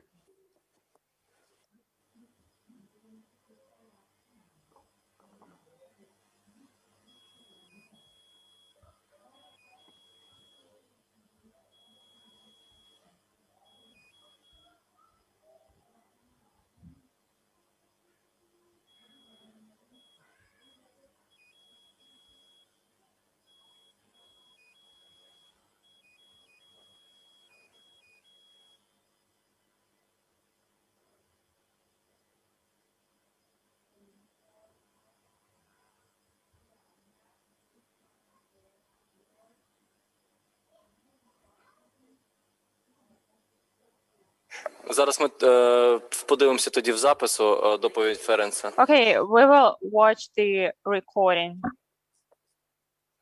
We'll watch the recording of Ferenc's talk. Stereo segment, management step by step. First of all, I would like to thank the organizers for the kind invitation. I'm very sorry that because of the virus, I cannot be present in person.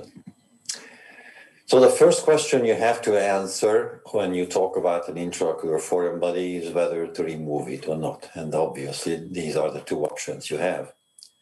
The answer is usually no if the foreign body is inert small, did not cause any tissue damage, and the patient agrees with this option. In all other scenarios, if you have a fresh intraocular foreign body, you should remove it. The primary goal, and this is something very important to always keep in mind, is not removal of the foreign body.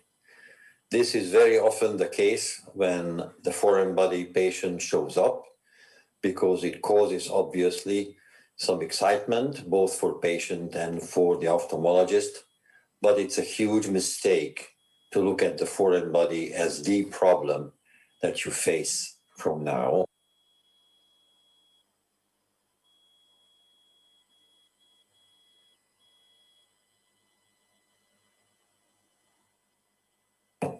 It is not the primary problem. The primary problem is all the mechanical damages that the foreign body probably caused. And it's very rare that you have nothing else other than the wound in the presence of an inert foreign body. The secondary goal is its removal. So it is not the goal of the management, it is part of the management. The third goal you have is to prevent late complications, and there are many possible complications. First, there is the mechanical category that includes anything from hemorrhages to the most severe one, which is PVR. And then there are the chemical consequences. A more acute one is chalcosis, caused by copper foreign bodies, which can cause an endophthalmitis-like image and clinical course. But more often it is siderosis caused by a ferrous foreign body that was not removed. And it's very important to emphasize that such a chemical reaction can occur even if the foreign body is encapsulated or is extremely small. So now we come to recognition. Obviously, history is very important, and the majority of cases will be caused by hammering. So every time the ophthalmologist hears the word, "I was hammering," the presence of an intraocular foreign body must be kept in mind. The best way to recognize an intraocular foreign body is by direct visualization. If there is no media opacity, you can look at the foreign body directly. That is your best option. If you have to order some diagnostic tests, today it's really not acceptable anymore to use only X-ray. It has some information, but much of it is missing or can be misleading. A good option is ultrasound, but you have to be careful if you perform it on an eye that has an open wound. And the best of all options is a CT. But you have to have thin slices, and remember that this is a very good option for non-metallic foreign bodies as well. But always keep in mind that there are false negative and false positive options as well. So no diagnostic test is 100% accurate. Finally, MRI is a very good option, but you have to be sure that the foreign body is not ferrous. Otherwise, you will cause serious secondary damage. Then the question of what to do comes with the first question being the timing. How urgent is it to remove an intraocular foreign body? First, if there is endophthalmitis, obviously you have to do emergency surgery. And keep in mind that in almost all cases, when the patient presents, the endophthalmitis is already visible. So it's very rare that endophthalmitis develops when the patient did not show it at the time of the first presentation. But it's not impossible. I do remember one case when the patient came with no signs of endophthalmitis to the office. I was doing an urgent long surgery. And within a few hours, when that surgery was finished, and I could turn my attention to the patient with the intraocular foreign body, endophthalmitis was already present. And then there are the eyes where there is no endophthalmitis, but the risk for it to develop is very high. When? The first is if the environment was such that soil contamination may have occurred at the time of the injury. The second, if we have a foreign body that is organic, in other words, usually it's a piece of wood, which is not that rare in countries where people still use wood for heating. They were chopping wood, and that's when the foreign body entered the eye. You have to remember that when you do emergency surgery, there are risks associated with it. The first real risk is an expulsive choroidal hemorrhage occurring during removal. It's not very common, but it is a possibility, and you have to know how to deal with it. I don't have time to go into the details here. All I want to mention is that the most important thing in such a case is to immediately close the eye and not continue with the surgery. And then there is another category which involves a lot of things, which I summarized here as inadequate logistics, which means that either the surgeon is not prepared to do the surgery that is required, the operating room is not equipped with everything that might be needed, or the personnel is not trained to do this surgery. In all these cases, it might be better to postpone the surgery a little bit. Whether you do intraocular injections, antibiotics to prevent the possibility of an infection is up to you, but in most cases, I would say, if you cannot extract the foreign body on an emergency basis, it is better to do prophylactic antibiotic injection into the vitreous. Then you have to look at the benefits of such a primary surgery. The benefit obviously includes the prevention of a lot of complications that may otherwise occur from retinal detachment, PVR development, and glaucoma. And remember, retinal detachment in case of a severe injury may occur within a few hours after the injury. Now we can talk about treatment techniques. The first thing to do always is to make sure that the media are clear. You should never extract the foreign body using an external magnet without knowing exactly the position of the foreign body. And I want to add, in general, the use of an external electromagnet today is really not acceptable. That should go to the museum, and vitrectomy technology should be utilized to remove the foreign body and again deal with all the consequences of the injury.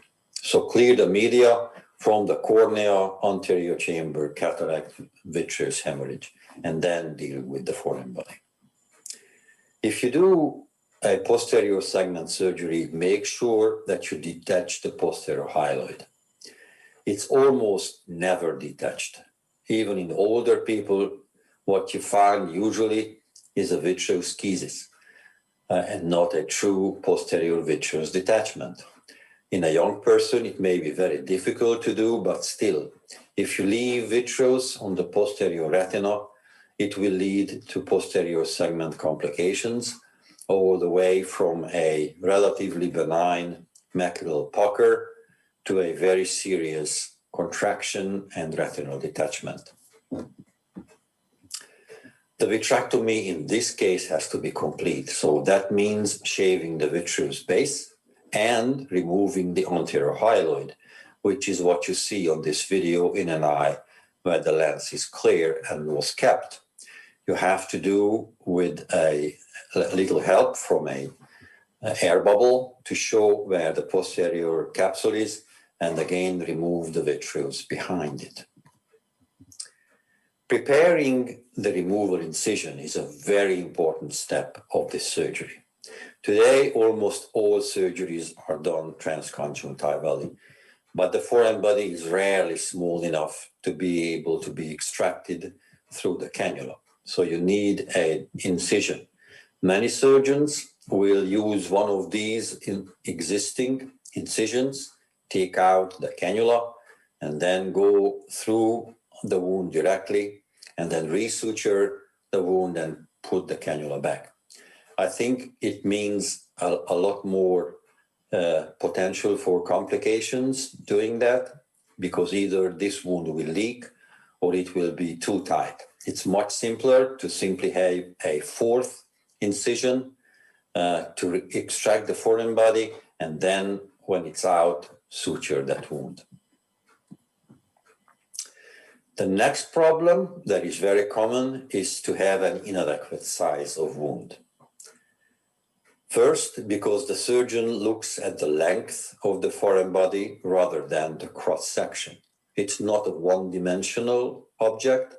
It has two dimensions presenting to the wound, and the length is really irrelevant. So look at how wide and high the foreign body is when it presents to the wound, and prepare your wound accordingly. The way to do it is to compare the size of the foreign body when your instruments are in the vitreous. You know the size of the instrument, so simply compare that foreign body to that instrument size, and always make the wound a little larger rather than smaller than you expected. The next problem comes with what you see on this slide. You take the knife to create the wound, you go through the sclera and the choroid, but you have to take into consideration the fact that the sclera is rigid and the choroid is elastic. So what happens when you do that is not what you would expect, which is what you see here, the same size wound for the sclera and for the choroid, but this. The choroid, being elastic, will shrink the size of the wound. And the problem is that this is where the foreign body will get stuck. So what you need to do is take venous scissors, and after you created the wound, you cut the choroid at both ends of the wound. Again, if you don't do that, and I will show this on a video in a second, the choroid may get stuck, the foreign body may get stuck in the choroid, and you may drop it back onto the posterior retina or not find it. So this brief video shows an encapsulated, so not fresh foreign body that is now taken out. Here you see the wound that has been created in both the sclera and the choroid, and now I'm cutting the choroid at both ends with the venous scissors. You can see how much extra tissue now leaves through that wound. You see the fluid coming out, then the intraocular magnet, which is the best instrument for ferrous foreign bodies, as it is taken up from the surface after it has been freed. You always go very slowly, never be in a hurry when you do that. You slowly withdraw the foreign body, and as you do that, you replace the light pipe in your left hand, in this case, with forceps, and you do an additional gaping of the wound and slowly remove the foreign body. This way, there is no risk of losing it while the extraction is being carried out. If you follow this technique, you will never lose a foreign body at the wound.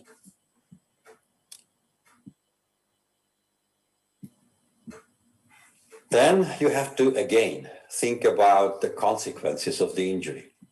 It's very rare that a foreign body that is in the posterior segment will not cause some additional damage. And one of the damages, certainly the one with the most severe consequences, will be a retinal impact site. So I am not talking about foreign bodies that are simply laying on the retinal surface. I'm talking about one that hit the retina with force and cause involvement of the choroid and possibly the sclera as well.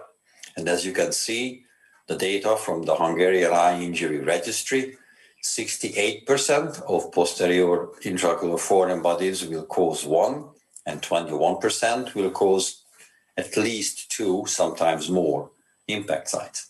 You have to deal with the impact site properly. If you don't do that, you will have complications arising from that site.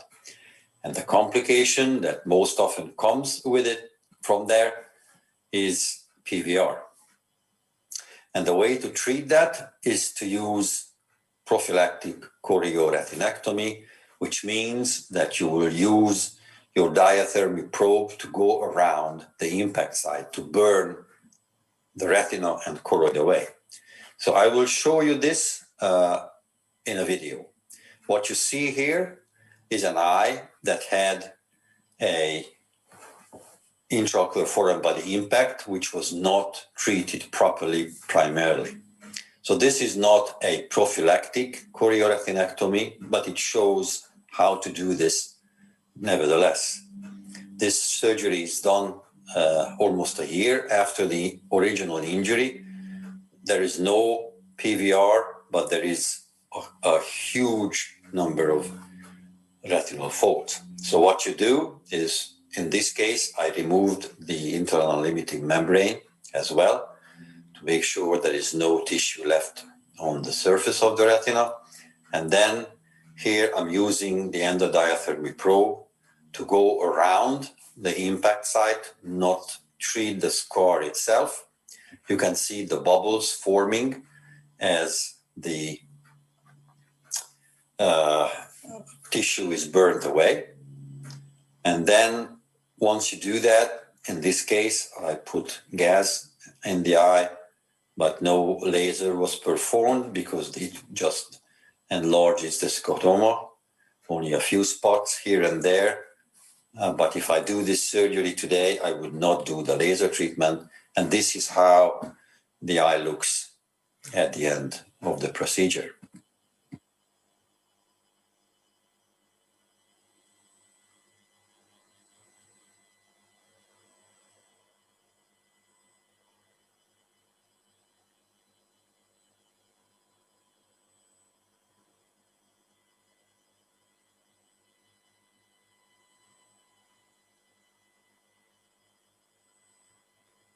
This is something that you have to keep in mind when you deal with an eye that has an impact site.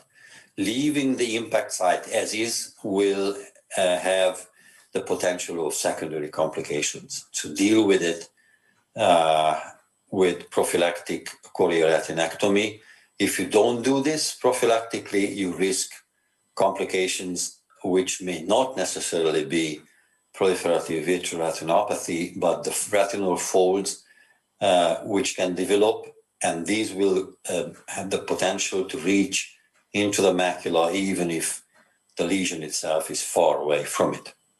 So thank you very much for giving me the opportunity to give this talk. And it is a very complex issue, obviously. And if anybody is interested, a lot more detail about all this and other issues are addressed in these two books. Thank you very much again.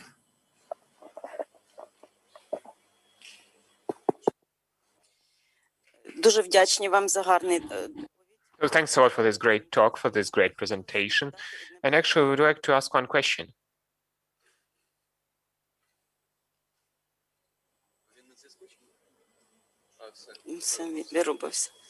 Я хотіла задати одне Okay, I запитання. just wanted to ask one question. Yeah, so I'm going to ask this question for the general audience.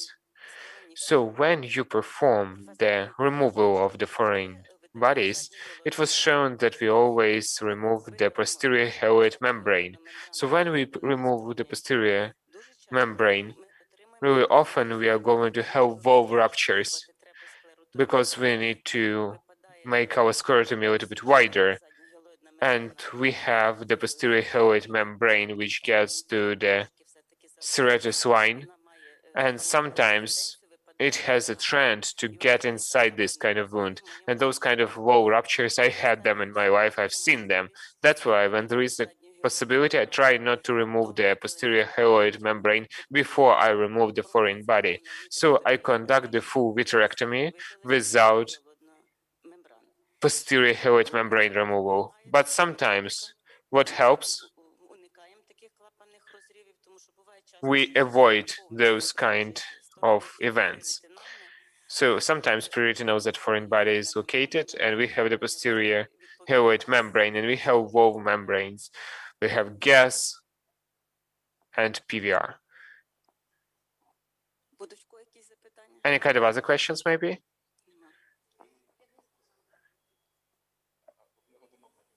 Ні. А він на зв'язку? Ну, запитайте, будеш питання. Какой? Этот вопрос? Да.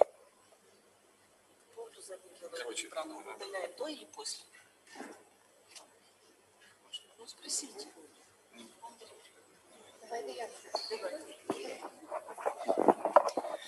Dear Professor, do you hear us? Yes. There is a question whether you remove the membrane prior to extraction of intraocular body or afterwards, because there is a risk of retinal tear.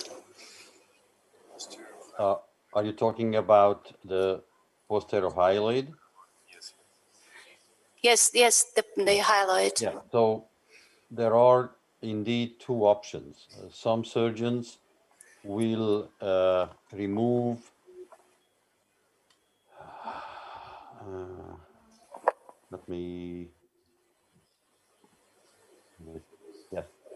So some surgeons will leave the posterior hyaloid behind while the foreign body is removed. The reason is to prevent retinal damage if the foreign body falls back.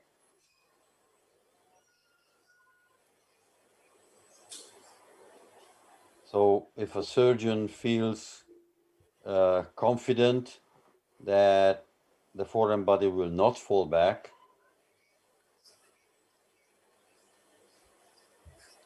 then you can do what I did, which is I remove the hyaloid first.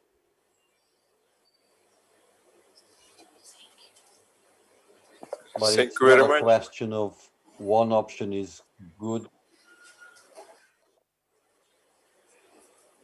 and the other one is bad. It is simply a personal preference.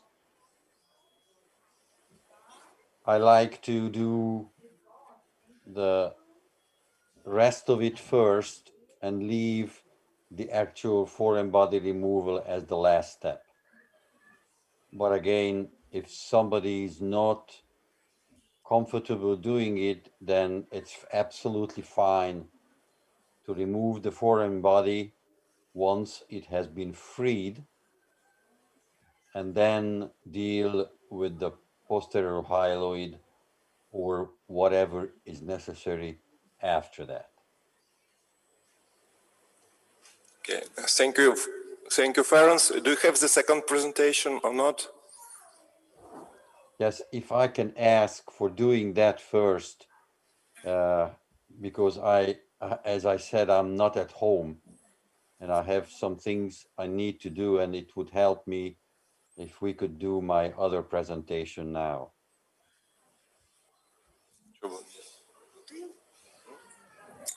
So the next topic to discuss is what to do with people who have no light perception vision after trauma. You are a physician, so if you see a severely ill child, are you going to discard the child? Of course not.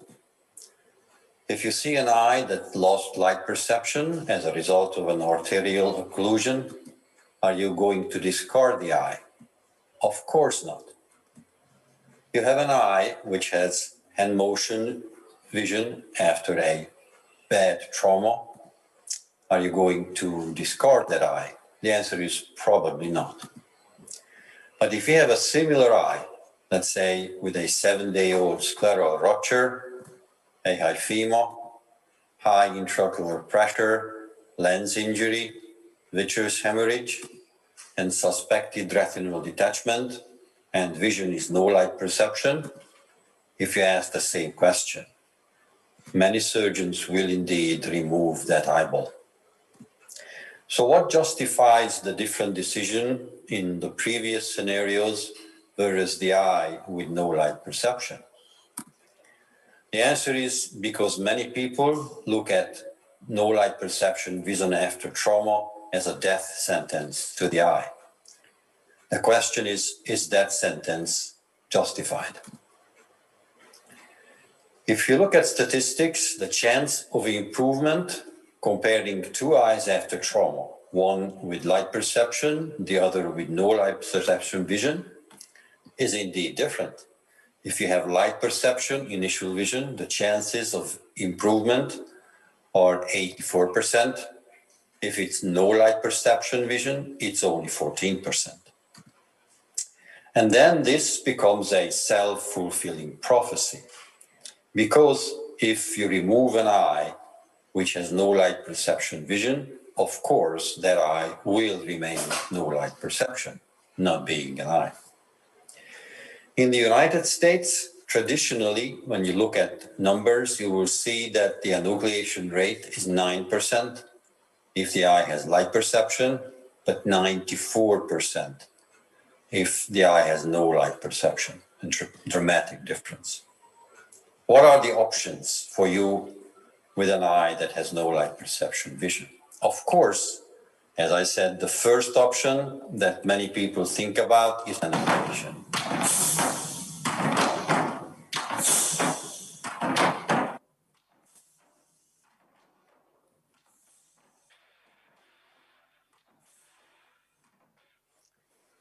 Obviously, that's a death sentence. The next option is simply abandon the eye. So you suture the wound, but you do no intraocular reconstruction, and that's also a death sentence. These eyes will not recover if not being treated.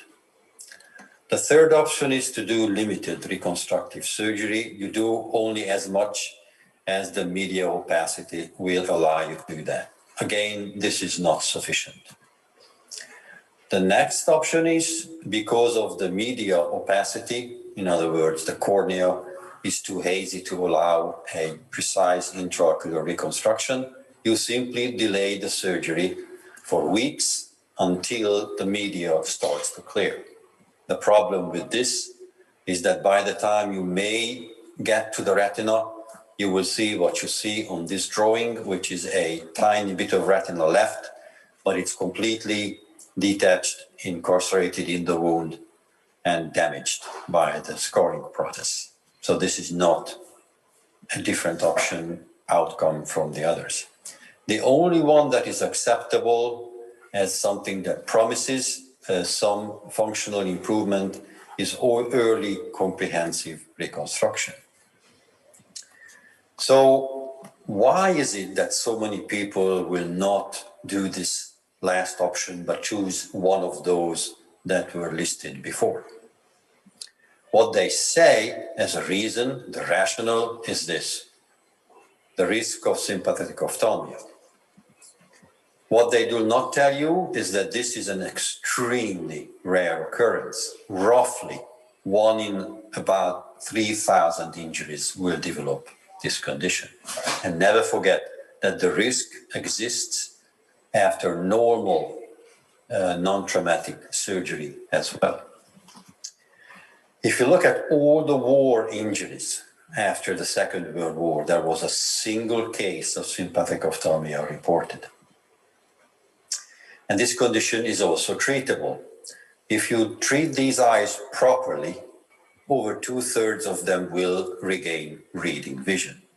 So the outcome, even if it does occur, is excellent. And this is just a slide to show you the best option for treatment. And I also want to mention here that you cannot prevent sympathetic ophthalmia by administering drugs. So giving steroids after the injury will not reduce the risk of this condition. So if you summarize the question of sympathetic ophthalmia, what we have to say is that its threat should not justify enucleation. The only justification is something that I will cover soon. What you have to do instead of doing the enucleation is counseling, explaining the patient the problem, and making decisions together. If you inform a patient properly about the risk of sympathetic ophthalmia and the outcome, if it does occur, no patient will select this option. They will go with the option of trying to reconstruct. So, this is not the real reason why ophthalmologists decide not to do the surgery. This is not the reason of sympathetic ophthalmia. The real reason is simply this. It's very hard work. It has long hours of working on that eye. As you can see, my longest case was 6 hours and 23 minutes. And of course, the success rate is limited. You can see some of the difficulties on this short video. This is a video where the temporary keratoprosthesis is being used. Once this short period of open sky reconstruction is over. So this is a complex surgery, removal of the cornea, a lot of intraocular reconstruction, and then a implantation. And that deters many surgeons from even trying to do this. But we have to remember that no light perception vision is not an absolute indicator of permanent blindness, again, unless you give up on the eye. The loss of light perception may be a temporary phenomenon because of media opacity from the cornea all the way to the vitreous hemorrhage. As you can see on this experiment, a simple vitreous hemorrhage can absorb or scatter 97% of the incoming light. On top of it, you may have retinal detachment and, of course, subretinal hemorrhage, plus the anxiety of the patient itself. So the question then is what to do with an eye that has a fresh injury and no light perception vision. As I mentioned, there is one justification for primary enucleation, but this is an anatomical justification. You lose all globe contents or the eye is in pieces and there is simply no way to put it back together. But NLP, in other words, a functional justification, is unacceptable. So what you have to do is, first of all, determine whether the no light perception status is indeed true or not. And many people still use a candle to test the vision, which is absolutely wrong. You have to use either the indirect ophthalmoscopes, strong light, or the light coming from the slit lamp, and they both have to be at maximum power. During counseling, you can tell the patient some numbers, what to expect. As you can see here, more than a quarter of the eyes in general will improve after surgery. You close the wound once you talk to the patient. Postoperatively, you do a very heavy topical corticosteroid therapy, use antibiotics if necessary, and then again counseling with the patient and explain the numbers. Explain that it may require multiple surgeries, but this is the only way to offer something in return. So what I tell my patients is this sentence: I will not give up until you give up. And then, as I said, I leave the decision to the patient, but everybody will want to have surgery. And I usually do my reconstruction either primarily, so right after I suture the wound, I carry on with the vitrectomy, or do it within 3 days using the full armamentarium from the temporary keratoprosthesis all the way to the back. If you remember that video with the huge foreign body removed in the previous talk, this is the result 15 years later. The vision was decent, even though the foreign body itself was pretty much bigger than the eye itself. You have to remember when you make your decisions that appearance can be deceiving. So this is a nail. The other end of the nail is actually in the orbit, so it's a through injury, yet vision is perfect.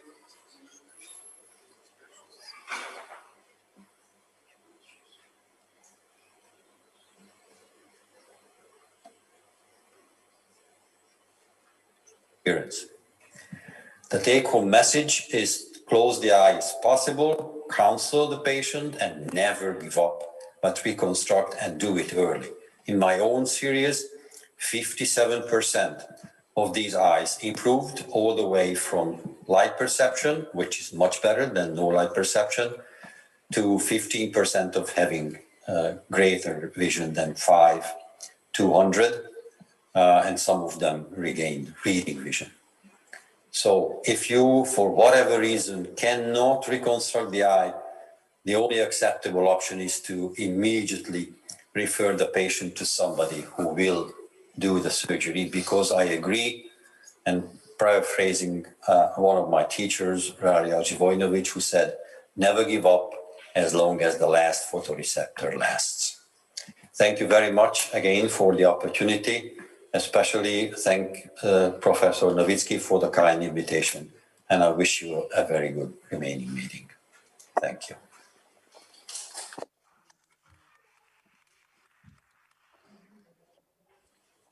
Thank you so much, Ferenc. І наступна доповідь ми спробуємо другий раз під'єднати. At the next talk, we are going to try once more to connect with Natalia from Odessa.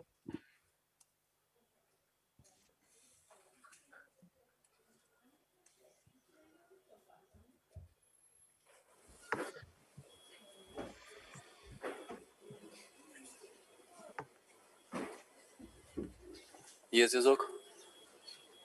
Добрий день Do we ще have раз. connection? Yes, Мене we чуть, do. скажіть, будь ласка, хтось. Are you able to hear me? Yes, we do. Зараз Yes, краще, we do. можливо. Okay, now it should be Я не знаю, на better. якому випадку So I ми don't know відключилися. on which moment. I actually recommend to start from the Добре. first slide. We still have some Добре. time, so no worries. Доповідь на тему ретинектомії So при the травмах talk is ока, going to be ускладнених dedicated to формах відчарування retinectomy сітківки. when there is Що a це trauma. таке? So what it is, техніка, яка retinectomy, this is the technique заключається which в... is... Yeah, sorry, we do not see the slides. Зараз. Okay, yes, we Є? have the slides, good. Yes, we do. Добре. Okay, good. Видалення сітківки для зменшення So тракційних the technique to partially сил incise the при лікуванні retina сітківки to складеним reduce the ПВР. tractional Ретинектомію forces можна at вважати the retina and the крайньою мірою management of the лікування. RDD with advanced PVR. І ми знаємо, що не завжди є And можливо I know that видалити not always епіретинальні we have the мембрани. possibility Якщо to ми get rid маємо of the іритинальне ERMs. скорочення, виражений фіброз, то In case we have вже really powerful прибігаємо до fibrosis, then ретинектомії. we get to the Є retinectomy. багато So варіацій we have ретинектомії, це quite циркулярна, a lot секторальна, of different радіальна, і kind вони of можуть бути і маленькими, retinectomies. і They might великими. be small and big. І все це направлено So на all of лікування that is aimed actually to treat проліферативної the вітроретинопатії при perforative відчаруванні retinectomy in сітківки. case there is the retina Вперше було detachment. запропоновано So the Мачевером first time вже it більше was 40 proposed by років Machever назад для more лікування than ретинальної 20-30 інкарцерації years при ago, when it травматичних was used склеральних when there was пораненнях. the retinal Леонід incarceration Шалевий due to the потім traumatic spur опублікував bones. роботу про лікування ретиноктомії Then в лікуванні тракційного відчарування that was сітківки. used Всі ми as a знаємо, що fractional ПВР retinal запускається detachment treatment. за All of us участю knows that клітин PVR пігментової is епітелію actually launched with сітківки the і help of the various фібробластів, cells in the які retinal channel, запускають pigment epithelial патологічний cells, glia, процес fibroblasts, заживлення which і participate in the призводить pathological one healing response and промоделювання lead to тканин, the формування active рубця. tissue remodeling Механічний and та scar ішемічний formation. стрес при відчаруванні So сітківки the scarring of the tissue. запускає, So the щоб mechanical гляні stress on the клітини side of the ERD actually вивільняли stimulates the проліферативні cells фактори. to release І таким proliferation чином factors. And by застосування saying that, ретиноктомії the application of вважається retinectomy might be методом considered лікування as the ПВР, only way treatment of але PVR. треба But пам'ятати, we need to що remember саме по собі that on ретиноктомія its теж own, може викликати retinectomy ПВР, тому що can lead to створюється велика PVR раньова because it поверхня creates a і huge bone запускається surface вивільнення and there проліферативних is всіх the факторів. proliferative Коли factor формується відчарування release. сітківки, So when the коли retinal радіальні detachment might тракції та occur, when the тракційні сили radial перебільшують forces, the tractional ретинальні forces, адгезивні сили до they пігментного overwhelm and епітелію exceed the retinal сітківки. adhesion of Ці the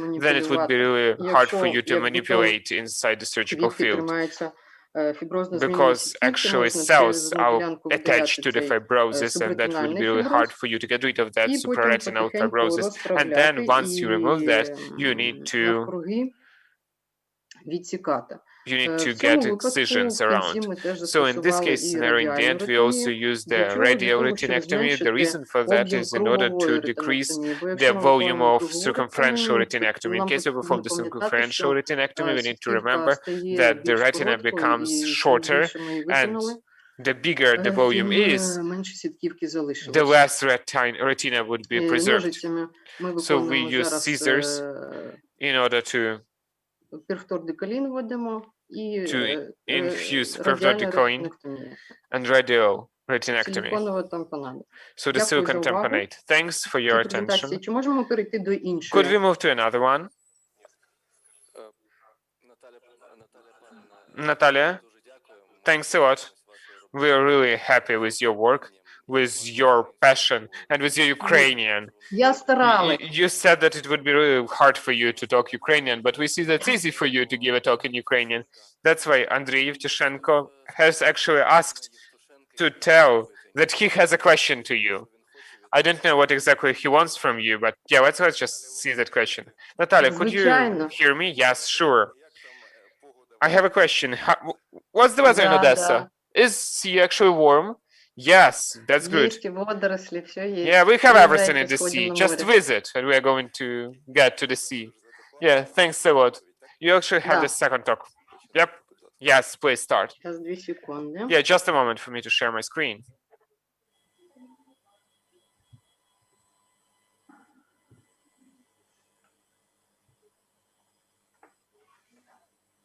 Дві секунди, ми стараємося. Just a moment, just try to Видно figure ли it все out. или нет? So, are you able to see my slides right Чи now? видно нас, мене і презентацію? Can you Скажіть, see будь us, ласка. me and presentation? Не слышно нічого. Oh, I cannot hear them. Yes, Все all видно, good, all почнемо. good. Then we might Добре. start. Yes, please start.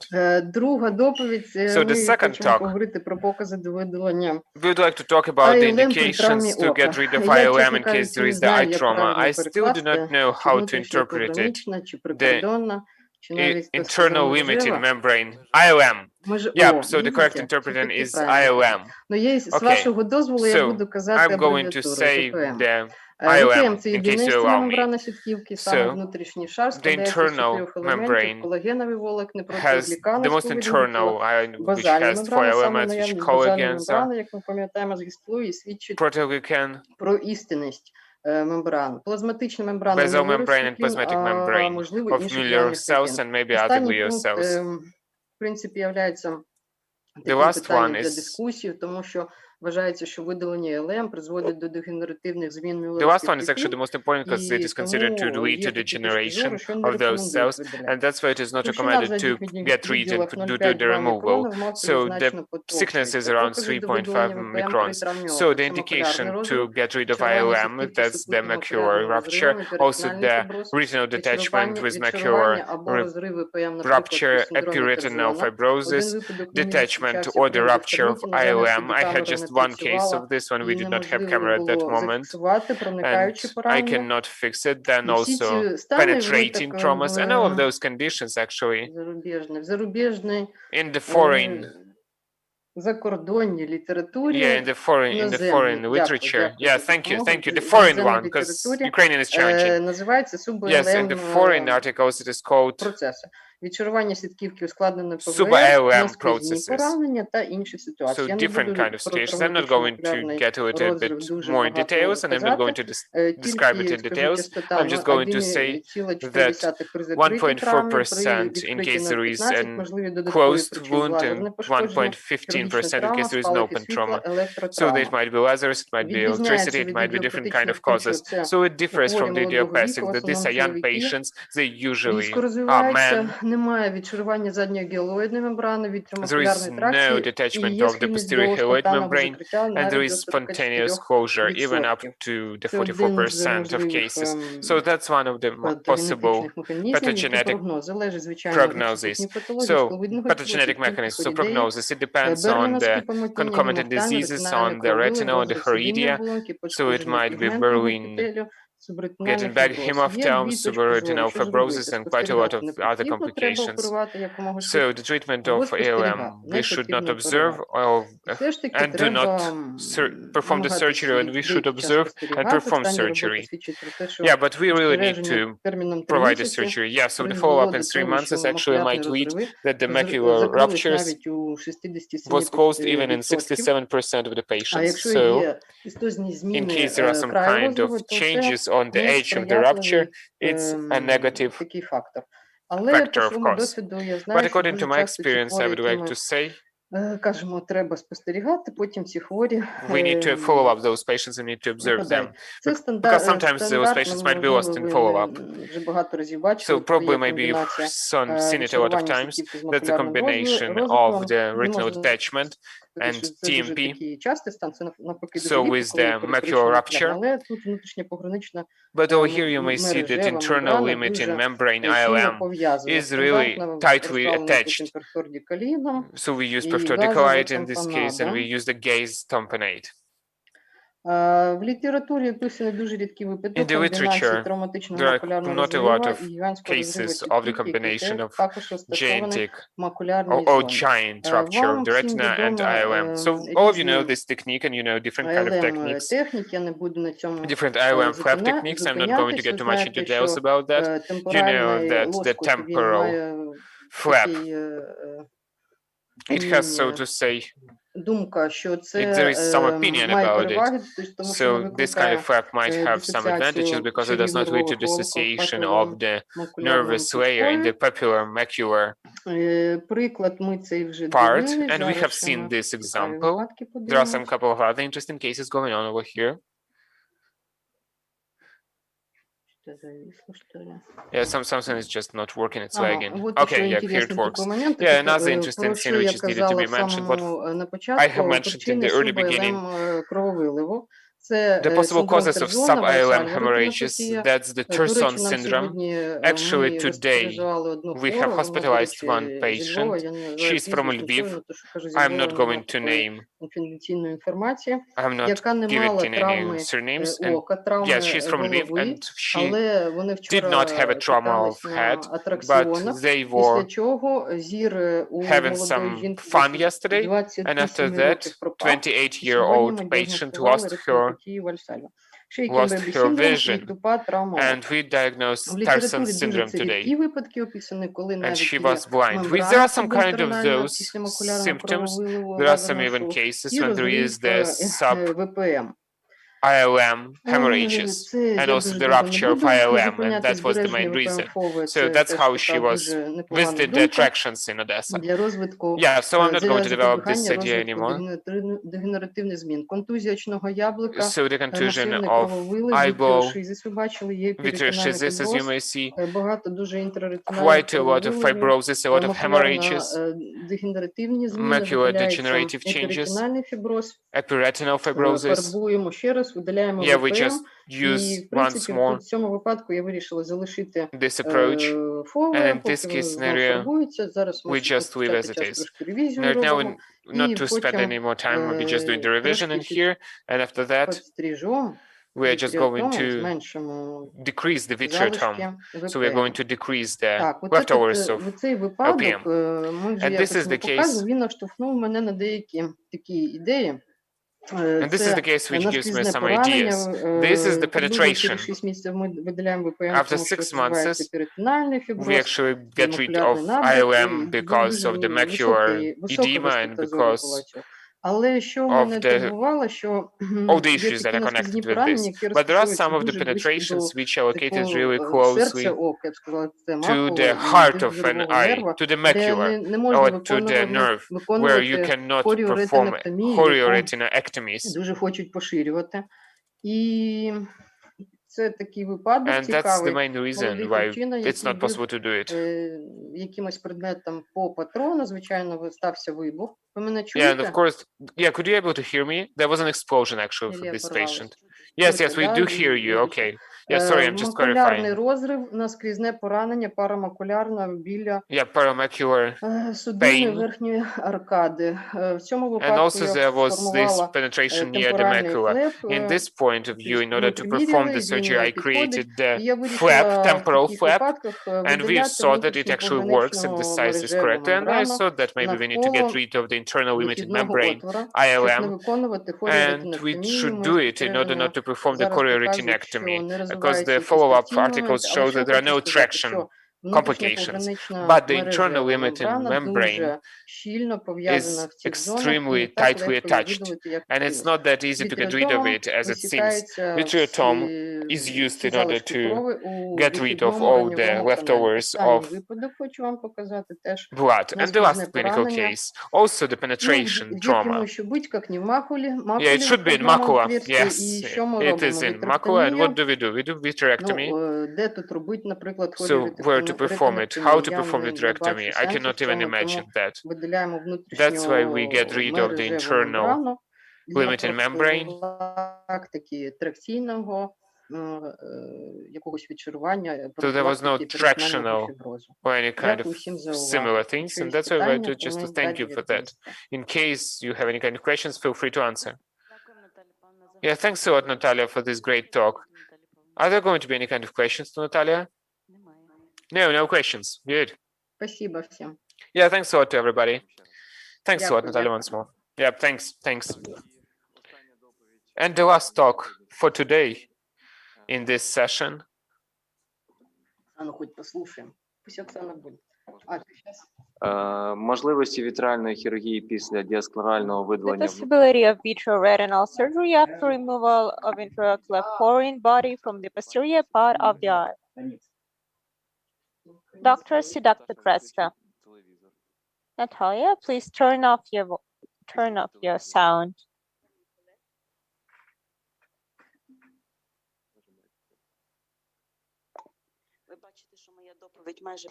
So as you can see, my talk is very much in common with has a lot in common with Dr. Kuhn's talk on foreign bodies removal. In the structure of penetrating wounds of the eyeball, intraocular foreign bodies are diagnosed in 16 to 40% of the cases. The most severe group with severe vision loss are patients with localization of IOFBs in the posterior part of the eye. According to various authors, this group comprises from 37 to 88% of cases. In the era of mini-invasive eye surgery, the gold standard for removing foreign bodies from the posterior eye segment is a 3-port pars plana vitrectomy, 2325G. And the vitreal approach allows to remove the foreign body under full visual control, pre-freeing from all blood clots, fibrin capsule, or eyelids at the same time. Also, to carry out the delimiting laser coagulation of the retina around possible rupture for prevention of development of retinal detachment or to eliminate already existing rupture. However, despite the presence of centers of vitreoretinal surgery in almost every oblast of Ukraine, there are still cases of using diascleral or so-called external approach to remove internal foreign bodies from the posterior eye segment. Moreover, the removal is carried out uncontrollably with a magnet, which Professor Kuhn has mentioned, through the wound or through the additional incision in sclera. In the case of diascleral removal of foreign bodies, which are localized in the macula and parapupillary zones, the chances of return of visual functions in the postoperative period is lost in almost 100% of the cases.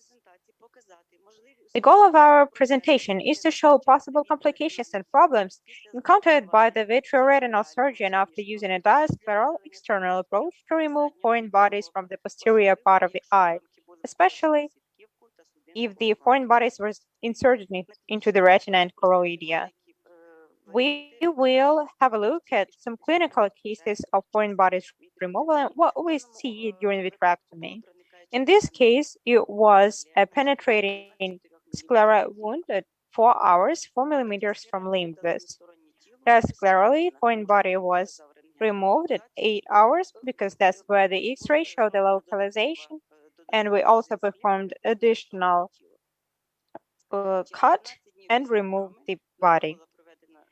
In 12 days after trauma, we performed 25 gauge vitrectomy with silicone tamponade. Here you may see the localization of the foreign bodies in the permacular zone, a bit further from the macula, actually, but here you will see that we removed the blood clot, a huge defect of the retina, because the retina, it was almost ruptured. You can see the huge retinal defect, laser coagulation laying out of the retina. It was a child, so due to the localization and the age, we performed tamponade with silicone oil. Next case, penetrating limboscleral wound, vitreous body opacity, retinal detachment. This is conditioned after foreign bodies removal with magnet through the wound at 8 hours. In 1 month after trauma, the patient was referred to us and we performed 25 gauge vitrectomy with gas tamponade. You can see intense opacities in this in the vitreous body. It is not a fresh case.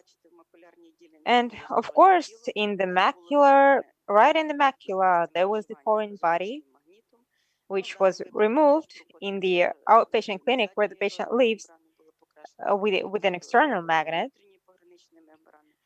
We performed the ILM removal and we removed the remnants of the body, and you will see that there was a tractional retinal detachment.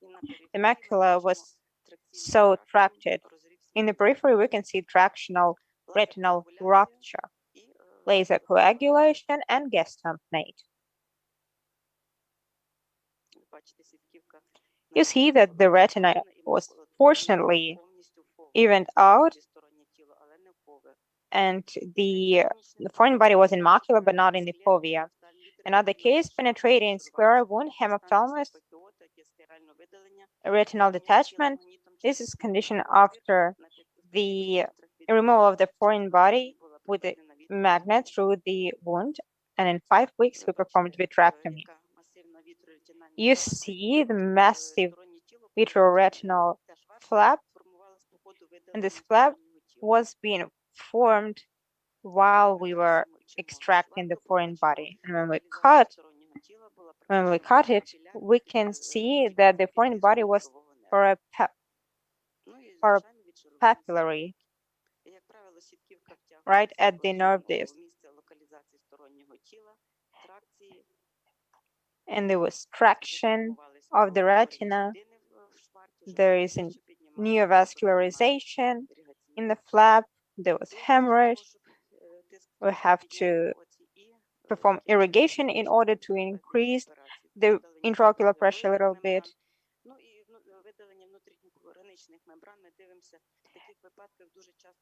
And in such cases, quite often we can see that after contrasting, we can see if the ILM is forming folds, we remove it because it means that it is starting to detach. Thus, intraocular foreign bodies, especially intraretinal, require the use of early, minimally invasive 23 and 25 gauge vitrectomy and transvitreal method of their removal. Choosing the right removal method allows to prevent intraoperative complications such as hemorrhage, iatrogenic ruptures, and retinal detachment. To obtain not only anatomically stable, but also relatively high functional result in patients with this pathology. But unfortunately, functional results do not always correspond to the anatomical restoration of the membranes, especially with damage to the macula and optic nerve. Diascleral external method of removal can be applied in case of localization of foreign body within the ciliary body and its processes to 6 millimeters from the limbus. In all other cases, after diascleral foreign body removal, subsequent pars plana vitrectomy is indicated in 30 to 40% of patients due to the development of hemophthalmos, traction detachment, and progressive retinopathy. Thank you for your attention. Do you have any questions to me? We have a bit of time. I'm ready to answer your questions, so please feel free to ask your questions. Dr. Dmitro, Andrei, they also have experience, they will help you. I'm even surprised that today there are such cases of magnet removal. What can you say about it? Why does this still happen? It seems surreal. Actually, we shouldn't probably really say those surgeons are bad, because sometimes the cases are when the patient comes on Friday or Saturday, we do not have vitreoretinal cassettes, we do not have the equipment, and we cannot perform the vitrectomy. And I do understand the surgeons who are scared to leave the foreign body inside because there is a risk of endophthalmitis development. We have to have creative approach. We have to take history.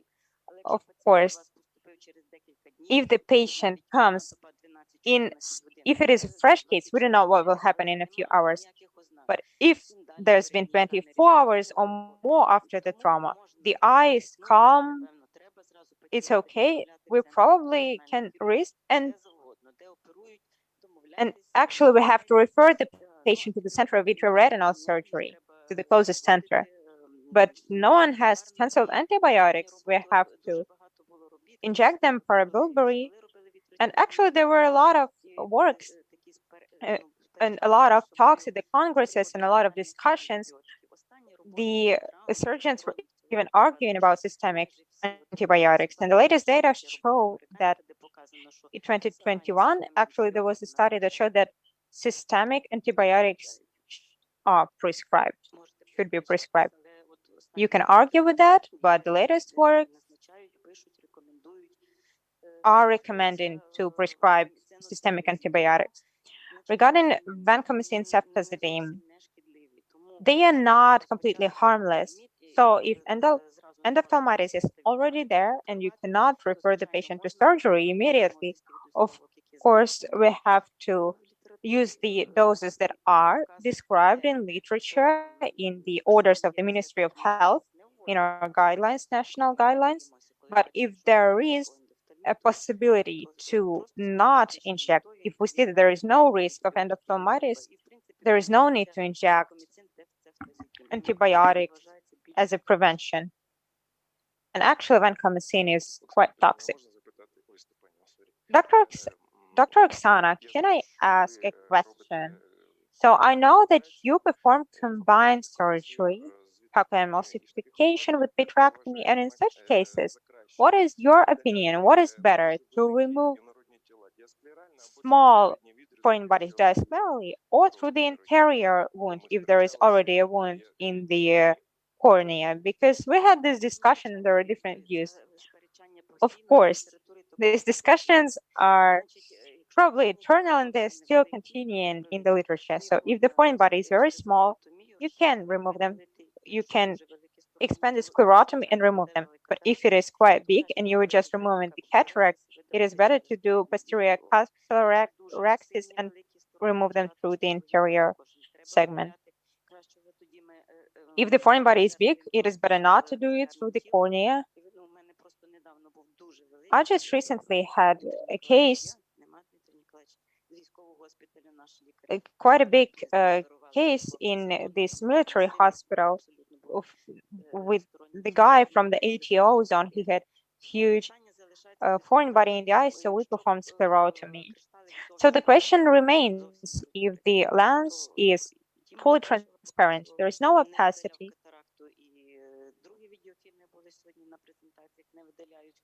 we saw the videos, the lens is not removed, but if there is traumatic cataract, of course we remove it.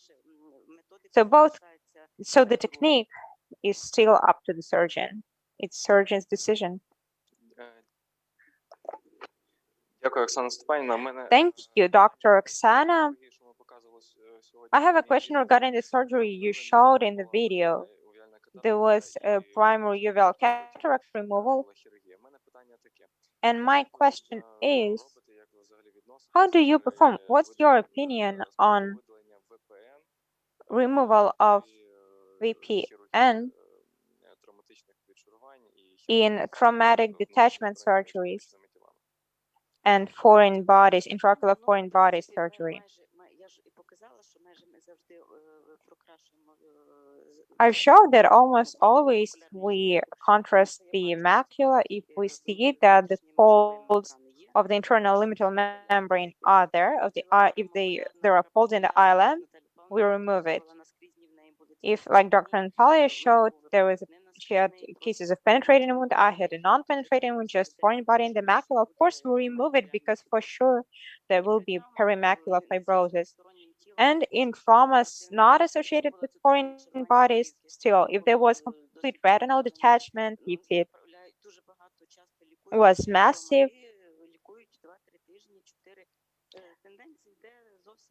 the tendency is very different. Many surgeons think that they should wait, treat it for 3 to 4 weeks.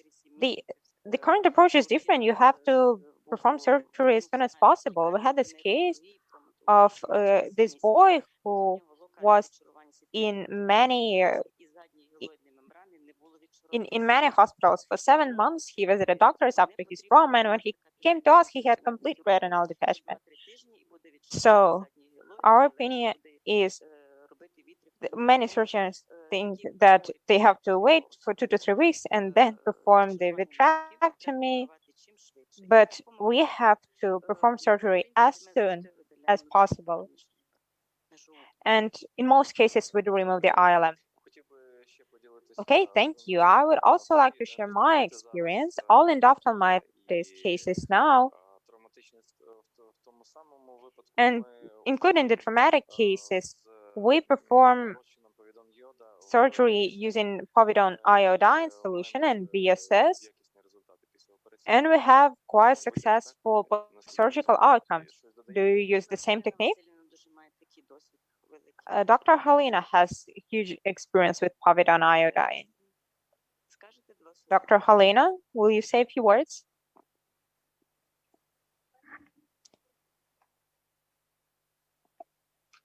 Дякую, Оксана Степанівна. Добрий день, шановне товариство, кого не бачила. Yes, thank you very much for your question. Good afternoon, dear colleagues. I would like to say that povidone iodine is not something that was invented in Ukraine and something we only do in Ukraine. It is a regular technique, evidence-based. We know what iodine does to the retina. We see that there is a good, tolerable medication that has no severe side effects, but has unprecedented effectiveness and efficacy, because there is no other drug, that is no other substance that is as effective in preventing endophthalmitis. Can I have 5 minutes? Okay. It is the first stage, the first step in preventing endophthalmitis. There is a huge work where there were more than 450,000 exposures, and it showed that endophthalmitis cases are more current in patients who receive antibiotics before or after injection. So antibiotics injection is not safe for the eye. Also, I'd like to say that tomorrow I will have a moment where I will show there is such thing as biofilm. Who knows what a biofilm is? You know it. Okay. Pleased to hear. So the biofilm is a special way of existing of microorganisms. It is a multi-layered, multi-species way of microorganisms coexisting.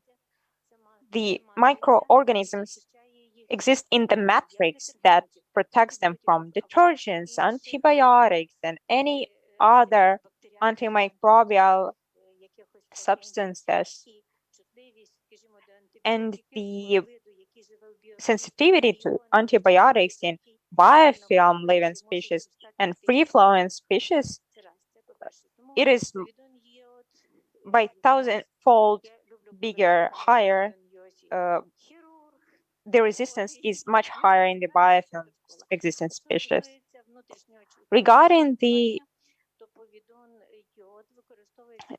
intraocular use, povidone iodine is used in vitrectomy. It was showed in Japanese works.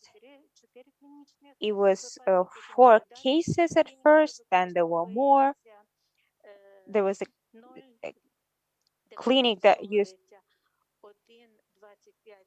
1.25% povidone iodine solution in VSS. This solution has sustainable action for 30 minutes. After that, we have to prepare a new solution, and it really gives good outcomes, especially in cases when we cannot do anything else. Also, we had a case with a girl. It was not in Ukraine.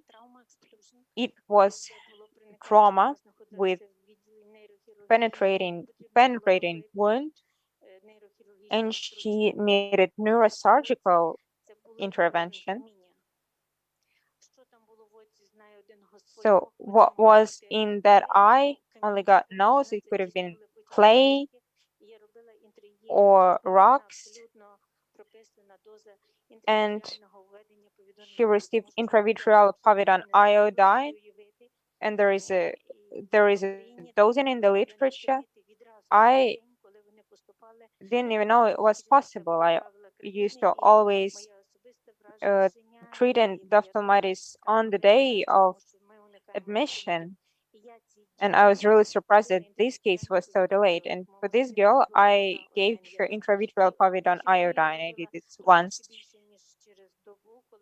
and we performed surgery in a little bit more than a day because she had to be transported to our clinic. So those who understand what trauma is, they understand that just a single surgery is an exclusive case. The surgery quite often has to happen more than once.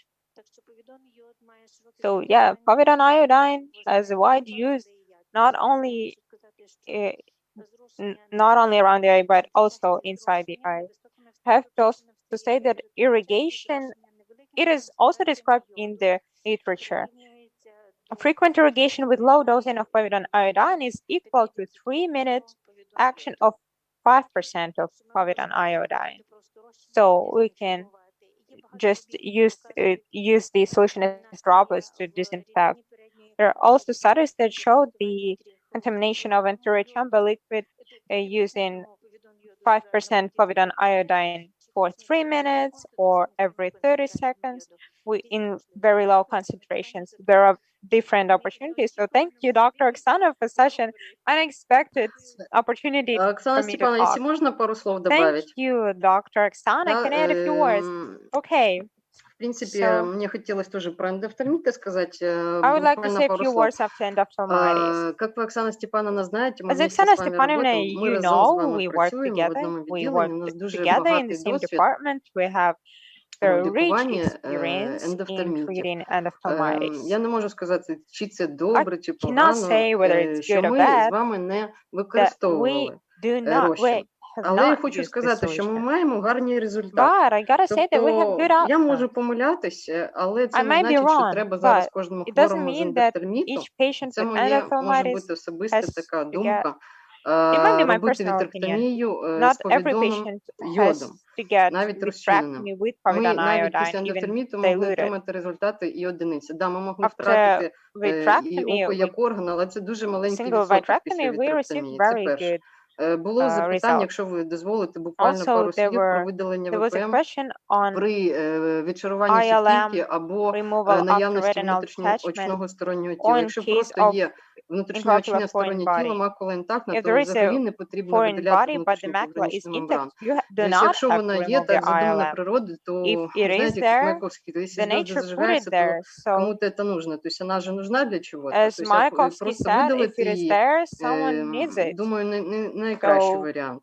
it is better Видалити ВПМ to при leave it in неускладненому there, нашаруванні сітківки, to коли нема remove там ILM in ППРЦ case of і uncomplicated retinal макула в detachment, більш-менш нормальному when стані, the для того, щоб macula не is more or розвивалася less good перитональна in мембрана order в not майбутньому. to prevent Можливо, я теж retinal помиляюсь, membrane але не потрібно infiltration це робити, це formation моя in the future. I might be така wrong, but думка. I do Це not think може it is розвитися needed. перитональний мемброз або ПВР, а може і не розвитися. Epiretinal Це fibrosis may таке develop or may not develop. апендікс. Може бути апендицит, а може і не бути. Це ж That's не like значить, що всім треба його appendicitis. It видаляти. might Я можу happen, it помилятись, might not але happen.